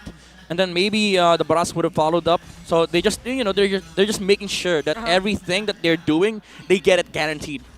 Probably the play here for Minana Evos is to have their jungler offer them in time to cope up with the gap in terms of the level as well, and the farm with King Kong for the retribution damage earlier. So it's a 1K gold lead here for ONIC Philippines, and we could see the pressure at the top lane. So imagine as to how Doming will force a team fight against this Mathilda and Claude tandem, which could do a very fast double laning, by the way. The thing is, like, all Minana Evos wants right now is to scale, but that also goes with the SOP of ONIC. This Claude is gonna be able to, go from gold lane to middle lane much faster than the carry. And Minana Evos, the way their lineup is set up is they just protect each other. They don't have anything against this. If Keller decides to go for the double lane or the double wave, both of the support and the roam cannot really interrupt wherever Claude wants to go. Yeah, we'll see if they can make a play here. Final Slash going to be used, but Gem still has the armor. Meanwhile, though... Detona's welcome by Kaze, and here comes Spider Miles as well. We have Gem on the last Insanity. The players of Minana Evos is doing the same last Insanity with the IMU and Escalera with the Circling Eagle, but doesn't force a team fight against Minana Evos. Okay, so a whole lot happened there. No one falling, though, no right? Casualty? PH. That's PH. That's PH. Mechanical prowess, like we like to say. But still, I mean, given that ONIC Philippines holds on to that little lead that they have, and, for both teams, really, the fact that both gold laners just get to have this experience in the top side by themselves, I call it the gold lane experience, they're fine. Later on, the that's GLE. when they need to shine. Yeah, the GLE. Leading into this, though, the Turtle, it's just going to be that 4 versus 4, which we're used to seeing. So we'll see how this one unfolds. Escalera already going to be jumping in with a guiding wind. King The Kong Circling Eagle. finds Kirk. He knows that he is the initiator. The Nether Realm has been used already and backs away with a guiding wind. So for ONIC Philippines, majority of the ultimates has been used. So why not? This I'm gonna contest. That's your team fight. For this turtle take, and that's the team fight. Kaizen or actually Kirk will do a reset. Yeah, there you go. Will force for this turtle take. Gem's just gonna burn the HP of the Barats. There's no Nether Realm here. Minana Evos has to give this turtle. You got to give it up. So that's going to be the second turtle in the hands of ONIC Philippines. Giving them this minor lead still to hold on to. So really, where is it, Midnight, for Minana Evos? I mean, are they waiting for that certain power spike in one of these heroes that they have? I'd say they're still waiting for the carry, but as it stands right now, Claude is having a fantastic time of just farming up too, like going from mid to gold lane, or maybe in reverse order, gold lane and then to mid. And Minana Evos, as much as they want, they just have to wait for the carry to be able to, get his items up and join the fights in the mid to late game. But that is also true with ONIC. Like, this lineup is way, way stronger late game, especially with the Lilia and Exborg. Oh, but middle lane, we can see a Circling Eagle by Escalera. And it's just them giving space for Calera. Okay, here comes the gold laner. He wants to go for the double lane. Every wave. Every wave. Just soak up as much as you can here. Speaking of Doming Nation is the highest in total kills after week 1. He had 21 in the opening week of season 13 here, and that's why he did get that name, the Doming Nation, when he can pull it off right now. Still, though, Kaizen. Okay, the Dona's welcome, and the ultimate from King Kong has been used as well, Shadow Stampede, and it's just another pokes after another poke for both ONIC and Minana Evos. King Kong did dodge that Detona's welcome too with the Violent Requiem. Oh, right. So nice timing. That's such a good display of mechanics, Yeah. Again, I mean, how many times have they played against the Barretts or for the Barretts? Here on the bottom side, once again, though, Gem has to use that last Insanity. Will they be able to get something? Oh, enough true damage here by Gem, but here comes Lancey with his own version of Last Insanity. But we could see that ultimate from King Kong, and he is going to be down. Nice dive there by Kirk, but he is going to be the target here by Gem. But the minion wave is here flowing, so we have 2 players from Minana Evos trying to zone out Gem at Kirk. the bottom lane. My goodness. Oh, I thought he'd get that 1 hit more, for the immortality at least. Actually, never mind. King Kong did not dodge the Detona's welcome. They just saw the Violent Requiem. I think King Kong thought that Kaizen had the Detona's welcome right there. And then when they saw that, Kirk called for the push on the bottom lane, because even if King Kong shows up, he doesn't have the Violent Requiem. So Minana Evos got the upper hand with that trade that they saw the ultimate coming out from Gwyn. This is interesting, too, as we take a look at the gold laners here, Wow. the difference in gold. This is why when we were leading into the series, I was like, hey, Domeng, he is a great player, but he's got his work cut out for him. Even though his stats were technically more in favor for him against Kelra, it's Kelra's capability to do this, especially on a Claude, a signature pick of his. You just leave him alone, and he's able to just be completely fine and sometimes even win 1v1s. Yeah. And he might meet one here with Domeng on the top side, but meanwhile, this Turtle also breaking out third one of the game. This is a bit breathtaking, Kirk. but look at Kirk. He's going to be the target here, circling Eagle. Rather, it's going to be Lancey, last Insanity to go out from the team fight. And for this one, at the top lane, Keller as well against Domeng. That was close. BMI out. And we go back to the Turtle team fight as King Kong will secure that one. Oh my. I mean, ONIC at this point, they're just dominating all lanes. And Minana Evos can't do anything about it because, again, the way their comp is structured, they really have to wait for Domeng to be able to join these fights. And Kirk, with the final slashes, has been missing quite a few. Lancey? Oh, middle lane. Nice Netherrealm by Spider Miles. And ONIC is just putting pressure against Minana Evos, but Minana Evos is able to defend. Look at King Kong. So a bit of an HB here for the mid lane turret, but still Minana Evos is able to defend. See, this is a throwback in how long team fights can get when there's a Faramis and a Valentina both, right? Usually it's even across from each other, where then you have two Netherrealms, but even so, on the same team, talk about long fights. This one makes it long enough. You know, it's not a big team fight. It's a long team fight. It's at that point, man. You know, long or short, you got to work with what you have. Yeah. Okay, Escalera here at the top lane. Spider Mask. Okay, you have the Netherrealm. We hate long team fights. Let's find Spider Miles. Super Miles. He can be super too. He can be super too. He's it against works. Super Prince as well. Yep. So with that, again, things still looking very similar the past 5 minutes, 5+ minutes or so, where ONIC Philippines has just held on to this small lead.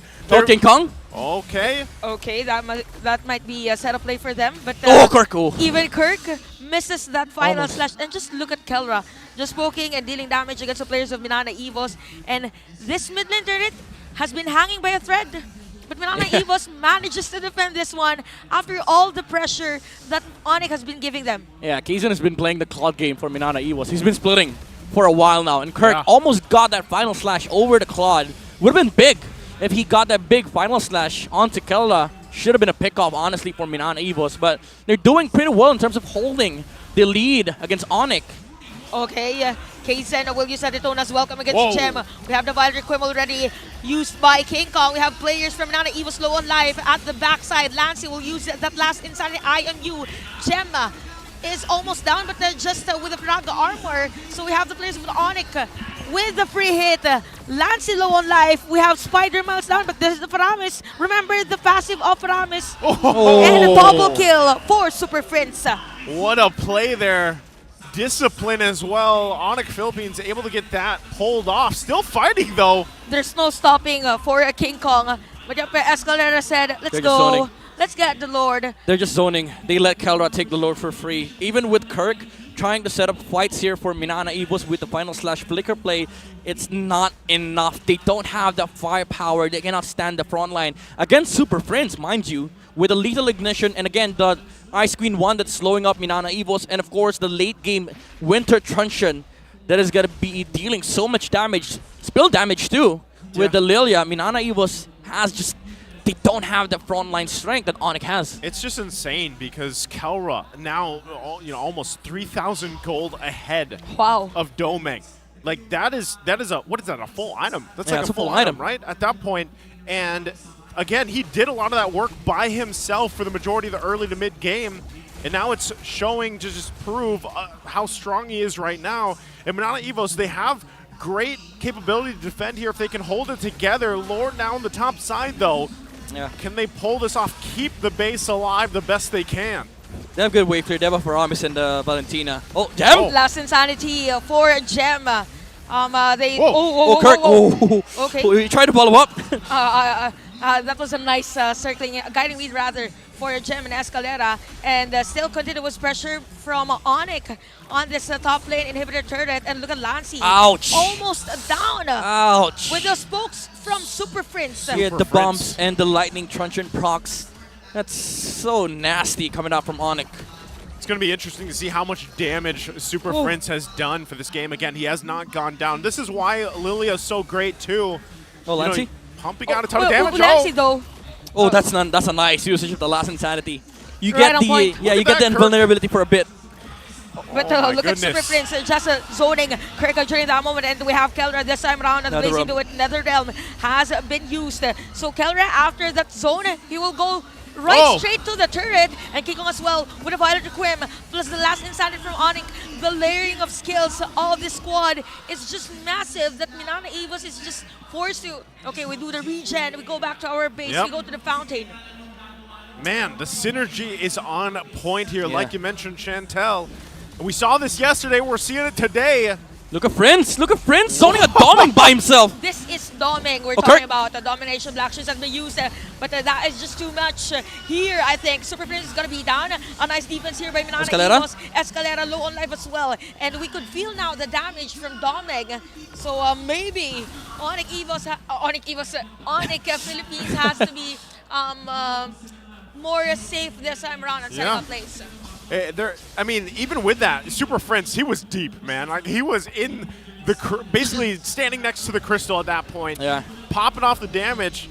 I don't know. Maybe he's like, you know what? I want to test the waters a little bit here. I haven't died the whole game. I'll do this. We get the base fully exposed. We're happy with it, and now they could possibly just end up taking. Oh my goodness! Look at Kelra. Look at Kelra's health. Give him a second. He's gonna shred through the HP of the Barats. My goodness. Just a normal hit. And they take Lord. Okay, with that, ONIC Philippines will secure that Lord without any contest from Minana Evos. Yeah, this is just the sheer difference of the strength of the front lines for both sides. You see Super Prince walking up. Yeah, sure, he might have overextended on that base push, but that allowed ONIC to fight without having to care about the carry at all. And right now, Kelra standing in the front lines, yeah, you have a Final Slash, you have NetherRealm, you have ways to catch me, but if you stand long enough, you're gonna die to the basic attacks from the Claude. The stuff Claude is doing in Kelra's hands, or what Kelra's doing with the Claude, is what Carry wishes they could do. Right now. Mind you, the target that he hit has blade armor. Didn't even matter. Well, what does matter is grab the code, the last one here for the Star Match giveaway. Grab that while you can before it's gone. Now for Minana Evos, before this game is gone, they have to deal with the Lord in the mid lane. Can they do it? Okay, even for this one, ONIC Philippines has to grab the opportunity to end the game. Lancy with its last Insanity, but he's going to be down in the original user of the last Insanity. Kirk low on Kelra! Nice Violet equipment. Kelra! Super Prince, and look at Kelra with the tower lock. And ONIC Philippines wins the match with a sweep. On fire.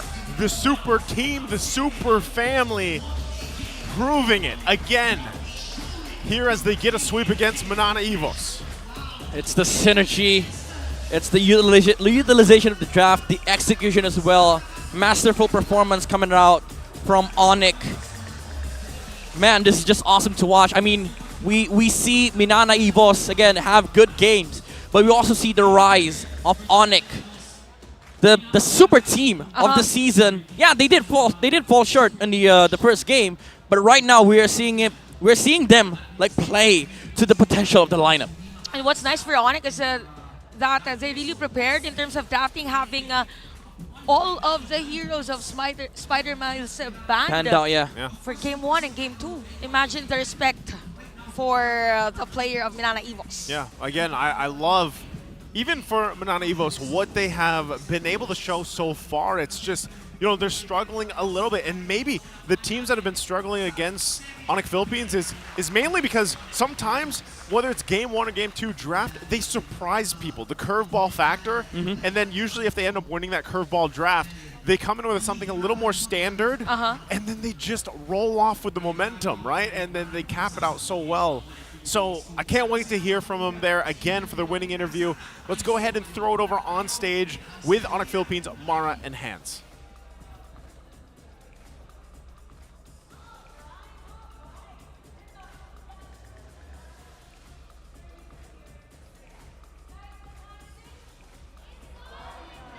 Let me say that once again. What time is it?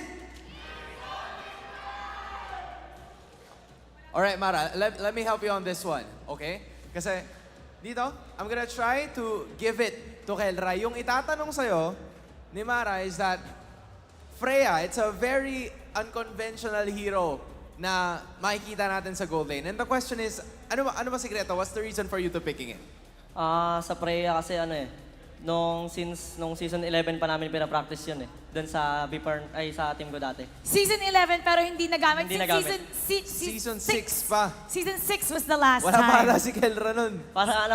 Parang kasi nung season 11 parang wala kaming time walang time para ilabas yung hero, parang hindi namin nakikita na maganda doon hero. So ngayong season 13 parang gusto na talaga namin ilabas kasi isang taon na yung lumipas, di pa rin nagagamit. Bakit pasok ang Freya ngayon?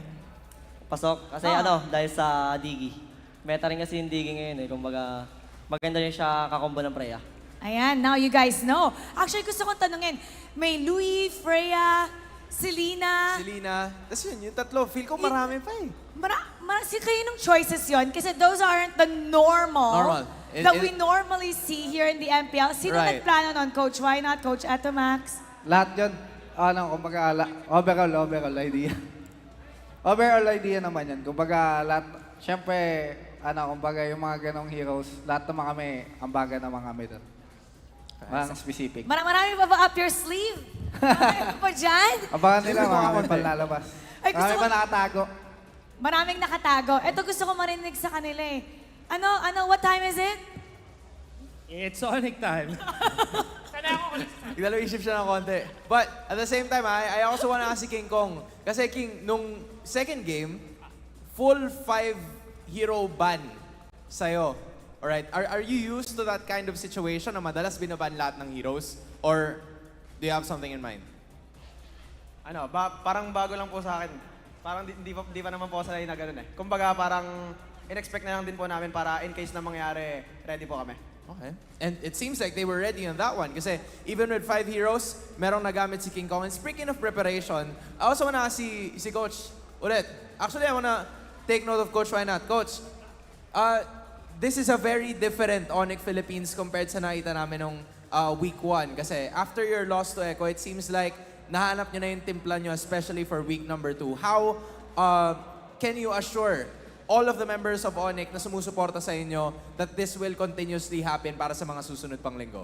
I think expect nyo talaga na kada linggo, we're gonna give it our all. I mean, yung day 1 na yun, sobrang wake-up call sa amin lahat yun eh. So, ayaw na namin yung 3 weeks na nakalipas, 4 weeks na nakalipas, pag-gising. So ngayon yun nga, every week, may, sinisigurado namin magiging exciting, lalo na para sa fans ng ONIC. And their games are getting more and more exciting with 3 consecutive wins. Once again, everybody give it up for ONIC Philippines. You may now take your bow and take your walk of victory. Sabi ni Kelra, nagulat daw siya. Hindi niya alam na siya yung MVP nung Game 1. He was actually surprised just moments ago. At tayo din naso-surprise sa mga heroes na nilalabas ng ONIC. And nagulat din si King Kong kanina kasi hindi niya ina-expect yung 5-man ban towards him. But they still found a way to get win number 3. Nagulat kaya ang ating mga casters. Himayin natin ang ating laban. Casters, pasok. Nets' third win. See what you did there. Yeah. Think about it. Week 2. Good job. Week 2, day 2. ONIC went 2-0s. Yep. Amazing. Yep, I see the numbers. I see the numbers. Just too funny here. I mean, we're about to see more numbers. We're about to see more numbers. Midnight, take us through the numbers, starting with the MVP. Well, the MVP of the match is going to be none other than King Kong on the Guinevere jungle. Who would have thought, right after the nerf on the Gwyn, people didn't pick her up, they didn't like it, but he is like, all right, it's a good game for Gwyn. They have Barats, they have nothing against the jump. Let me pick up the Gwyn, you know, and make the game really, really hard for Minana Evos. Even though he has a negative KDA, 0.26, he did his job. Like the early game invasion, by the way, 86% kill participation, he really is part of the most fights that ONIC took. And again, I just have to throw you back towards that early game invade that he did. He made sure that Kaizen was not able to get the last green for his level 4, and that just set up a lot of pacing for ONIC. Because the thing is, if Minana Evos got that turtle for the Barats, they're going to be able to put more pressure in the mid game. And that didn't happen. ONIC, they got the early game momentum. They didn't have to really care about Keldra at all, because it is a 1v1 matchup against against Doming with the carry. And all they did in the mid game is took the pressure elsewhere. Let's put it away from the gold lane, put it on bottom lane, make sure that we are addressing the possible momentum that Minana Evos can amass. And again, these jumps coming out from King Kong with the Gwyn really just forced out the Purifies, the Netherrealms. It was a weird and awkward team fight overall for Minana Evos because they were dictating nothing at all. Even Kirk with his Arlet cannot really set the pace here for Minana Evos. Every final slash target that he wants is able to walk out because of the presence as well of the Masilda. If they get caught, you can just use the Guiding Wind to get them out. And also, it's a different ONIC. Last week we saw ONIC utilize backline heroes. Now they're utilizing frontline heroes. They have an amazing frontline strength with this lineup, with Super Friends on the Lilia. They're tired with the jokes that Manjin has been cracking with the Talikogenic technique. No longer are the backline support heroes here for ONIC. Let's all be in the frontline. Let's all stand in the front lines with the power of the Claude. They are able to shred through the defense that Minana Evos has with the Faramis, and also that stolen Black Shoes or whatever from Lancy. Even the last Insanity does not last at all against this lineup of ONIC. Lancy was able to, utilize the ultimate of the X-Borg, but only for a good second or two. And ONIC just pulled off with an amazing momentum towards that late game. Keldra, 878 GPM. There's a reason why this guy is called the gold standard, even up against Doming, which, again, Naisu has stated earlier that he paves his way. Yeah, sure, Doming is very efficient. He's able to farm, kill, take down turrets, but Keldra just does his job alone. He's very efficient as a gold laner. 70,000 damage on the Claude, and we saw that against the Barats.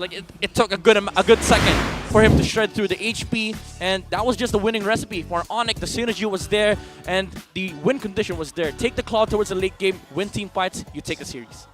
Again, a great series here, a sweep for ONIC Philippines to cap out their time in Week 2 here. Now, next up, a crazy matchup as well that we've been waiting to see here. It's AP Bren versus RSG. And it was on the desk yesterday where it was mentioned, love to see RSG play against AP Bren. Little did we know it was today because of their matchup yesterday, right? That tells us how much we look at the forward schedule here, but I can't wait to see that play out. AP Bren and RSG, the Raiders. Again, it's me, Naisu, Chantel, Midnight. We're going to take a short break, and then we'll be back here for that last matchup of day number 2. 13th season of MPL Philippines is brought to you by the following sponsors. Smart, the official telco partner of MPL Philippines Season 13. Infinix GT Series, outplay the rest. Experience the MPL PH Season 13 action live at Shooting Gallery Studios. Tickets are now available on our official ticketing partner at /event.com. Don't miss any MPL PH action by following our official Facebook page and subscribing to our YouTube channel. Follow MPL PH on TikTok as well for more content. And don't forget to like, follow, and subscribe to the official accounts of MDL Philippines. To ensure the equality and fairness of our games, MPL Philippines is also monitored and supervised by the Games and Amusements Board.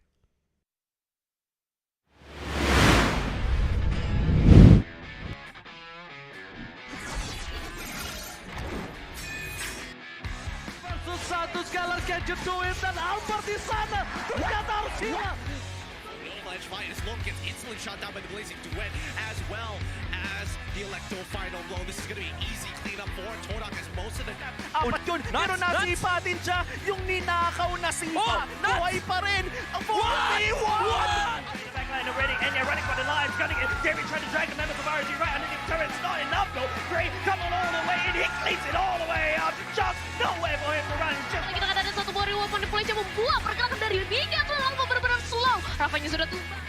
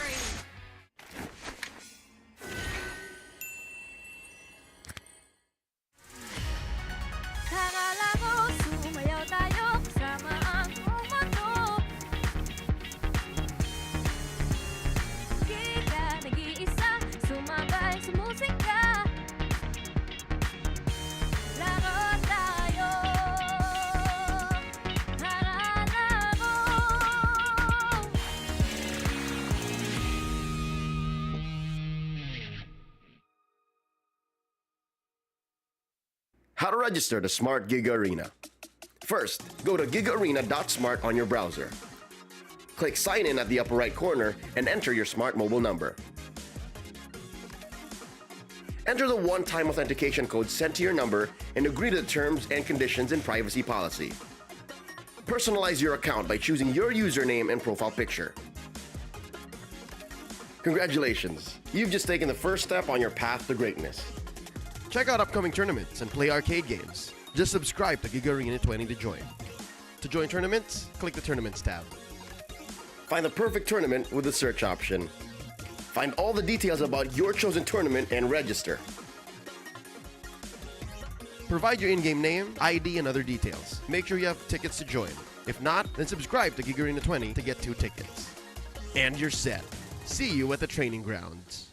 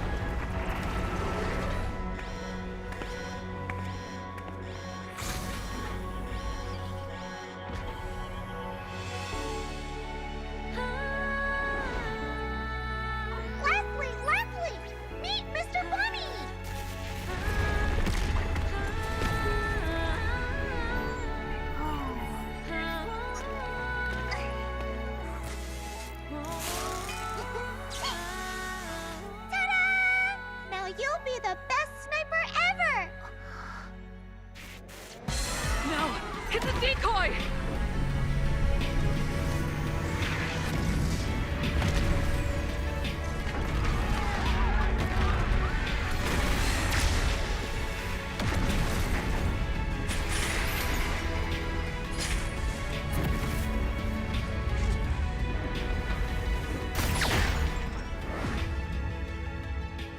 I'm sorry. Leave me alone.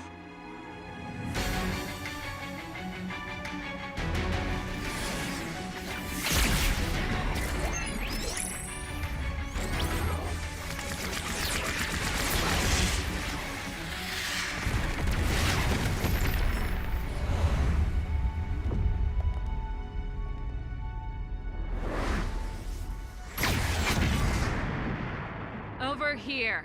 Enter.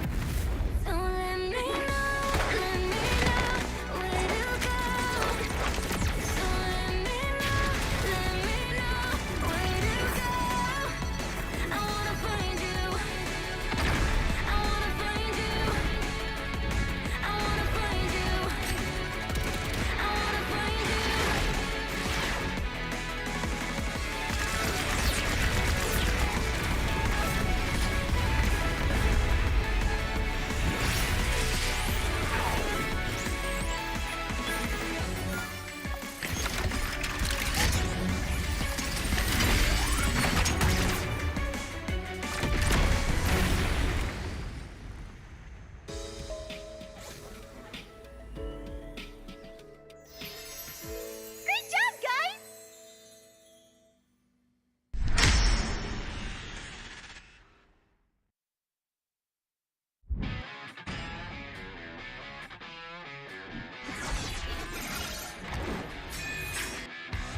Versus Santos Galar, can you do it? Dan ang Partisana!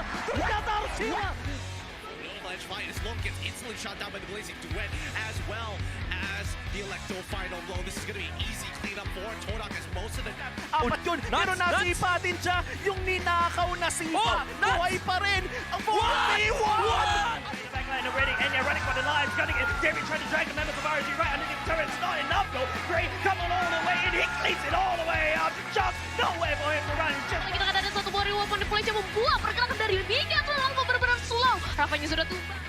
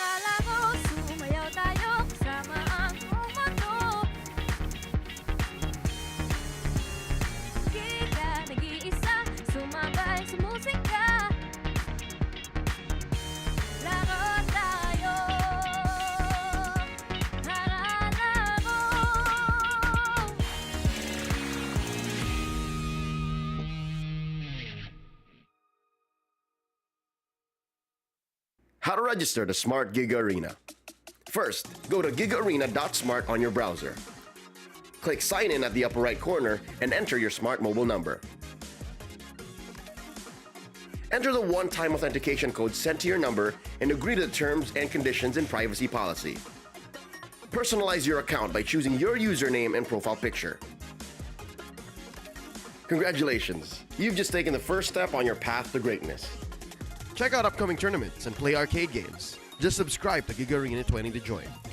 To join tournaments, click the Tournaments tab. Find the perfect tournament with the search option. Find all the details about your chosen tournament and register. Provide your in-game name, ID, and other details. Make sure you have tickets to join. If not, then subscribe to Gig Arena 20 to get 2 tickets. And you're set. See you at the training grounds.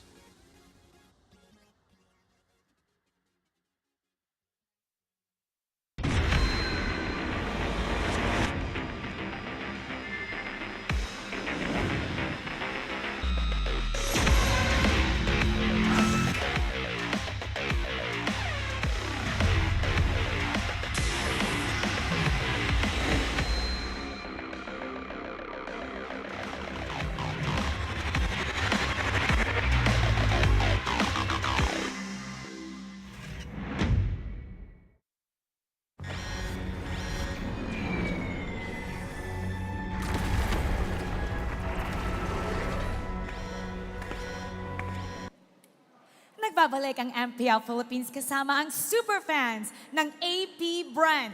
Jason and Brent, nice to see both of you again. Parang every series ng Bren nandito sila. Yun nga eh, parang gusto ko sila na lang yung humawak ng mic. Kasi lagi naman na rin Deserve. silang nandito. Nakikipagbardagulan din sila. Real. Actually, gusto ko malaman kung paano nga ba nagsimula ang suporta nyo sa Bren. Simula natin kay Jason. Nag-start po parang the day I can remember. Pero yun, siguro nag-start kami na pumunta nung on-site nung season 10, which is yun yung time na nagkaroon na ng free tickets. And ayun, the most memorable siguro... Mahilig sa libre. Okay. The most memorable time na nagsusupport ako is yung that was week 4, day 2. Omega versus Bren. That was the time na punong-puno yung side ng Omega, and then Bren, ako lang yung mag-isa.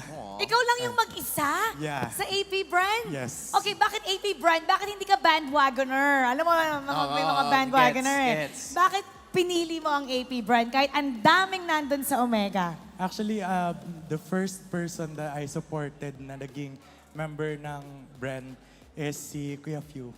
Si Few. And yun, kasi sobrang niya, di ba, humble niya. Even, ang dami niya nang na-achieve, down to earth pa rin talaga siya. So ngayon, it paid off kasi champion all over the world! Super. Uy, don't keep me hanging. Ayun.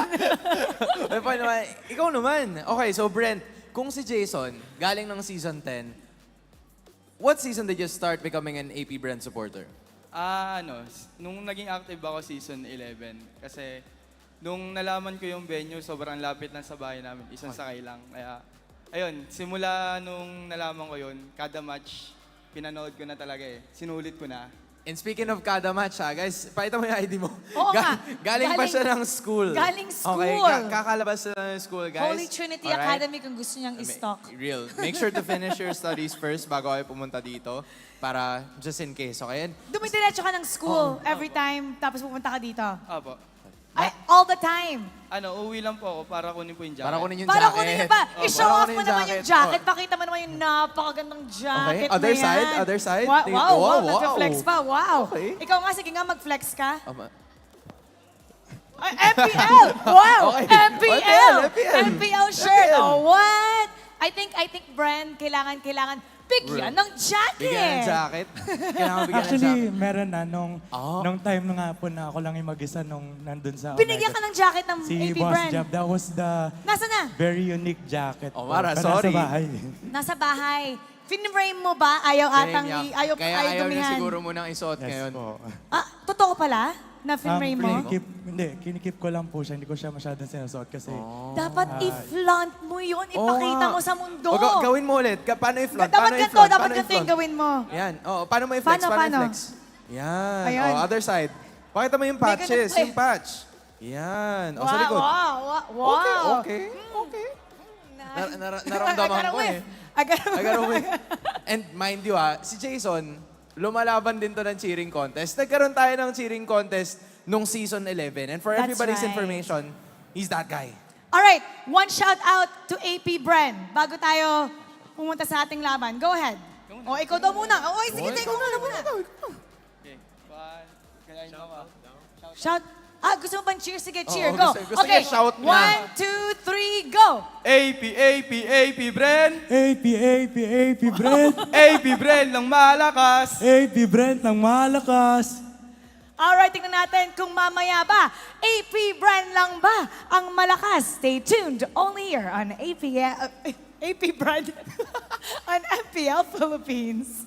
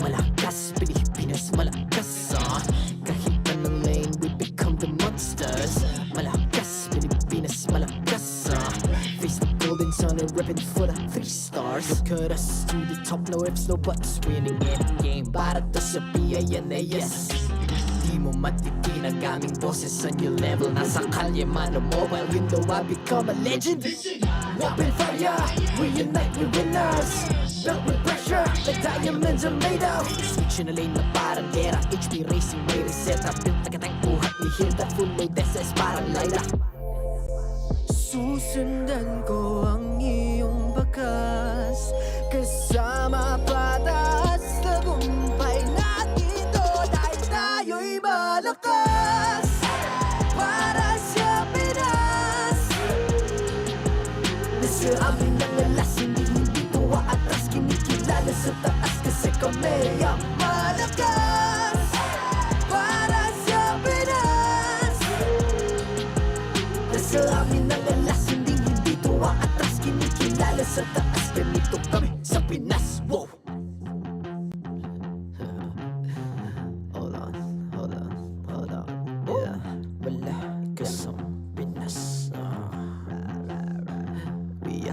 Laging every beat, no surrender, no retreat. Pag nagsama-sama, just imagine what we can achieve.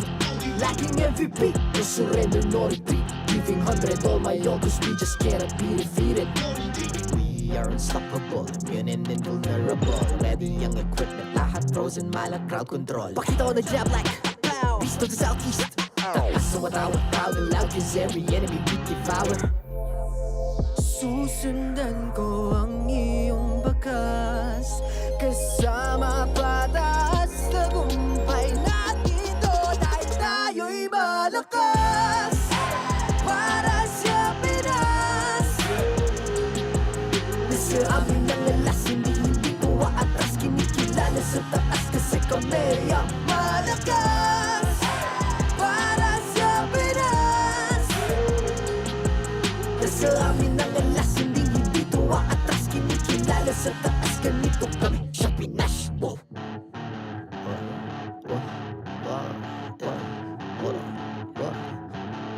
Malakas, Pilipinas, malakas. Kahit anong lane, we become the monsters. Malakas, Pilipinas, malakas. Face the golden sun and repping for the 3 stars.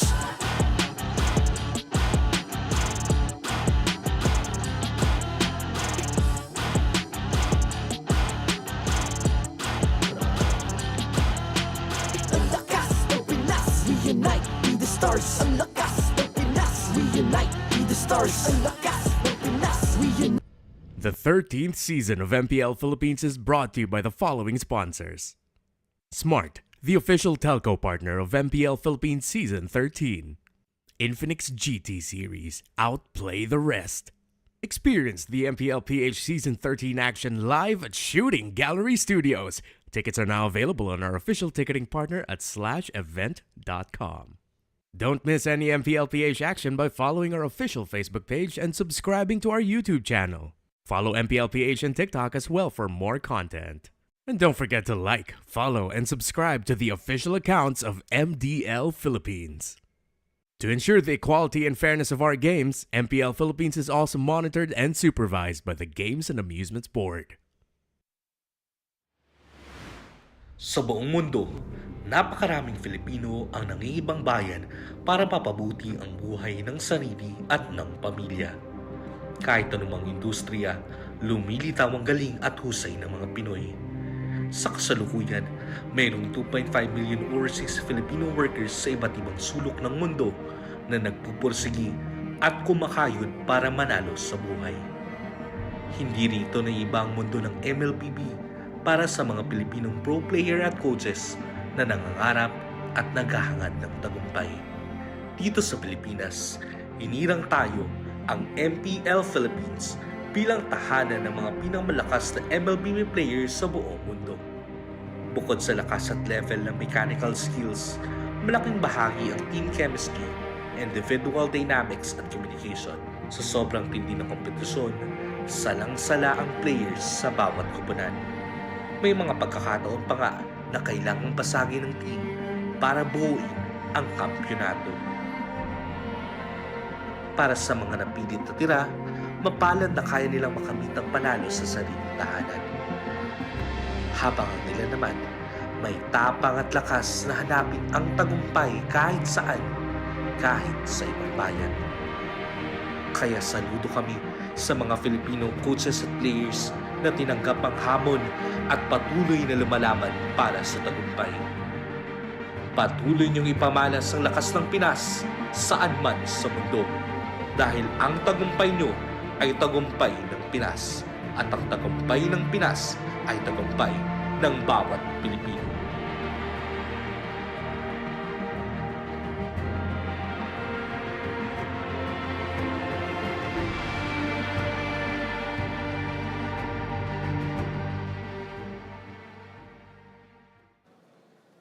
Hindi talaga matatawaran ng husay ng mga Pilipino anuman larangan na kanilang tahakin. Real, Mara. Kahit sa ang lupalop ng mundo, may Pilipinong nagpapamalas ng husay pagdating sa MLBB.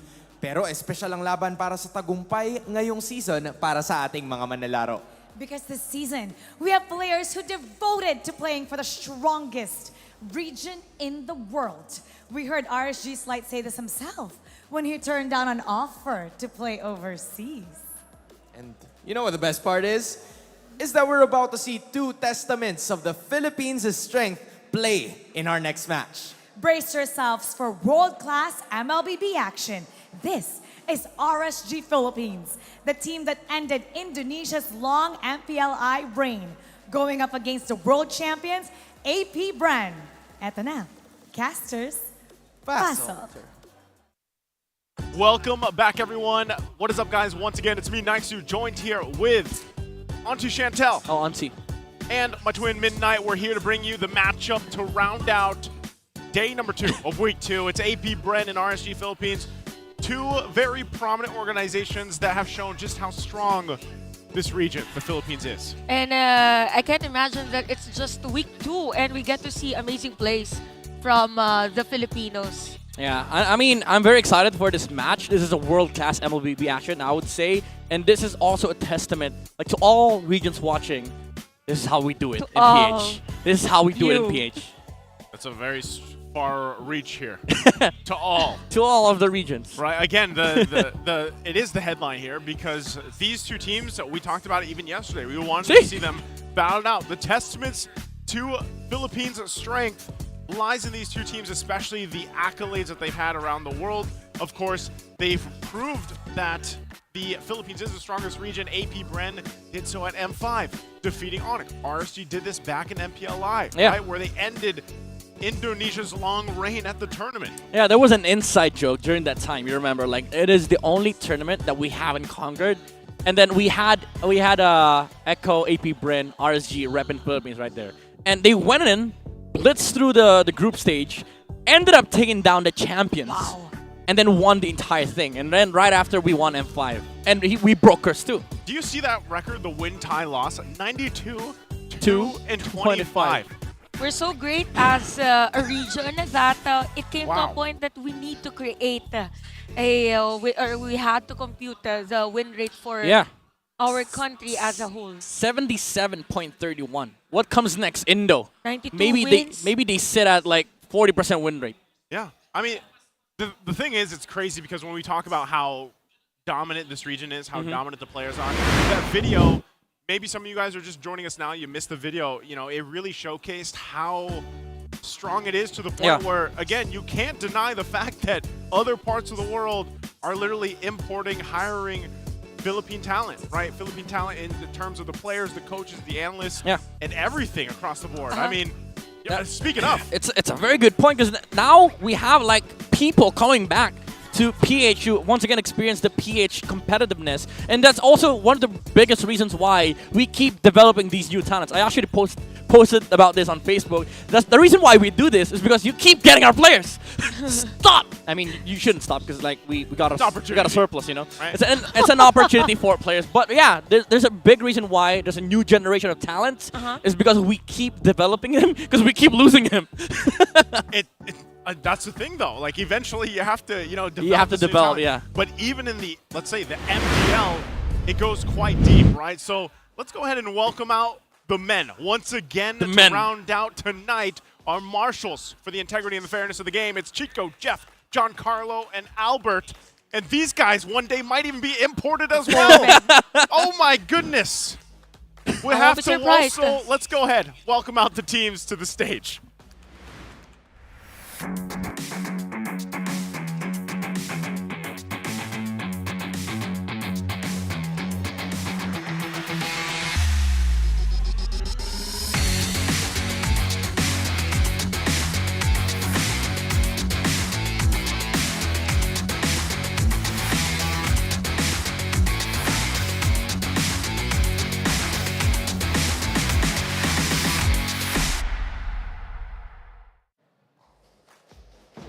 Still, with a perfect record, the champions look to continue their dominance into week 2.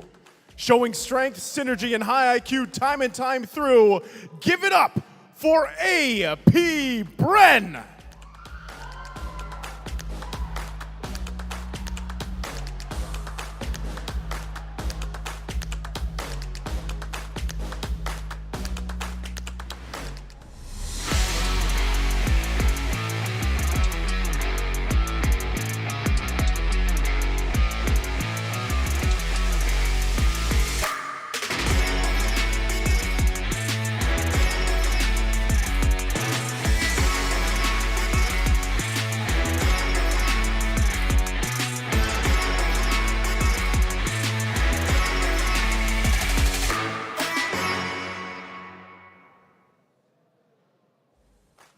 After a hard-fought battle against the Express yesterday, have the Raiders recalibrated their rating plan to face off against yet another tough opponent? Raiders, get ready.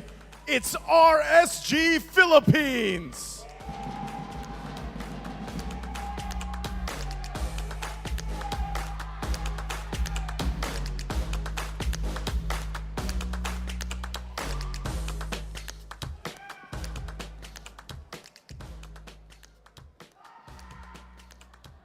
And let's welcome out the coaches. Hand in hand, Coach Ducky and Coach Panda.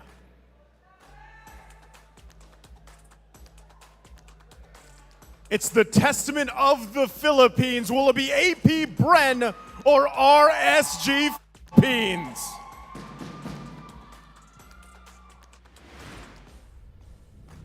And here we go. Let's look at the lineup first of our champions, the world champions, AP Bren.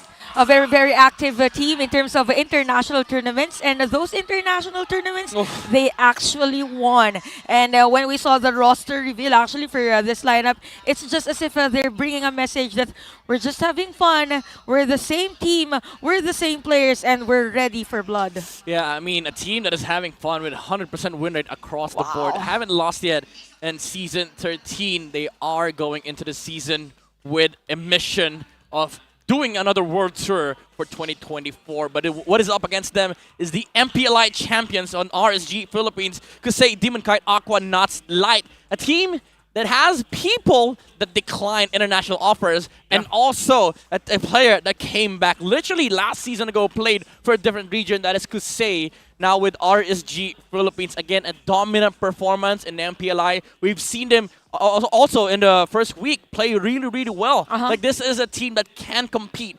internationally, but now they're going to be up against the international champions.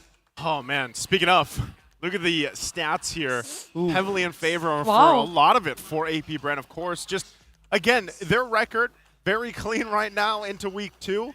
And for RSG, you know, their play has been good, you know, up to this point, but obviously they have some weaknesses they had to work out. Even yesterday, if you caught their game yesterday against Echo, there's a lot you could point out here. Dude, the triangle lost it. They were so good. Well, let's throw it. Let's throw outside the bar. And did you see that? It was 100% first blood ratio. Exactly. For AP Bren. They are that good. And now we have Marco and Kusei, two outstanding gold laners. But we cannot deny the fact that at the moment, Super Marco is the undisputed best gold laner in the world. And it speaks volumes to how successful AP Bren is for the longest time. Look at this KDA. For the longest time, 34? he has been, because he hasn't died yet.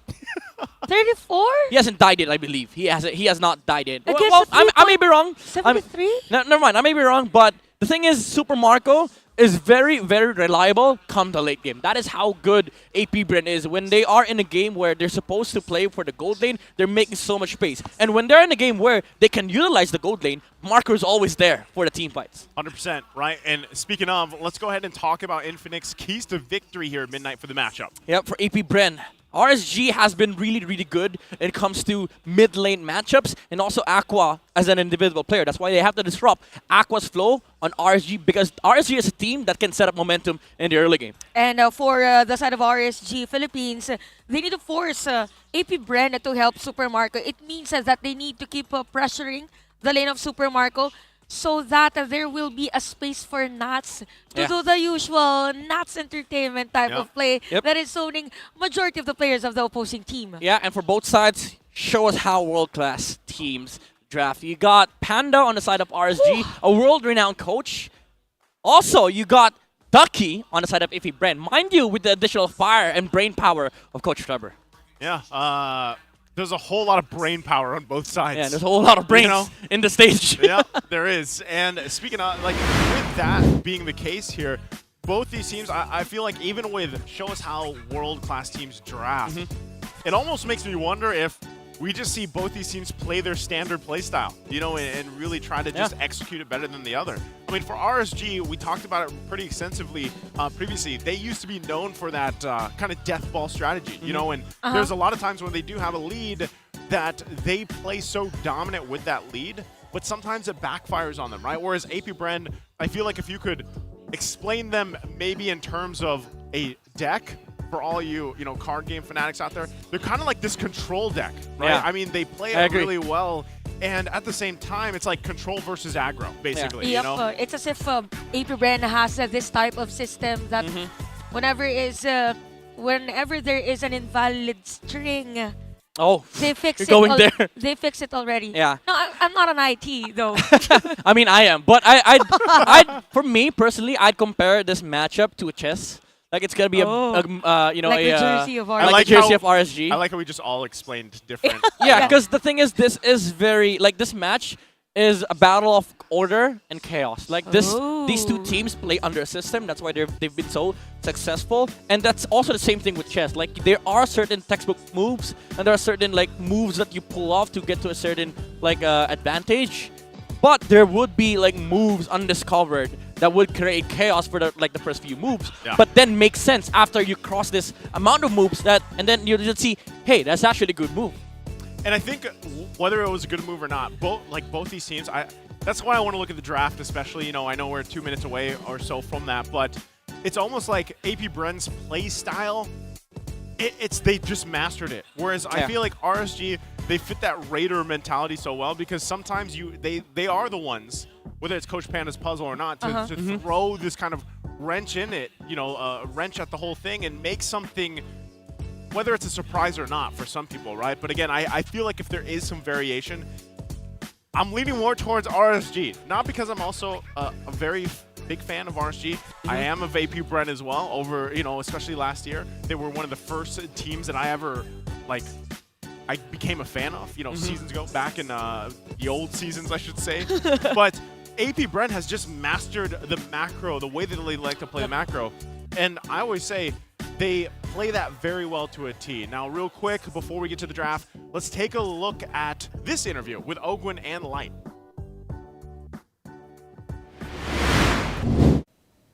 Player na gusto ko makarap this season, siguro si Light. Kasi nung MPL ay ganda ng mga pinakita niyang performance. Wala, okay naman sa akin kasi kami yung nabanggit nila since M5 champion sila tapos kami yung nila, gusto nilang matalo. And gagawin namin yung best namin para mabigyan sila ng magandang laban. A whole lot of respect there. Yeah. A whole lot of big respect. Big respect. Big R. Big R. Big R. Yeah. Everything is big here. Like you said it last game. Everything is big here. Yep. Well, big names too. Big games coming up, big right? Big games, big everything. We're 30 seconds before the draft starts. 30 seconds away here. And I'm wondering if there's going to be big changes or not, right, with the draft. Because, that's a good point. I don't think so. Well, or maybe. We just saw Freya last night. That's true. You make a big argument right there. Thank you. What about what hero do you think will be here? Or what are you wishing for? What hero are you wishing for? I mean, Flap already gave us Thamus N5, Glue. You know what I'd love to see? What? Flap Guido. Flap what? The Flap Guido. Guido? The Flap Guido. Flap Flap Guido. Okay, Guido. Yeah, just practicing the Paquito before the MVP. Just be careful how you say it. Because the thing is, finals just MVP. keep quiet, right? Finals MVP, bro. Yeah. Paquito. Paquito. First of its name. Yeah. First of his house. Wow. That's a good input. Sorry. Thank you, guys. Big hands, though. Yeah. I was like, I just saw how small Chantal's hands are. Raise your hand again. See? There you go. I don't know what that is, but yeah, sure. Well, we're just about to get to the draft here, and you guys are probably going to guess too. Why don't you go ahead and type in the chat what you think the first picks might be, whether it's on the blue side or the red side, because what surprised me earlier, actually, was that Carey was picked up on the blue side. Yeah, most of the time it's on the red side. Yeah, and we're talking about Super Marco, right, in his hands, but Kosei, I would say, for me yesterday, he had to work. Yeah, be careful. Be careful. That's a big fall. I'm not standing at anything. It's a big drop there, Chantel. Why don't you just, real quick while we're waiting, just give him a preview. Go ahead and step down. There you go. That's the secret. That's the secret. By the way, they're not standing on anything. That's my normal height. So I need to be here. Well, we've waited. We've talked. let's jump into game 1 draft. AP Bren on the blue, RSG on the red. All right, I'm going to try my best to analyze before I break down. Ruby and CC on the side of AP Bren, they don't want to deal with this CC that we saw RSG pull off with an Angela. And also, a very classic bans from Coach Panda and the gang. RSG banning out the Nolan Mathilda against AP Bren. There you go. They don't care about the carry at all. They want to play maybe the Claudes, the Brody, something that is very, very personal with Super Marco. He's been known to utilize the Claude and the Brody, or maybe we might get to see the Clint. All right. Super Marco is one of those players in the league that actually plays Clint very well, considering the mobility or low mobility of the hero, but high on damage.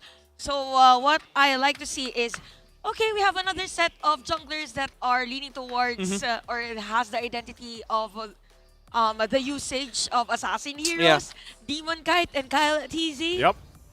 Both are very prominent with the assassins from both sides. Now RSG, they might consider banning out the Angela here. Now they banned the Novaria against AP Bren. A very tactical approach, considering that AP Bren almost single-handedly won games of the future with the Novaria Faramis of you. Yeah. Even the Vexana too. Yeah, I'm wondering if that's going to be the Vexana first pick. But real quick too, Finals MVP matchup. Flap TZ, Season 12. And of course, Nath, Season 9. Yeah, both outstanding XP laners on both sides. We saw how dominant what Nats was when they won MSC with RSG. He was literally like competing against the best XP laners there. And then on the grand finals, they were like, all right, undisputedly, Nats was the best XP laner back then. And imagine they're both finals MVP for that corresponding season. And take note that they actually won the international stage. That's a good point. Stage. There you go. The Vexana gets picked up by AP Bren. RSG, I feel like they're going to answer with Barats. Arlot, maybe? I knew it. For Nats. What about the, well, since the carry's banned out, they take the club? Do we still, I was going to say, do we still expect the gold lane to pop up here on the swing back? Yeah, there's a good chance that they pick it up, like Claude Barats. Or maybe you go the traditional route for RSG where you pick up the Fredrin once again for Demon Kite, or the Baksha with the Angela for the first 2 picks. Because I think that disrupts a lot of the hero pool from AP Bren. Yeah, sure, you'd still get the the Claudes. Oh. All right, never mind. They take it. I was about to say that Fredrin and Angela does disrupt the drafting strategy for AP Bren, but they did still pick up the Claude into the Arlet, which allows AP Bren some kind of an idea to go up against with the Arlet. Because now you're thinking, all right, that's gold and XP. Even though Arlet can be flexed onto Roam, still you have a general grasp of what heroes might be picked up for the next few slots for RSG. Okay, as we wait for these next 2 picks from AP Bren to come out, the fact that they already have the Vexana locked in here, they see also the gold lane option. Obviously, I feel like even if they don't pick up the gold lane right now in this first phase, AP Bren's going to be fine because, we already highlighted how much Super Marco can do, even if it's on, let's say, a Bruno, a Brody, even some of these other picks that you might not be used to, he can make it work. There you go. And they don't lock it in like we expected. They take the Minotaur that has been banned out quite a bit lately. I was going to say, like, if you want a winning draft for AP Bren, you get Barats, early game tempo against Claude, and the Minotaur, a good counter against the Blazing Duet, because you have that jump, you have the initiation prowess, and you can cancel out the Blazing Duet during the fights. And Minno's such a good counter against the Art. You go in, you're going to get ulted on by the Minotaur. There's a whole lot of knock-up here from AP Bren already. Exactly. Right? Even with the Vexana, when the Eternal Guard comes through, right? Yeah. You have that, Daytona's Welcome. Like, you have so much CC in these first 3 picks. Yep. Is it a good idea for RSG to take Kadita or not? Kadita is kind of awkward because the thing is you have to burst down your targets, but against a Minotaur, that's going to be hard. So RSG resorts to going with the Baksha, a hero that can put a lot of pressure in the early game, especially with the rotations that he makes, and also gives a decent answer towards the Minotaur because you do get the anti-heal from the ultimate. And now RSG, they have the jungle, the gold, possible XP. They can flex that. What they need now is the mage, so that's what AP Bren might consider removing on the second phase.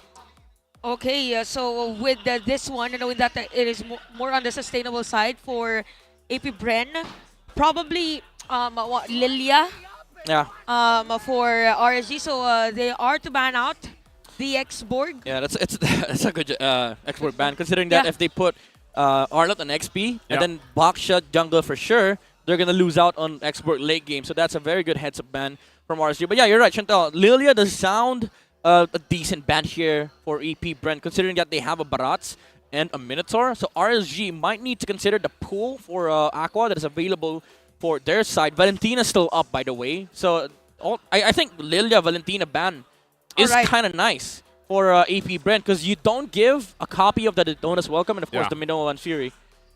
And also the Eternal Guard. I'm wondering, too, in terms of how they want to approach the XP lane here for AP Bren. Oh, is this that's a good ban. Okay, Angela being taken out. Are we thinking? Is it possible we actually see Flap pick up the Paquito? probably a good option, so that the squad will be somehow cautious whenever he is about to go for the Blazing Duet.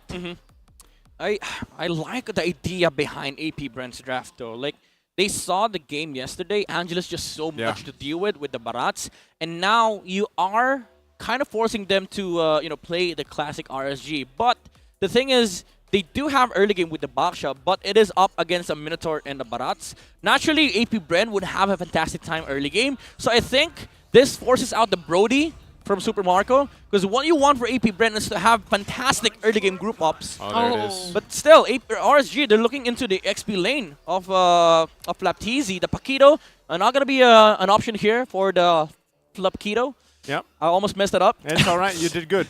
Thank you. Thank you, Mr. Big Nice Dan. control there. Thank you. AP Bren, I think still the Valentina or the Lilia ban. Actually, that's a very good heads-up play ban. I've been seeing a lot of times wherein Gord is picked up whenever there's a Vexana. You know why? Why? Because the Eternal Guard, it's a good way to deal with it, because like typically, right, even when you lay it down, Vexanas pop off the combo, and then Gourds will go ahead and sometimes just drop down the Mystic Gush. It deals with Eternal Guard very quickly, and just the Vexana in general, right? Range for range is what you're battling for. And also, you get the knockups from the Vexana. Well, with Gord, you get like very short cooldown stuns, right? So it works out really well. So very smart ban. Grok comes out, though, as well. This is looking a very standard lineup for RSG. Yeah, with the Grok, they have a way to deal with the early game presence of the Barats. We've seen that actually from MPL ID. Yep. If you watch the game of Aura, Yaoi was able to just completely dominate on the early game with the Grok. And I think with AP Bren, they don't deal with the Grok that well. So I think this Grok pick is gonna allow RSG to have a fantastic time. There goes the Brody. I think Glue sounds nice here, even though it's up against a Claude. Either Glue or Thamus.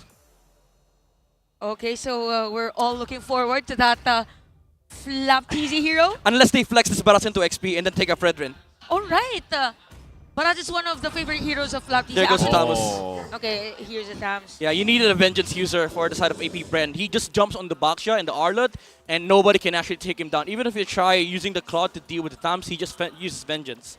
Now RSG, I think you still have to go either Lilia or Valentina here. Lilia sounds better, honestly, to deal with the Barats and the Thamus, but Valentina is not that bad, considering that you can just snatch up the Minnow and Fury up against this Brody. What about, I'm thinking about the unusual heroes, maybe a Valir. Actually that sounds decent. You have 3 frontliners for AP Bren, but probably any of either Valentina or Lilia. Oh, who's that? Okay. First time this season. Xavier. It's been a minute, but you're kind of wincing, Midnight. Yeah, they double down on the late game factor of this hero. I mean, Xavier does provide a decent amount of control, but mostly when you think about Xavier, it's a late game mage that deals so much damage with the ult. Jeez! Oh my goodness! What the audience is going on here? 88%. Well, it's a world champs, bro. It's a world champs. But yeah, again, going back, I think this lineup from RSG works into late game. Yeah, you do have that decent crowd control versus AP Bren, but mind you, you're up against a Barats. You're up against the big guy passive. That's true. The big guy. The big guy The passive. big guy. This, again, don't get me wrong. This lineup works late game, but they have to make it late. Like, how long late? 18 minutes? Like Chantel late. Chantel late. Chantel late. Let's Chantel late. find out. Jumping Chantel late in game. to the land of Dawn. Last match of the day here. The testament, the strength of the Philippines. It's AP Bren and RSG. Yeah, Okay. What I meant with the Chantel late is that we go game 3. That Yeah, late. the late 30-minute game. Let's go. I'm the mother of all series. Born, never mind. Born to cast 3 games. Born to cast 3 games. Game 7, no problem. Born for yeah, it. oh my god, don't remind me. Don't remind me. That's what happened during M5, bro. What? Game 7. You Hey. get, Game 7. You, guess who the You guys Filipino were caster on is. the Filipino Yes. desk. Exactly. Both me and Midnight. It's a good thing we weren't standing up. And he was Chantal during that time. Stop it. But yeah, I believe that for this one, since this is AP Bren and RSG, this is gonna be a long game. Or I have this prediction: Oh my. either very fast game All right. or super long game. No in between. I was There's gonna no between. I was gonna ask, you sure long game? Yeah, any Again? of those two. Why not? If you ask for it, I can. Just kidding. Yo, you know how wild the game is between AP Bren and RSG? Everybody's shouting during the Little Wonder team. I was going to say. That's how close the game is. And it's funny because we thought yesterday was intense. Uh-huh. Like, today's crowd is intense as well. I think they both have drums on their side. Yep. Yeah. Yeah. Oh, I like this adjustment. Leg plates on the cloud. He doesn't want to get poked by the Brody. Because naturally, Brody wins that lane with the with the first kill, the range as well. Yeah. And they also have like a decent amount of ganking prowess on the side of AP Bren. So as much as possible, you don't want to get poked against this Brody because he's just gonna take you down with one hero in assistance. Oh, bottom lane though. Bottom lane of you is forced to use that flicker. Oh! Another nice Daytona's welcome by Kyle TZ. And Aqua is going to be down. While at the back lane, we can see Nats targeting Few. While Team Mechanics is going to be down. Nats is the only left player here. We have the final slash. Light is able to make it. Nats is alive. And Flap TZ. Oh, Flap! Not trying Nats to back away. A lot of action here for this game number 1. Oh, What a Flap's in charge. trouble. Okay, he pops a vengeance. Knots doing work. Oh, Demon Guide is here. And we can see that. Dawning Light. Oh, the reset. Oh my goodness, the reset. And in an instant, it's a 3-3. The strength, the testament of the Philippines. And the dawning light. It's good to see it again, but holy moly, RSG comes out swinging, raiding, and they get the turtle in the exchange. Nuts. 10% HP. Outplaying AP Bren, delaying the fight long enough so that Demon Kite can actually pursue. And Kyle TZ was on turtle. He was not ready to fight that moment. And RSG, they were like, okay, if the Baratas is not fighting, let's fight these two guys in front of us. And Nuts survived. Although he died, but he survived long enough for Demon Kite to go there. Take note, guys, there is still Thirst for Blood for AP Bren. They still have the 100% First Blood win rate after that one. And we just really have to commend the communication of RSG during that last play, because they all know with the Baxter Shield unity of Demon Kite, he will be able to be part of the next team fight or the extended team fight. So it's as if they just really forced for an extended one. Man, already that preview right there under the 3-minute mark between these two teams is quite intense, right? Yeah. So we'll have to see how they pull this through, even into the next objective. But already one of the big things, right, is for RSG, if they can continue to be careful on how they approach these targets, because again, the CC train that can happen from AP Bren's lineup is going to be quite extensive, right? We're talking about tons of knockups, a lot of, I mean, even with the focusing mark here from Ogwin, right? That's going to help them burst that burst window a little bit longer or a little bit sooner. So if RSG plays around that, and maybe this is why, again, they picked up the Xavier. You can play from a huge distance, especially late game. You talked about this a little bit earlier, Midnight. The scalability here is great for Xavier. He's just kind of fallen off a little bit. Yeah, you kind of played a kiting game for RSG, especially during the late.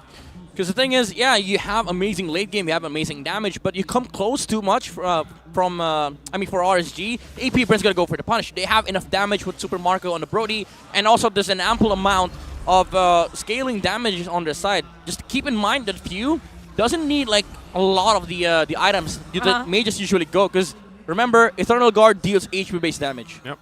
He just needs to have that Eternal Guard And to also be that glowing wand. right on spot. Yeah, he has the heavily favored glowing wand on a Vexana. Again, that puts so much HP-based damage for the Eternal Guard. By the way, light. Has been proc there by that wild charge. So you can see Flap TZ getting ready for the initiation. Blotting light as well. Dimukite low in life.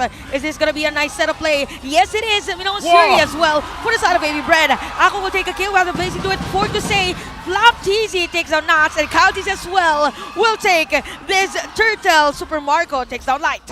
Man, what an exchange again. It's a 1-for-2, but the objective there now even across the board. What a team fight. Yeah, you saw how strong AP Bren is when it comes to 5v5. That's just the power of the lineup. And the thing is, like, macro-wise, they didn't mind about the turtle at all. They didn't care. They wanted to turn the fight against RSG. That's why Kyle TZ actually let go of the turtle hold and then went in for the team fight. It's just unfortunate that they didn't lose the turtle control, and Ogun just went in. With the, again, as you've said, with the emblem, he's able to add more damage to whatever AP Bren deals against RSG without Minoan's Fury.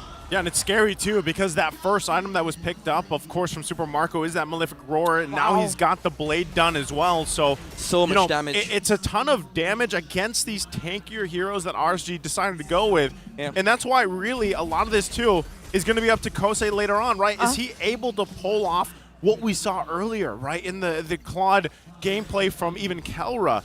That's going to kind of be the I guess power spike for RSG later on in the game here, is how can they utilize this gold lane pick. Flap TZ and the rest of the crew right now won't be able to get targeted down so easily unless we're talking about a huge setup from either Navs with the final slash, which actually in the previous fights, he's had some pretty good setups already. He's just got to find the right ones, and Light as well, to kind of round that out with the wild charge. Imagine it's just 7 minutes, but the mid lane turret is already half for AP Bren, so they're just not giving RSG the opportunity to like really farm, knowing that RSG did double down in terms of late game heroes. So let's force every team fight. Let's not wait for the Claude and even the Saber to have the damage. Yeah, like again, I'm loving this game already. AP Bren understands their assignment. They need to put so much pressure in the early game. That's why this is already the highest kills that we've ever gotten. Ever gotten in MPL PH. 7 minutes in, we're already 9 kills in. Wow. Usually, 7 minutes, 8 minutes, we see like what? 0, 5, 1. 6? Yep. 5, 6 kills max? That's total, by the way. Still, I mean, even so, as crazy as it's been leading into this, enough total of 9 kills. Yeah, look at this. Kyle TZ is just, he knows that the rest of the team can deal with the objectives. He wants to put his own pressure just with this kind of threat that Barrett's brings to the table, especially when you have this kind of lead leading into things, right? You're 3.3K ahead. Wow. You can play around with the lead now that you have, this kind of power spike in the mid-game. And this is something that AP Bren does very well, and it's been very apparent if you've been watching them over the course of just the past year, or even in M5. Whoa. Look at this. Kyle TZ again with the Daytona's welcome. Is it Dimukite to be the target? No, Look at the aggression. They wanted to take the mid lane turret. Look at this. Kyle TZ, he stayed there for a whole minute. Screw his jungle. I'm gonna put pressure in the mid lane so that my side lanes are free. Super Marco pushed up the top lane, and then he went to the opposite side. He was like, all right, I'm done covering left side. Let's cover the right side. Found the hero, ate him. RSG reacted. They get mid lane tower. Torn apart memory. Is it gonna connect? Nope, but we have Nats on the back. But we have Final Slash. Catches free. We have the Blazy doing for Kosei. We have Light as well on the wall charge. That is now RSG's time, but Flap TZ is here, the MVP of M5. Look at Kosei poking some damage. Nats is going to be down by the hands of Kyle the TZ. 4 plays here for RSG, while 3 for AP Bren. They are going to back away. An intense fight for both AP Bren and RSG. That looks so beautiful. Yeah. It's literally like a serve. Like, okay, Nats, I'm going to serve it into the dawning light. Yep. That combination, you're going to see that time and time again for RSG. AP Bren has to watch out for that, how they're bunching up here. That's not going to land. So still, Bren holds on to the little bit of a lead they have. We're 10 seconds away from the Lord here. So RSG showing still a lot of fighting confidence in this. Yeah, we're seeing the damage come out from Kusei a little bit from RSG, and the setup was there from Nuts. But this next Lord fight is going to be harder for RSG. They don't have that flicker final slash. That is what that is what won them that team fight essentially for RSG. But more damage is going to come out from Nuts right now, considering that he has finished the Hunter Strike. Okay, Lord going to be worked on for now. Kosei still on the bottom side. Look at the zone. Gonna have to deal with that there right now. Bren zoning out RSG.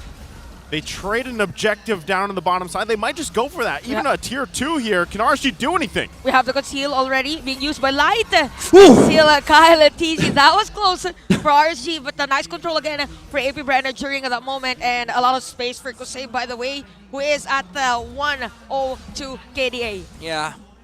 If Light would have waited for like one more second, would have gotten probably the Lord, because it came down to 600 HP. So close. Before Kyle TZ was able to get that Retri secure. But yeah, Claude has been splitting the map for RSG. This is something that he needs to do. This is the trade that Bren is also willing to accept. We want to get that Lord. Sure, take that bottom lane tower, pressure that. But after Bren gets that Lord, they're gonna use it to wipe the entire outside base of RSG.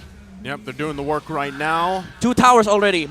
About to be 3. Down. About to be 3. Lord still has to be worked here top side. RSG, they're going to lose that shield there. So they're going to hold it together. Nafs might try going for his own play. Takes quite a bit of damage here, though, already. Eternal Guard going to be used up now. Oh, Nuts! Nuts again with that setup play, plus the setup as well for the Grok. RSG with a counter play. Oh, the vengeance! Down. And again, Nuts is low on life. He's going to be down with the hands of Super Marco. And Bren with a counter play against RSG. It's just massive damage coming in from Pew and the rest of the squad. 3 players remaining for RSG to defend 4 their base. towers off of 1 Lord. They do this. Level 1 Lord. Yep, they love to play around that first Lord take, and Bren furthering that gold lead. They have their eyes still possibly set on this mid base turret as well. They might be able to get it, considering that Kaltis is positioned on the back lines of RSG. Couple hits, they go. Okay, one more? There is a charge for Light. Let's see if RSG will take a kill. Kusei with a nice blazing duet. Aqua is on the free hit. Nats will take a kill. Kusei already on the double kill. And from the side, we have Kyle DZ on it. Detonus welcome. Marco? Super Marco with a free hit. Oh! That was close. But Aqua on a killing spree. So it's going to be 3 versus 2. This time around, RSG is on the upper hand after the team fight. Nuts almost landed a final slash over Super Marco. Literally just 1 pixel away from the Brody. But RSG, they did win that fight. That was a very nice punish. The Eternal Guard was exhausted, and Light found an amazing wild charge. He also killed the last minion, by the way, which allowed RSG to also have another ally on their side, the tower that is hitting Bren. Yeah, we got to take a look at this replay brought to us by Infinix once again. Look at this, and also keep an eye on Super Marco. Nice flicker out, and you can just see it unfold here. I mean, again, a great attempt from RSG to defend their base. And they pulled through for a time, but Bren, with the lead that they have, it gives them that little bit of an edge in terms of being able to survive a little longer and pump out a little more damage. So if RSG can find something to kind of equalize that, or even, again, if they want to contest this next Lord and possibly pull it off, it could work in their favor. I just want to highlight something that Nats did earlier. The reason why they almost kind of won that team fight before, when Few used the Eternal Guard onto Nats, because he was trying to take the Ardent away from RSG, he used the Eternal Guard as a stepping stone for the Vengeance, and he was able to land that final slash flicker outside of their base. That was a phenomenal play, but that also was layered by FlapTZ just using the Vengeance in front of the Cloud. He was like, all right, that's a cool play, bro. When the Cloud came in, I was like, all right, it's my time to shine. I saw right through your plans. Yep. At that point, you can literally just pop the Vengeance and almost just stand there. Because they died to the Vengeance. Yeah. It's a feels bad, man, right? So at this point, RSG, how can they turn that around? Contest this Lord, and that's what they're going to do. They're going to jump in. Eternal Guard comes down, Dawning Light as well. Here they go for it. Look at Flap TZ. Oh, Kyle, TZ as Kyle, well. Kyle. Light is almost there. Demon Kite needs that space. One One charge. charge! Light. And while this Oh, is Marco happening, gets it. Super Marco will go for the Lord. Secure. Nats. Nats at the back lane. And we have players of RSG already low on life. Torn apart memory. Oh, look at this and vengeance. Super Marco now is at killing spree. My Oh. God.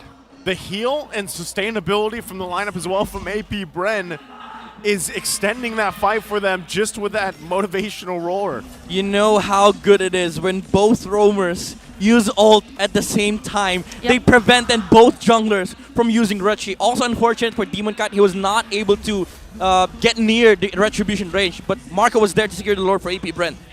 It's just they are just really focused on the objectives, and we have the Lord marching in at the top lane. We have a minion wave here at the bottom lane. RSG needs to defend this one.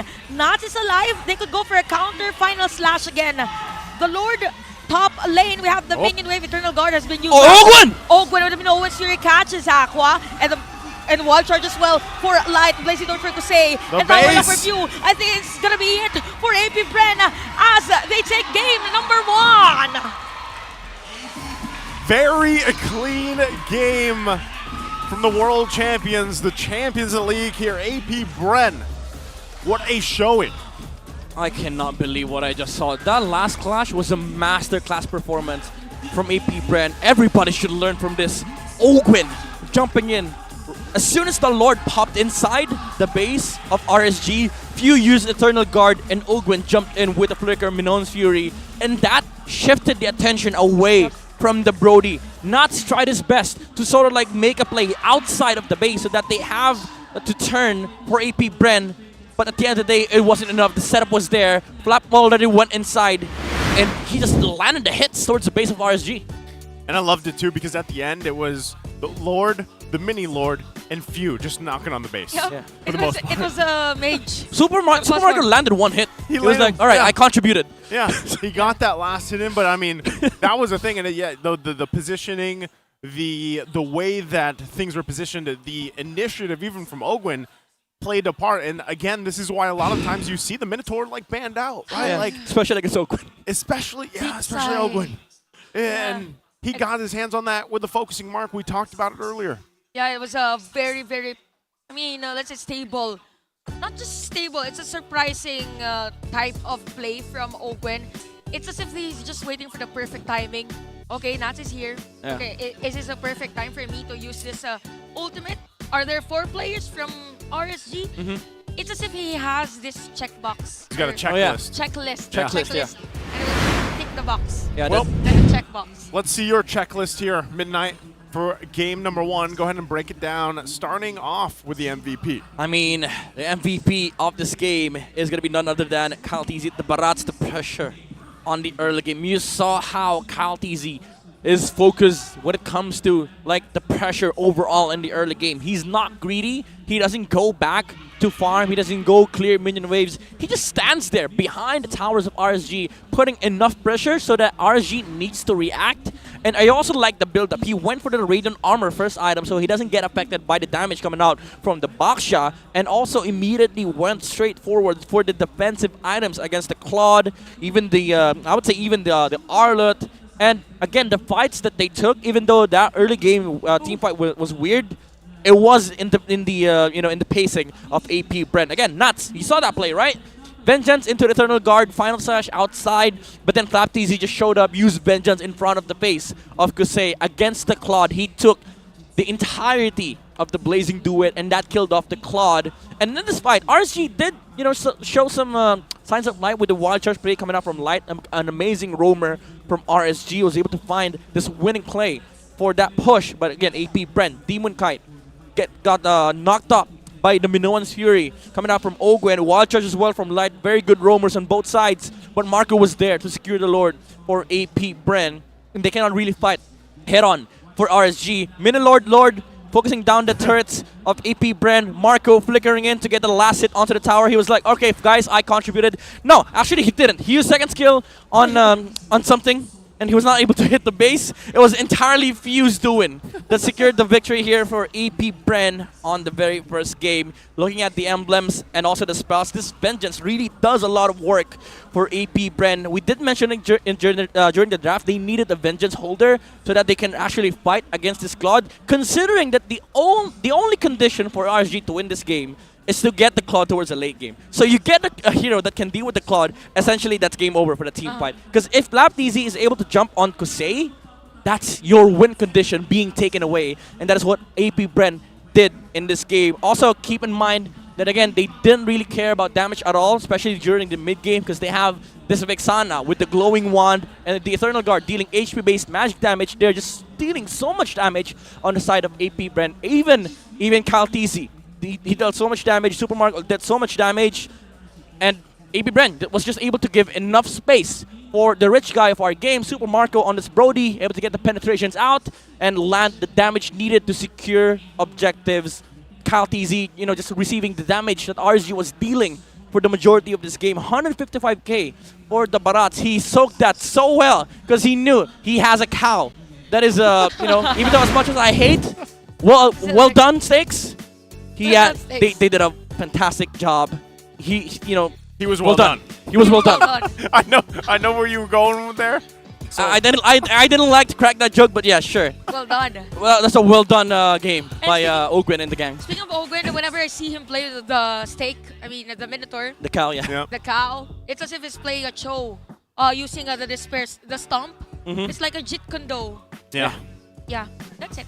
End of my observation. All right, well, let's observe this, because right now, all you guys can assemble your own community tournament, be a part of the E-Project, Esports for Everyone, and show the world your impeccable esports prowess. Enjoy tournament access mode, the free in-game items, diamonds, and more. Can register by scanning the QR code below.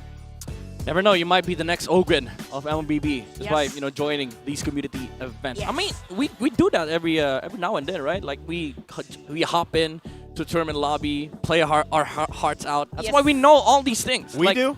I mean, some of us do. During the rehearsals, I think. Yeah.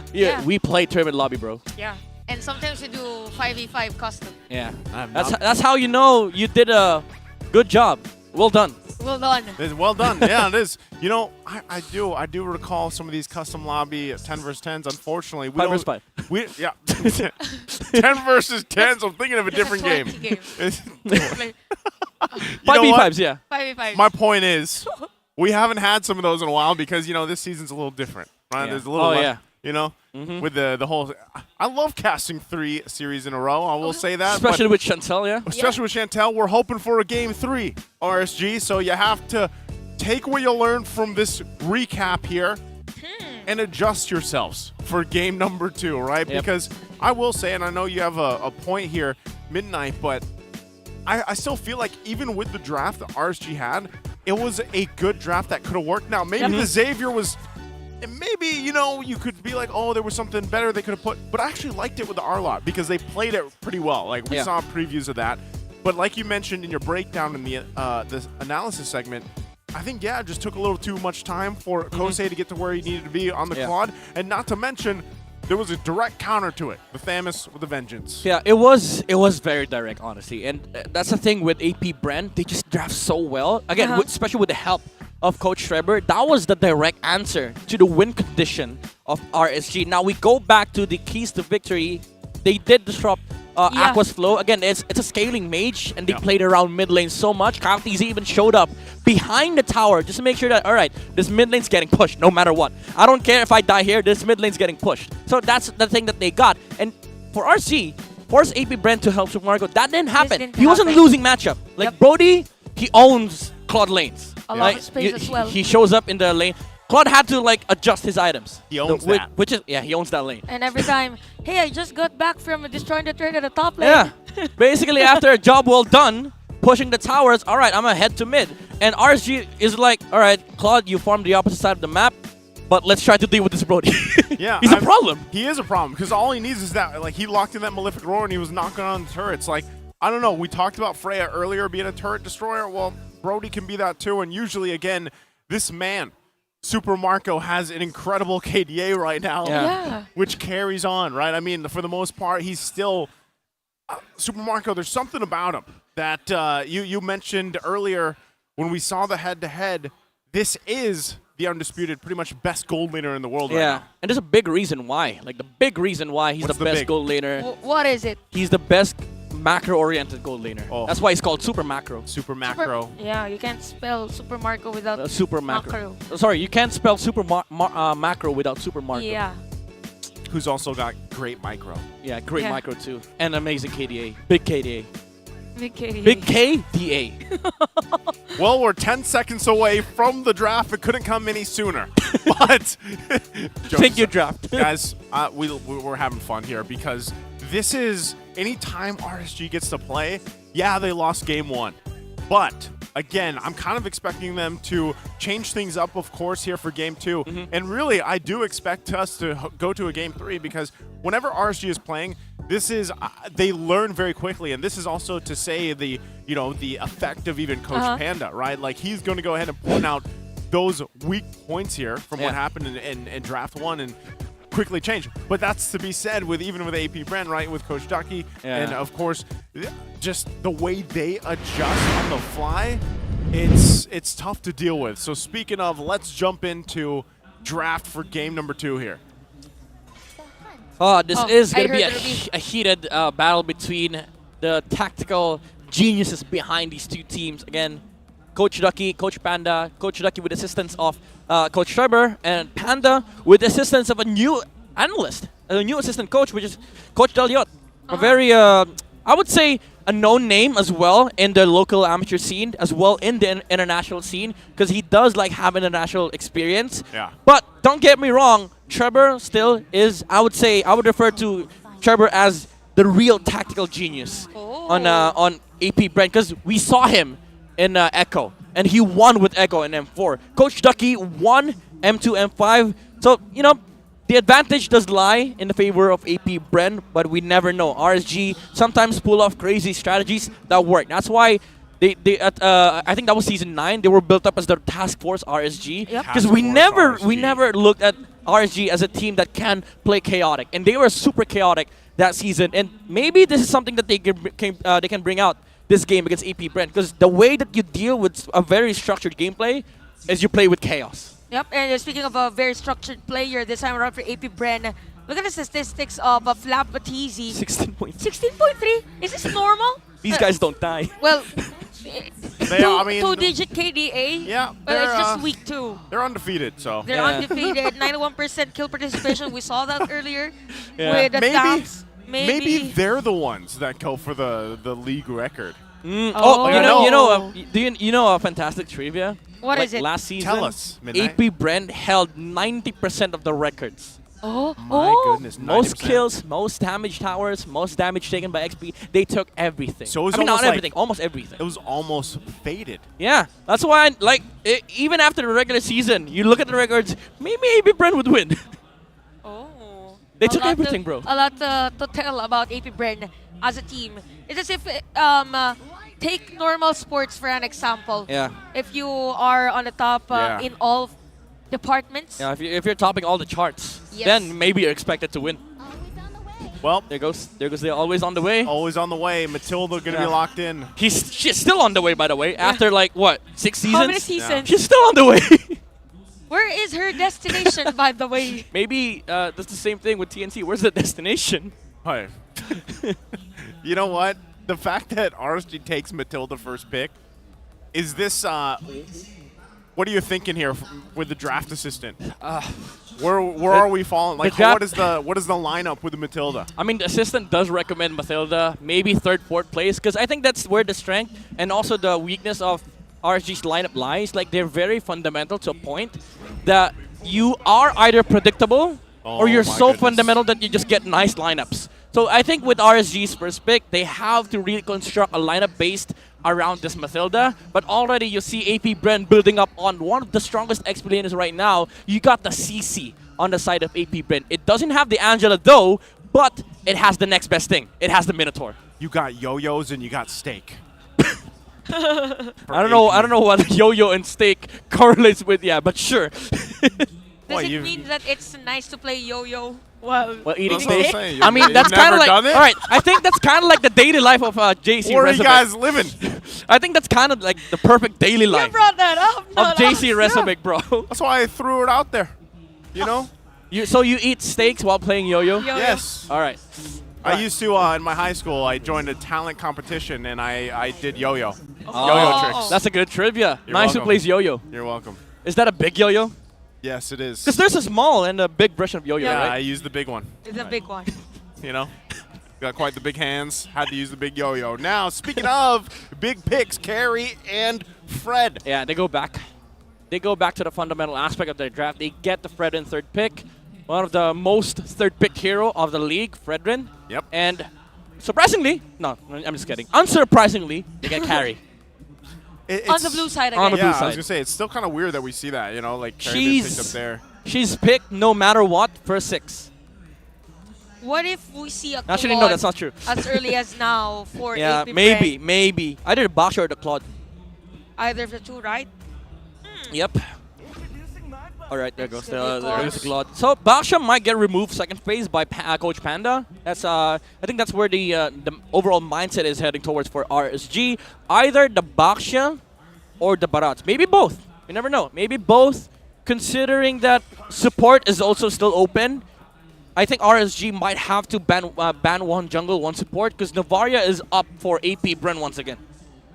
Okay, how, like, now that we see these bans for the second phase going out, we already see the focus on the XP lane. They know that they kind of want to narrow, you know, the hero pool for Nav specifically, especially. Yeah. So, based on what we have, let's say we expect another XP lane ban here. What is the best thing to go and throw at a CC? Maybe an X-Borg, but they already removed that. The remaining options are Benedetta, and maybe, just maybe, the Uranus. Oh, wow. Just maybe. Uranus? That would be a debut pick, right? I mean, like, For I this have, season, yeah, so far in the yeah, season. All right, Baksha is out. Very fundamental drafting again for RSG. Maybe Lilia or the Novaria next. I think either one sounds good for Few. Yep. But the thing is, no matter what, Few's getting his hands on one of his comfort heroes. So RSG, again, you might need to reconsider, like, what is the proper ban for this last man that you have? Because AP Bren, no matter what, is gonna get one. And now they decide to, all right, we're gonna get one either way. Why not? Why not remove one from RSG? Remove both, yeah. Okay, David so banned Vexana. maybe, yeah, take it out of the picture here. But What about... I think May just left. I think this is already good too, considering the fact that, you know, with RSG's lineup, even with these first 3 picks, the Matilda, now that you have the Fred and the Carry locked in, like, this at least lets Demon Kite kind of contest these objectives a little bit. I would say a little more safety-wise, right? Like, Fred can already do that pretty well, but you have the fact that now you can rely on, okay, well, I can at least guiding wind out of here. Yeah. If one of the, you know, the slide, the dash is basically down, then that helps with this. And a carry as well, you struggle a lot with range, right? With the carry, as great as she is in the damage. That last ban there is obviously still Barrett's going to be taken out here for that jungle option. I think your last pick jungle here, you pick the support. You either get Novaria or Lilia right now for AP Bren. Either one works well. The Novaria gets vision for the carry, and the Fredrin also kind of like telegraphs what the upcoming picks are for RSG, because you can't get position based. Oh! They get Nana! Wow. All right. They have for Matilda. They have a burst against this Fredrin, something that you cannot use Guiding Wind out of. If you get Molina'd, that's it. End of story. If you don't live, that's basically just it. If you live, sure. But either way, even if you use Guiding Wind, she doesn't have any kit left. So that's true. It's kind of like a one-dimensional hero where your main goal in this game is to just burst somebody. And at the same time, Few won't be a viable target here for RSG because of the passive. Yeah, exactly. That's why it works, because like it buys enough time for CC and Claude to do their stuff in the mid game. But you can kind of like double down in the early game here. You get the there it is. That's a good Benedetta game. That's what we were talking about, right? Yeah, there you go. Yeah, I was about to say you steal the Benedetta away, because again, it's a good matchup against the CC, and then you snatch the Novaria. Good matchup against the Nana, and also the Vision. It's kind of nice for RSG. Okay, so last pick here Fanny? for AP Bren. Yeah, Fanny? what is the... Fanny? What if? I feel like this is where we see a surprise in the jungle. Yeah, Fanny, Lancelot. I mean, as much as people would like utility junglers here, We saw the smile. I'm looking at Fanny. We saw the smile. It's fire against this lineup. You have no CC. All right, It's never mind. okay. Never mind. The build-up, the hope. Dude, So close. I It was missed. so close. I miss Kalti's Fanny. Build up the hope. Because like they got no CC, bro. No, They do- technically, Akai is a counter for Fanny. Maybe Yeah, they that's were true. thinking about That's Fanny. true. That's true. Maybe they were thinking about the Fanny. They were like, no, you play this fundamentally. Or maybe Screw your Fanny. Or maybe Kaltisi was over. They want to use the Fanny. He was smart because no coach. Let's go and save yeah, it yeah, out. yeah, that's a good. I was That's gonna a say, good I was point. trying to read the body language too, and I was like, you Bro, know, I'm gonna this play is- Fanny. Yeah, coach, Yep. we don't Coach want to was risk like, it. coach was like, no, we want 2-0, bro. Are you a champion or But not? dude, 2-1. Even if you lose this game, if you win the series, that's still 3 points. Risk it. But hey, we Risk it for the biscuit. we did see how important the new point system can be, though, right? Oh yeah, Yep. TNC you're right. You're right. bagging that earlier, getting the 3 points. Well, true. let's see what happens here as we jump into the land of Dawn for game number 2 here. AP Bren and RSG. Hey, guys, I mean, these teams are the proof that we are the best. it's been a long day. Yeah. We're jumping With you, into my it. friend. You got your acronyms wrong already. We've been doing acronyms But yeah, all bro. throughout the day. Still the strength Forgivable. of the Philippines. That's right in Yes. the Philippines. That was so anticlimactic, by the way. You get an Akai last pick. And then, we're shouting Fanny, and then Akai. I mean, the thing is, like, this Akai secures objectives for AP Bren. That heavy spin on a turtle is such a big factor. And also the control with the, with the Minotaur, they just have so much CC. They already have CC. Yeah. And you add more layers of CC for AP That's Bren. CC squared. Exactly. Yep. CC squared. Like, squared. just the letter C. Yep. C squared. That's C raised to the 4th power. Yeah, we're doing math now. Oh man, it's been too long to do all these calculuses, all these geometries. Hey, we did have Kirk Angle earlier. That's true. We did have Kirk Ankle earlier. Trigonometry. Go ahead and take us through.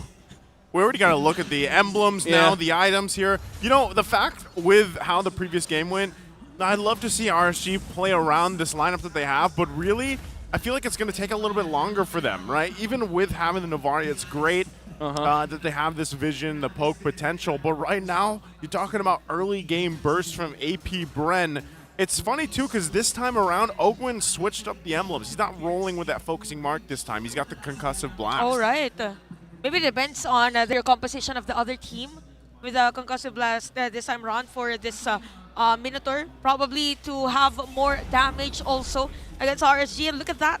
Yeah. Kyle TC and the rest of the players of Bren is ready whenever there's going to be a team fight on the bottom lane. I mean, what this concussive blast allows AP Bren to do is to have fast clear with the roam, especially if they're going for the XP clear in the support. Yep. Which is what they did. So now they can slow this turtle take down, let Ogwin take 4, but RSG is not having none of that. They want to burst down this Lord. Oh, Molina.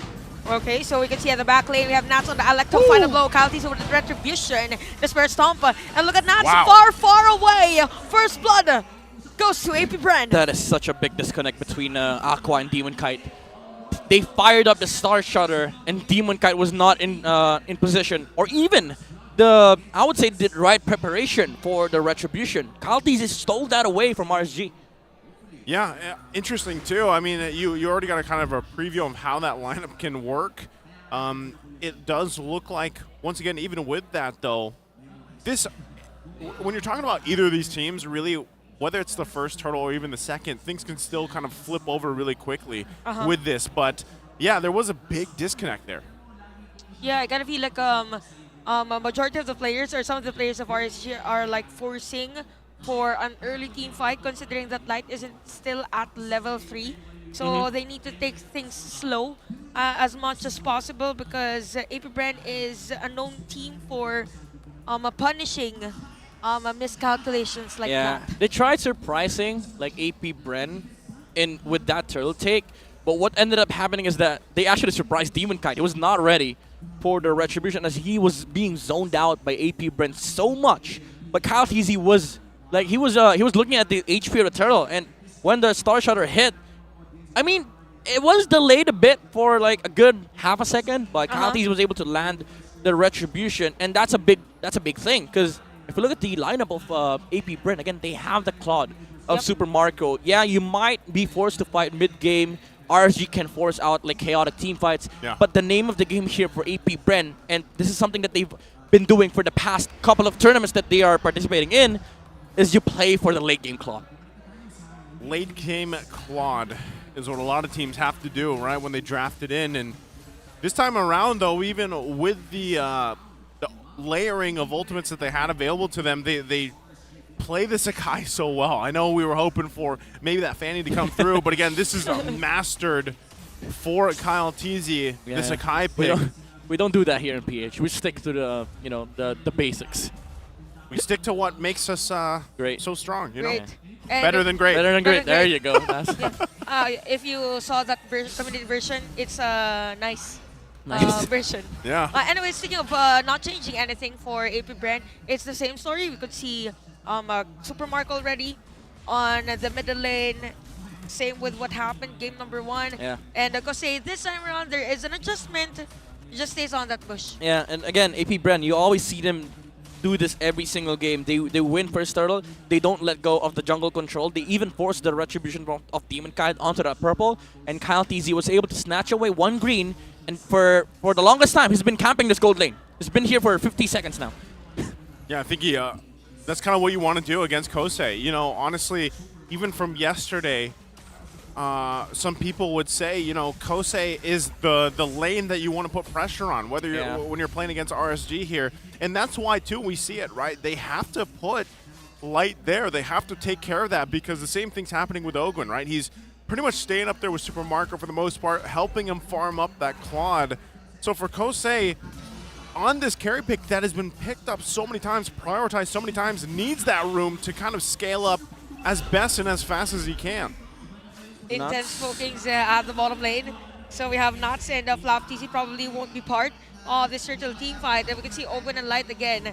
The battle of 2 best roamers. And look at the damage against Super Marco from Kosei. So we have the Astral Echoes as well. Or the second skill as well for Aqua. We have the Circling Eagle, who's going to be the target. We have Flap TZ as well. Astral Echo has been used. And Aqua will do the pokes. And Demon Kai. Oh my goodness! With that control against him with the Hemi Spin. And again, AP Bren will secure this turtle. Oh, going to flicker out. Light is going to be down. It's still AP Bren on this control. Flap TZ is going to be back. Look at that in an instant. Super Marco with amazing duet. Kosei almost close. Almost close. But they're forcing to push him away. Look at Flap TZ. And Flap's they will just continue again. They're just continuing on this purple buff. Yeah, they're going to take what they can here. But again, a decisive skirmish and fight for AP Bren. And now they'll take the resources as well. Oh, that is such an amazing team fight from AP Bren. That Minoan's Fury in the middle of the fight. Oh, hold that thought. Flap TZ used the Vengeance already. We have the ultimate from you and Demon Kite. Is down by the hands of Kyle TZ, and it's just AP Bren on the map awareness, the layering of skills. They know when and where to use any resource that they have. All right, the burst damage from Few is now becoming a problem for RSG, especially with this Genius Wand. Also, I do have to mention the fact that during the last turtle fight, Nuts was able to clear the XP lane with the Electro Final Blow because Flap TZ was actually holding his lane. He was in front of the minion wave, so Nuts cannot really just clear the wave casually, so he had to use the ult. And after that, he cleared the wave. He went to the turtle. Flap did not clear his lane. Yeah. He immediately went towards the turtle area. So he was able to land the final hit on that turtle. His presence meant that AP Bren is going to win that turtle no matter what. And even with that, now, like, all these little decisions, Nats is going to be in trouble. He does have the rest of AP Bren making their way, but RSG there to help him out. All these little decisions building up into this lead now that AP Bren has, and unanswered 4 kills for them as well. They might just go and take this 3rd turtle of the game. And RSG, they want to be able to contest this. They want to be able to fight for it, but really, they just kind of seem to lack the firepower against AP Bren right now, unless if they're able to get their own setup for this or allow Kosei to pop off bottom side though.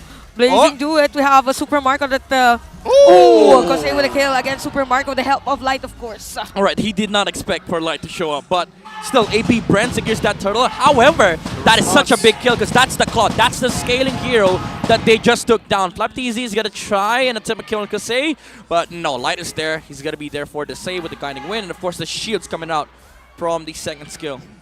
Okay, Flap's going to go ahead and leap on out of there. He's going to be fine. But even with so, 3 turtles now. How's it looking in the items department? Item-wise, Carry is actually holding his own up against a Claude. Even though he's down by 200 gold, what matters is he has now the Corrosion side into the Golden Staff. Going for the Trinity build here for both sides. Super Marco has his DHs up, however, so that is going to change a lot of things here for AP Bren, because now if he joins the fight, no M3 reference there. I mean M2, but he's going to be able to dish out so much damage for this squad. Look at the damage also from FlapTZ on those Yo-Yo Blitz against Light. So even RSG is forcing to stretch this game and as much as possible level out the minion wave flow for their side, as to why Nats is more on the top lane, but both Super Marco and Ogwen is prepared for that. So, based on the trend that AP Bren likes to play, now that they're less than 40 seconds away from this Lord here, you might see them force a situation and try to get a pick off at this point to give them that advantage for the Lord. If they can't find it, then they're just actually going to go full force for it and fight. But typically, they like to find a pick off. The thing about RSG's lineup, though, is they can play from a distance relatively safely They for can now. brawl, basically. Yep. AP Bren, as much as they want to force out spells and skills, you know, they can just brute force against RSG. But again, as you mentioned, there's a lot of ways for RSG to fight. For one, they have the vision and the Star Shutter from Aqua. But there you go, FlapTZ bounce! A very good pickoff! Demon Kite is going to be the target here. Nice heavy spin and the free hit. Guiding wind, but not able for Demon Kite to back away during that way in the middle of the flight. Did I not just say? FlapTZ. The trend is there. AP Bren loves to do it, and they got the jungler. If that was a different hero, that was not worth it. But FlapTZ was like, all right, yo, you're the guy that we actually kill in the Lord. Why not kill you now? Yeah. He went inside the bush, jumped outside, got the right direction for the heavy spin, and then that was just a pickoff. Good push up top, though. At least. Oh, yeah. You know, from Navs, able to find something, is going to be able to still put pressure up there. So they trade, of course, that Lord because Demon Kai was taken down, but AP Bren will also get themselves some turrets. It's going to be good for AP Bren if Lord spawns top lane, because that just means that whatever Nuts did is going to be nullified. Even though he got 2 towers, AP Bren might be able to take out maybe 2 or 3. There you go. They're so lucky that the Lord spawns top lane. Wow. Because right now, they can clear everything. Maybe not the mid lane tower near their base, but they're going to get top, bot, and maybe mid. Oh, look, probably Nats is waiting there, too. He's going to get spotted out on the top side. Uses the Electro Final Blow to kind of stall it out a little bit longer, but AP Bren, they're going. Okay. There you go. And this one, Nats, this time around. So, 2 towers. Damage already for FlapTZ against Nats. And, yep, it's 2 towers already for RSG. Yeah, they got clean up. For AP Bren. Destroying the turret at the top lane. It's a good heads-up play from Flap, actually. He guided the Lord towards that top lane tower of RSG. Because if he helped mid lane, they might have ended up just taking 1 tower, because Nats is going to be able to defend the Lord lane.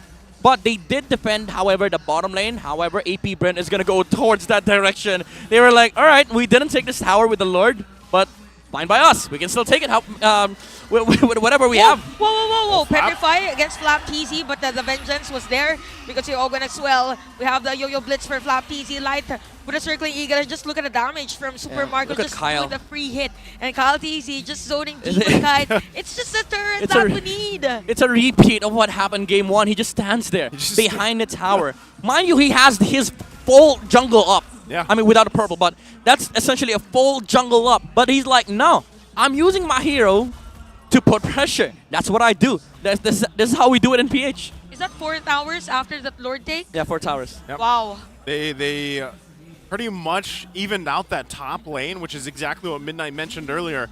So they do that. And it's not to say that what Nas did doesn't count, but I mean, even this, the pressure that they're going to put on this side of the jungle, it's kind of like RSG at this point. They have to continue to just put Nads in these side lanes, do what he can, you know, for the most part, to at least alleviate some of the pressure being put on by AP Bren for now. That's the best thing that they have right now. Twilight Armor coming out from Kyle TZ. That's to negate the damage output coming out from the Navaria. Remember, that's no longer just physical damage. Also, magic damage gets capped at 800 damage. So whenever Aqua gets the hit onto the Akai, it's always going to be 800 magic damage.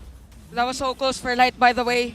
Forced to back away prior this Lord objective, which is another good thing for AP Bren because it is Light not giving an information as early as possible for the team, and it's just again Kyle TZ standing in front of the players of RSG. Yeah, nobody's pressing him down now.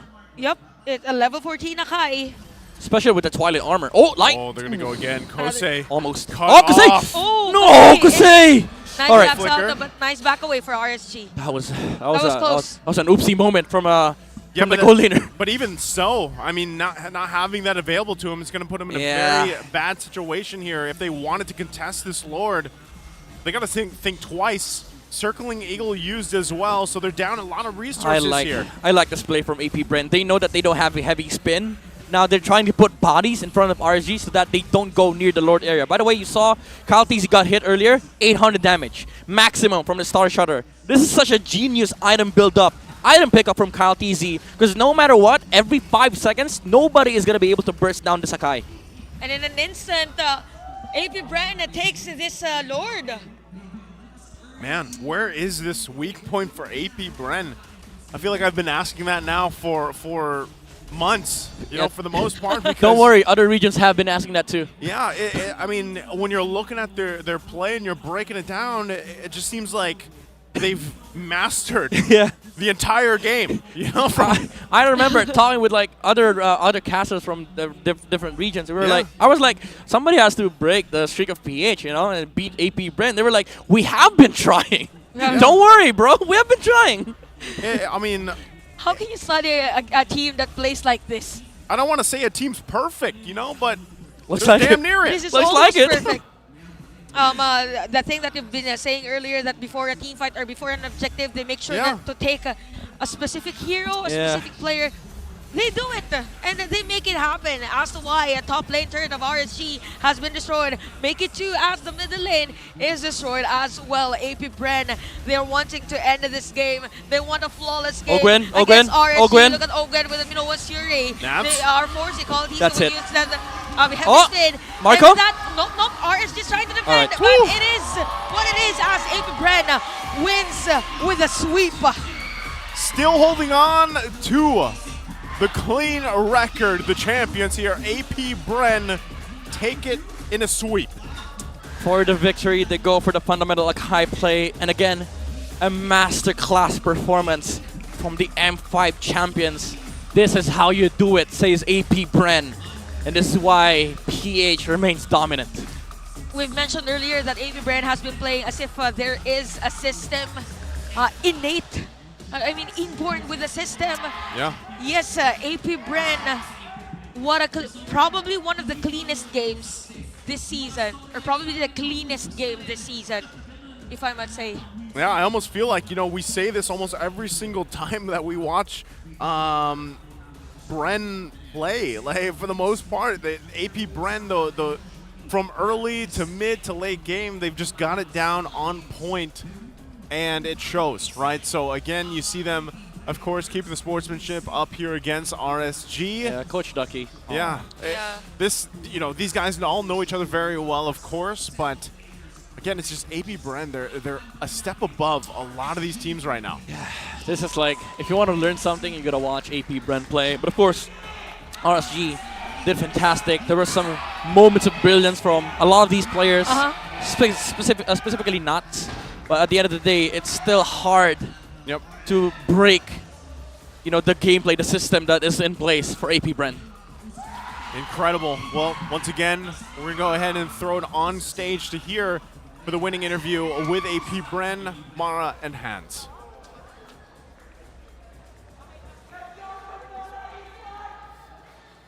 Congratulations to AP Bren! Undefeated. Ang lupit nyo. Wait, alam nyo, parang wala na akong matanong tungkol sa game kasi uuwi na naman tayo ng maaga, na-sweep na naman.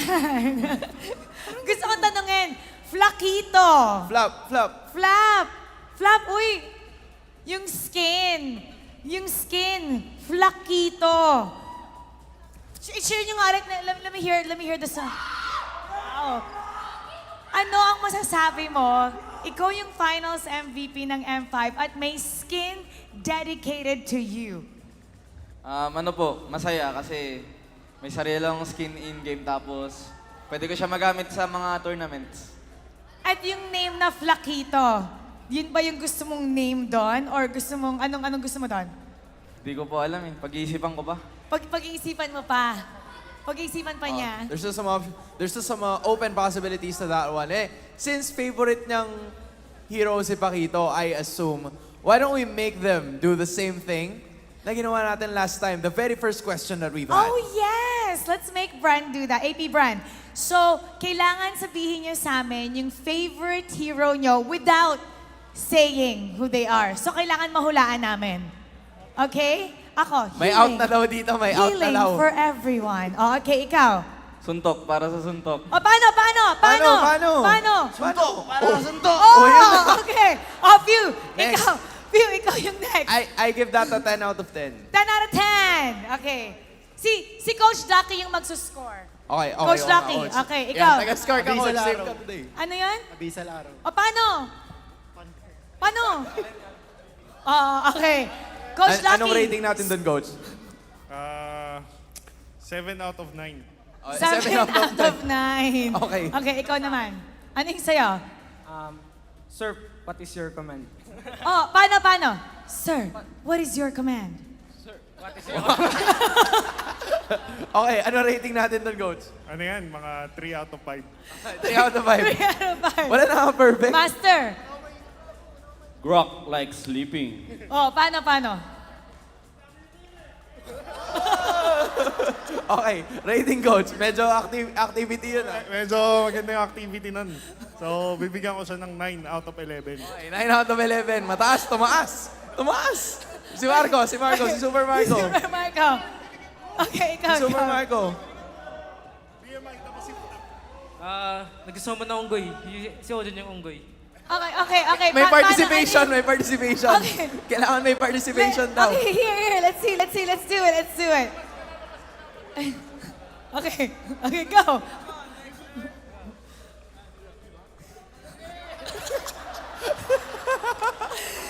Job well done. Rating, Coach, rating.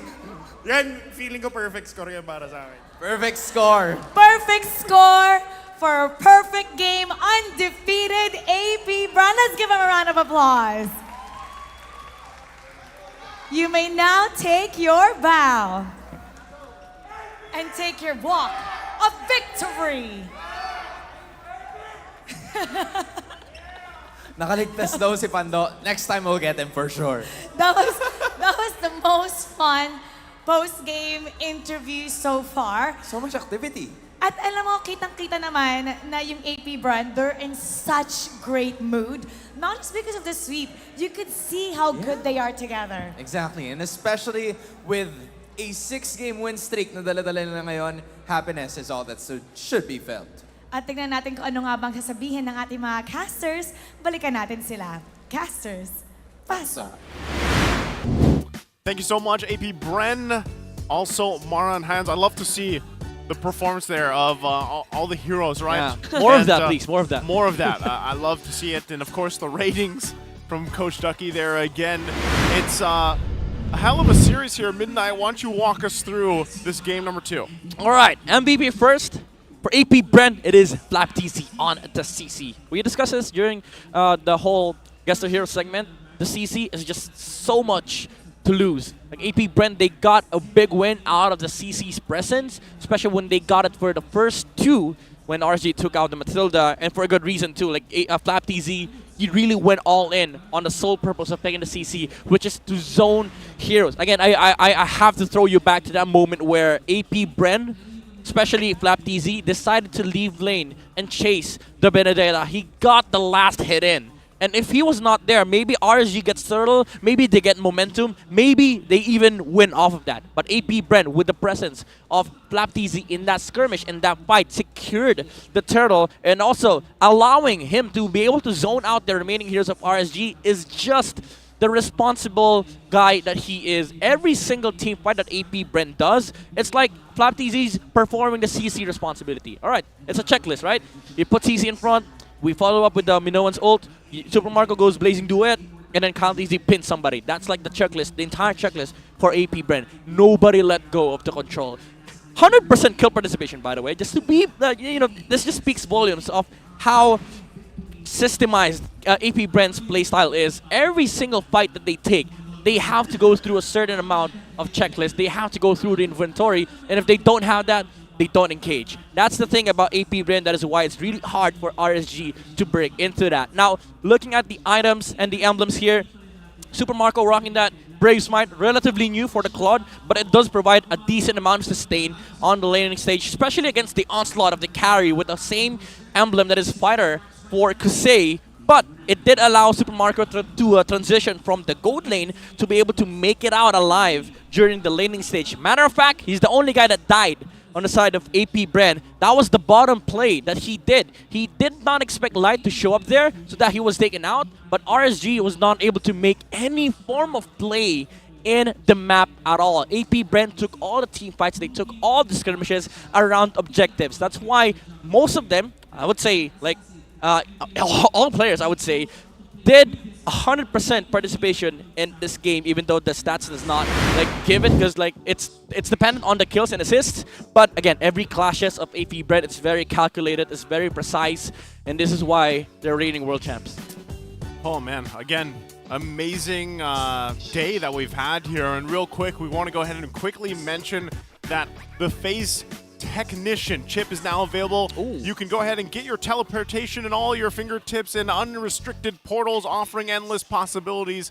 Come join the game and develop your own unique strategy. Get the hero and skin for only 469 diamonds in a bundle during the launch week. Have you guys tried chip? I have not. He's going to be available for play next week, right? Yeah. After 2 weeks. After two weeks. I'm wondering if that's going to happen again. Can't wait to see it, how it all unfolds. Today has been concluded. Again, I'm Naisu. This is Chantel and Midnight. Thank you for joining us. Let's throw it on stage to our hosts. Dumanak ang dugo sa Land of Dawn after 3 action-packed series saw 110 kills. Well, we're witnessing the best of both worlds right now, Mara. Alam nating kilala ang Filipino team sa husay nila pagdating sa macro, pero after today's matches, patunay na rin to na tayo ang pinakamagaling sa microhan. 3 laban pa ang naghihintay para sa atin bukas. Tingin nyo mahihigitan kaya ang kill score natin ngayon? Samahan niyo ulit kami bukas para malaman ang sagot. Muli ako po si Mara Aquino. At ako naman si Hans Galeria. Na nagpapaalalang magkakaiba man ang ating pinagdadaanan. Sama-sama pa rin tayo sa laban. Para sa tagumpay. Keep it good vibes, everybody. See you tomorrow.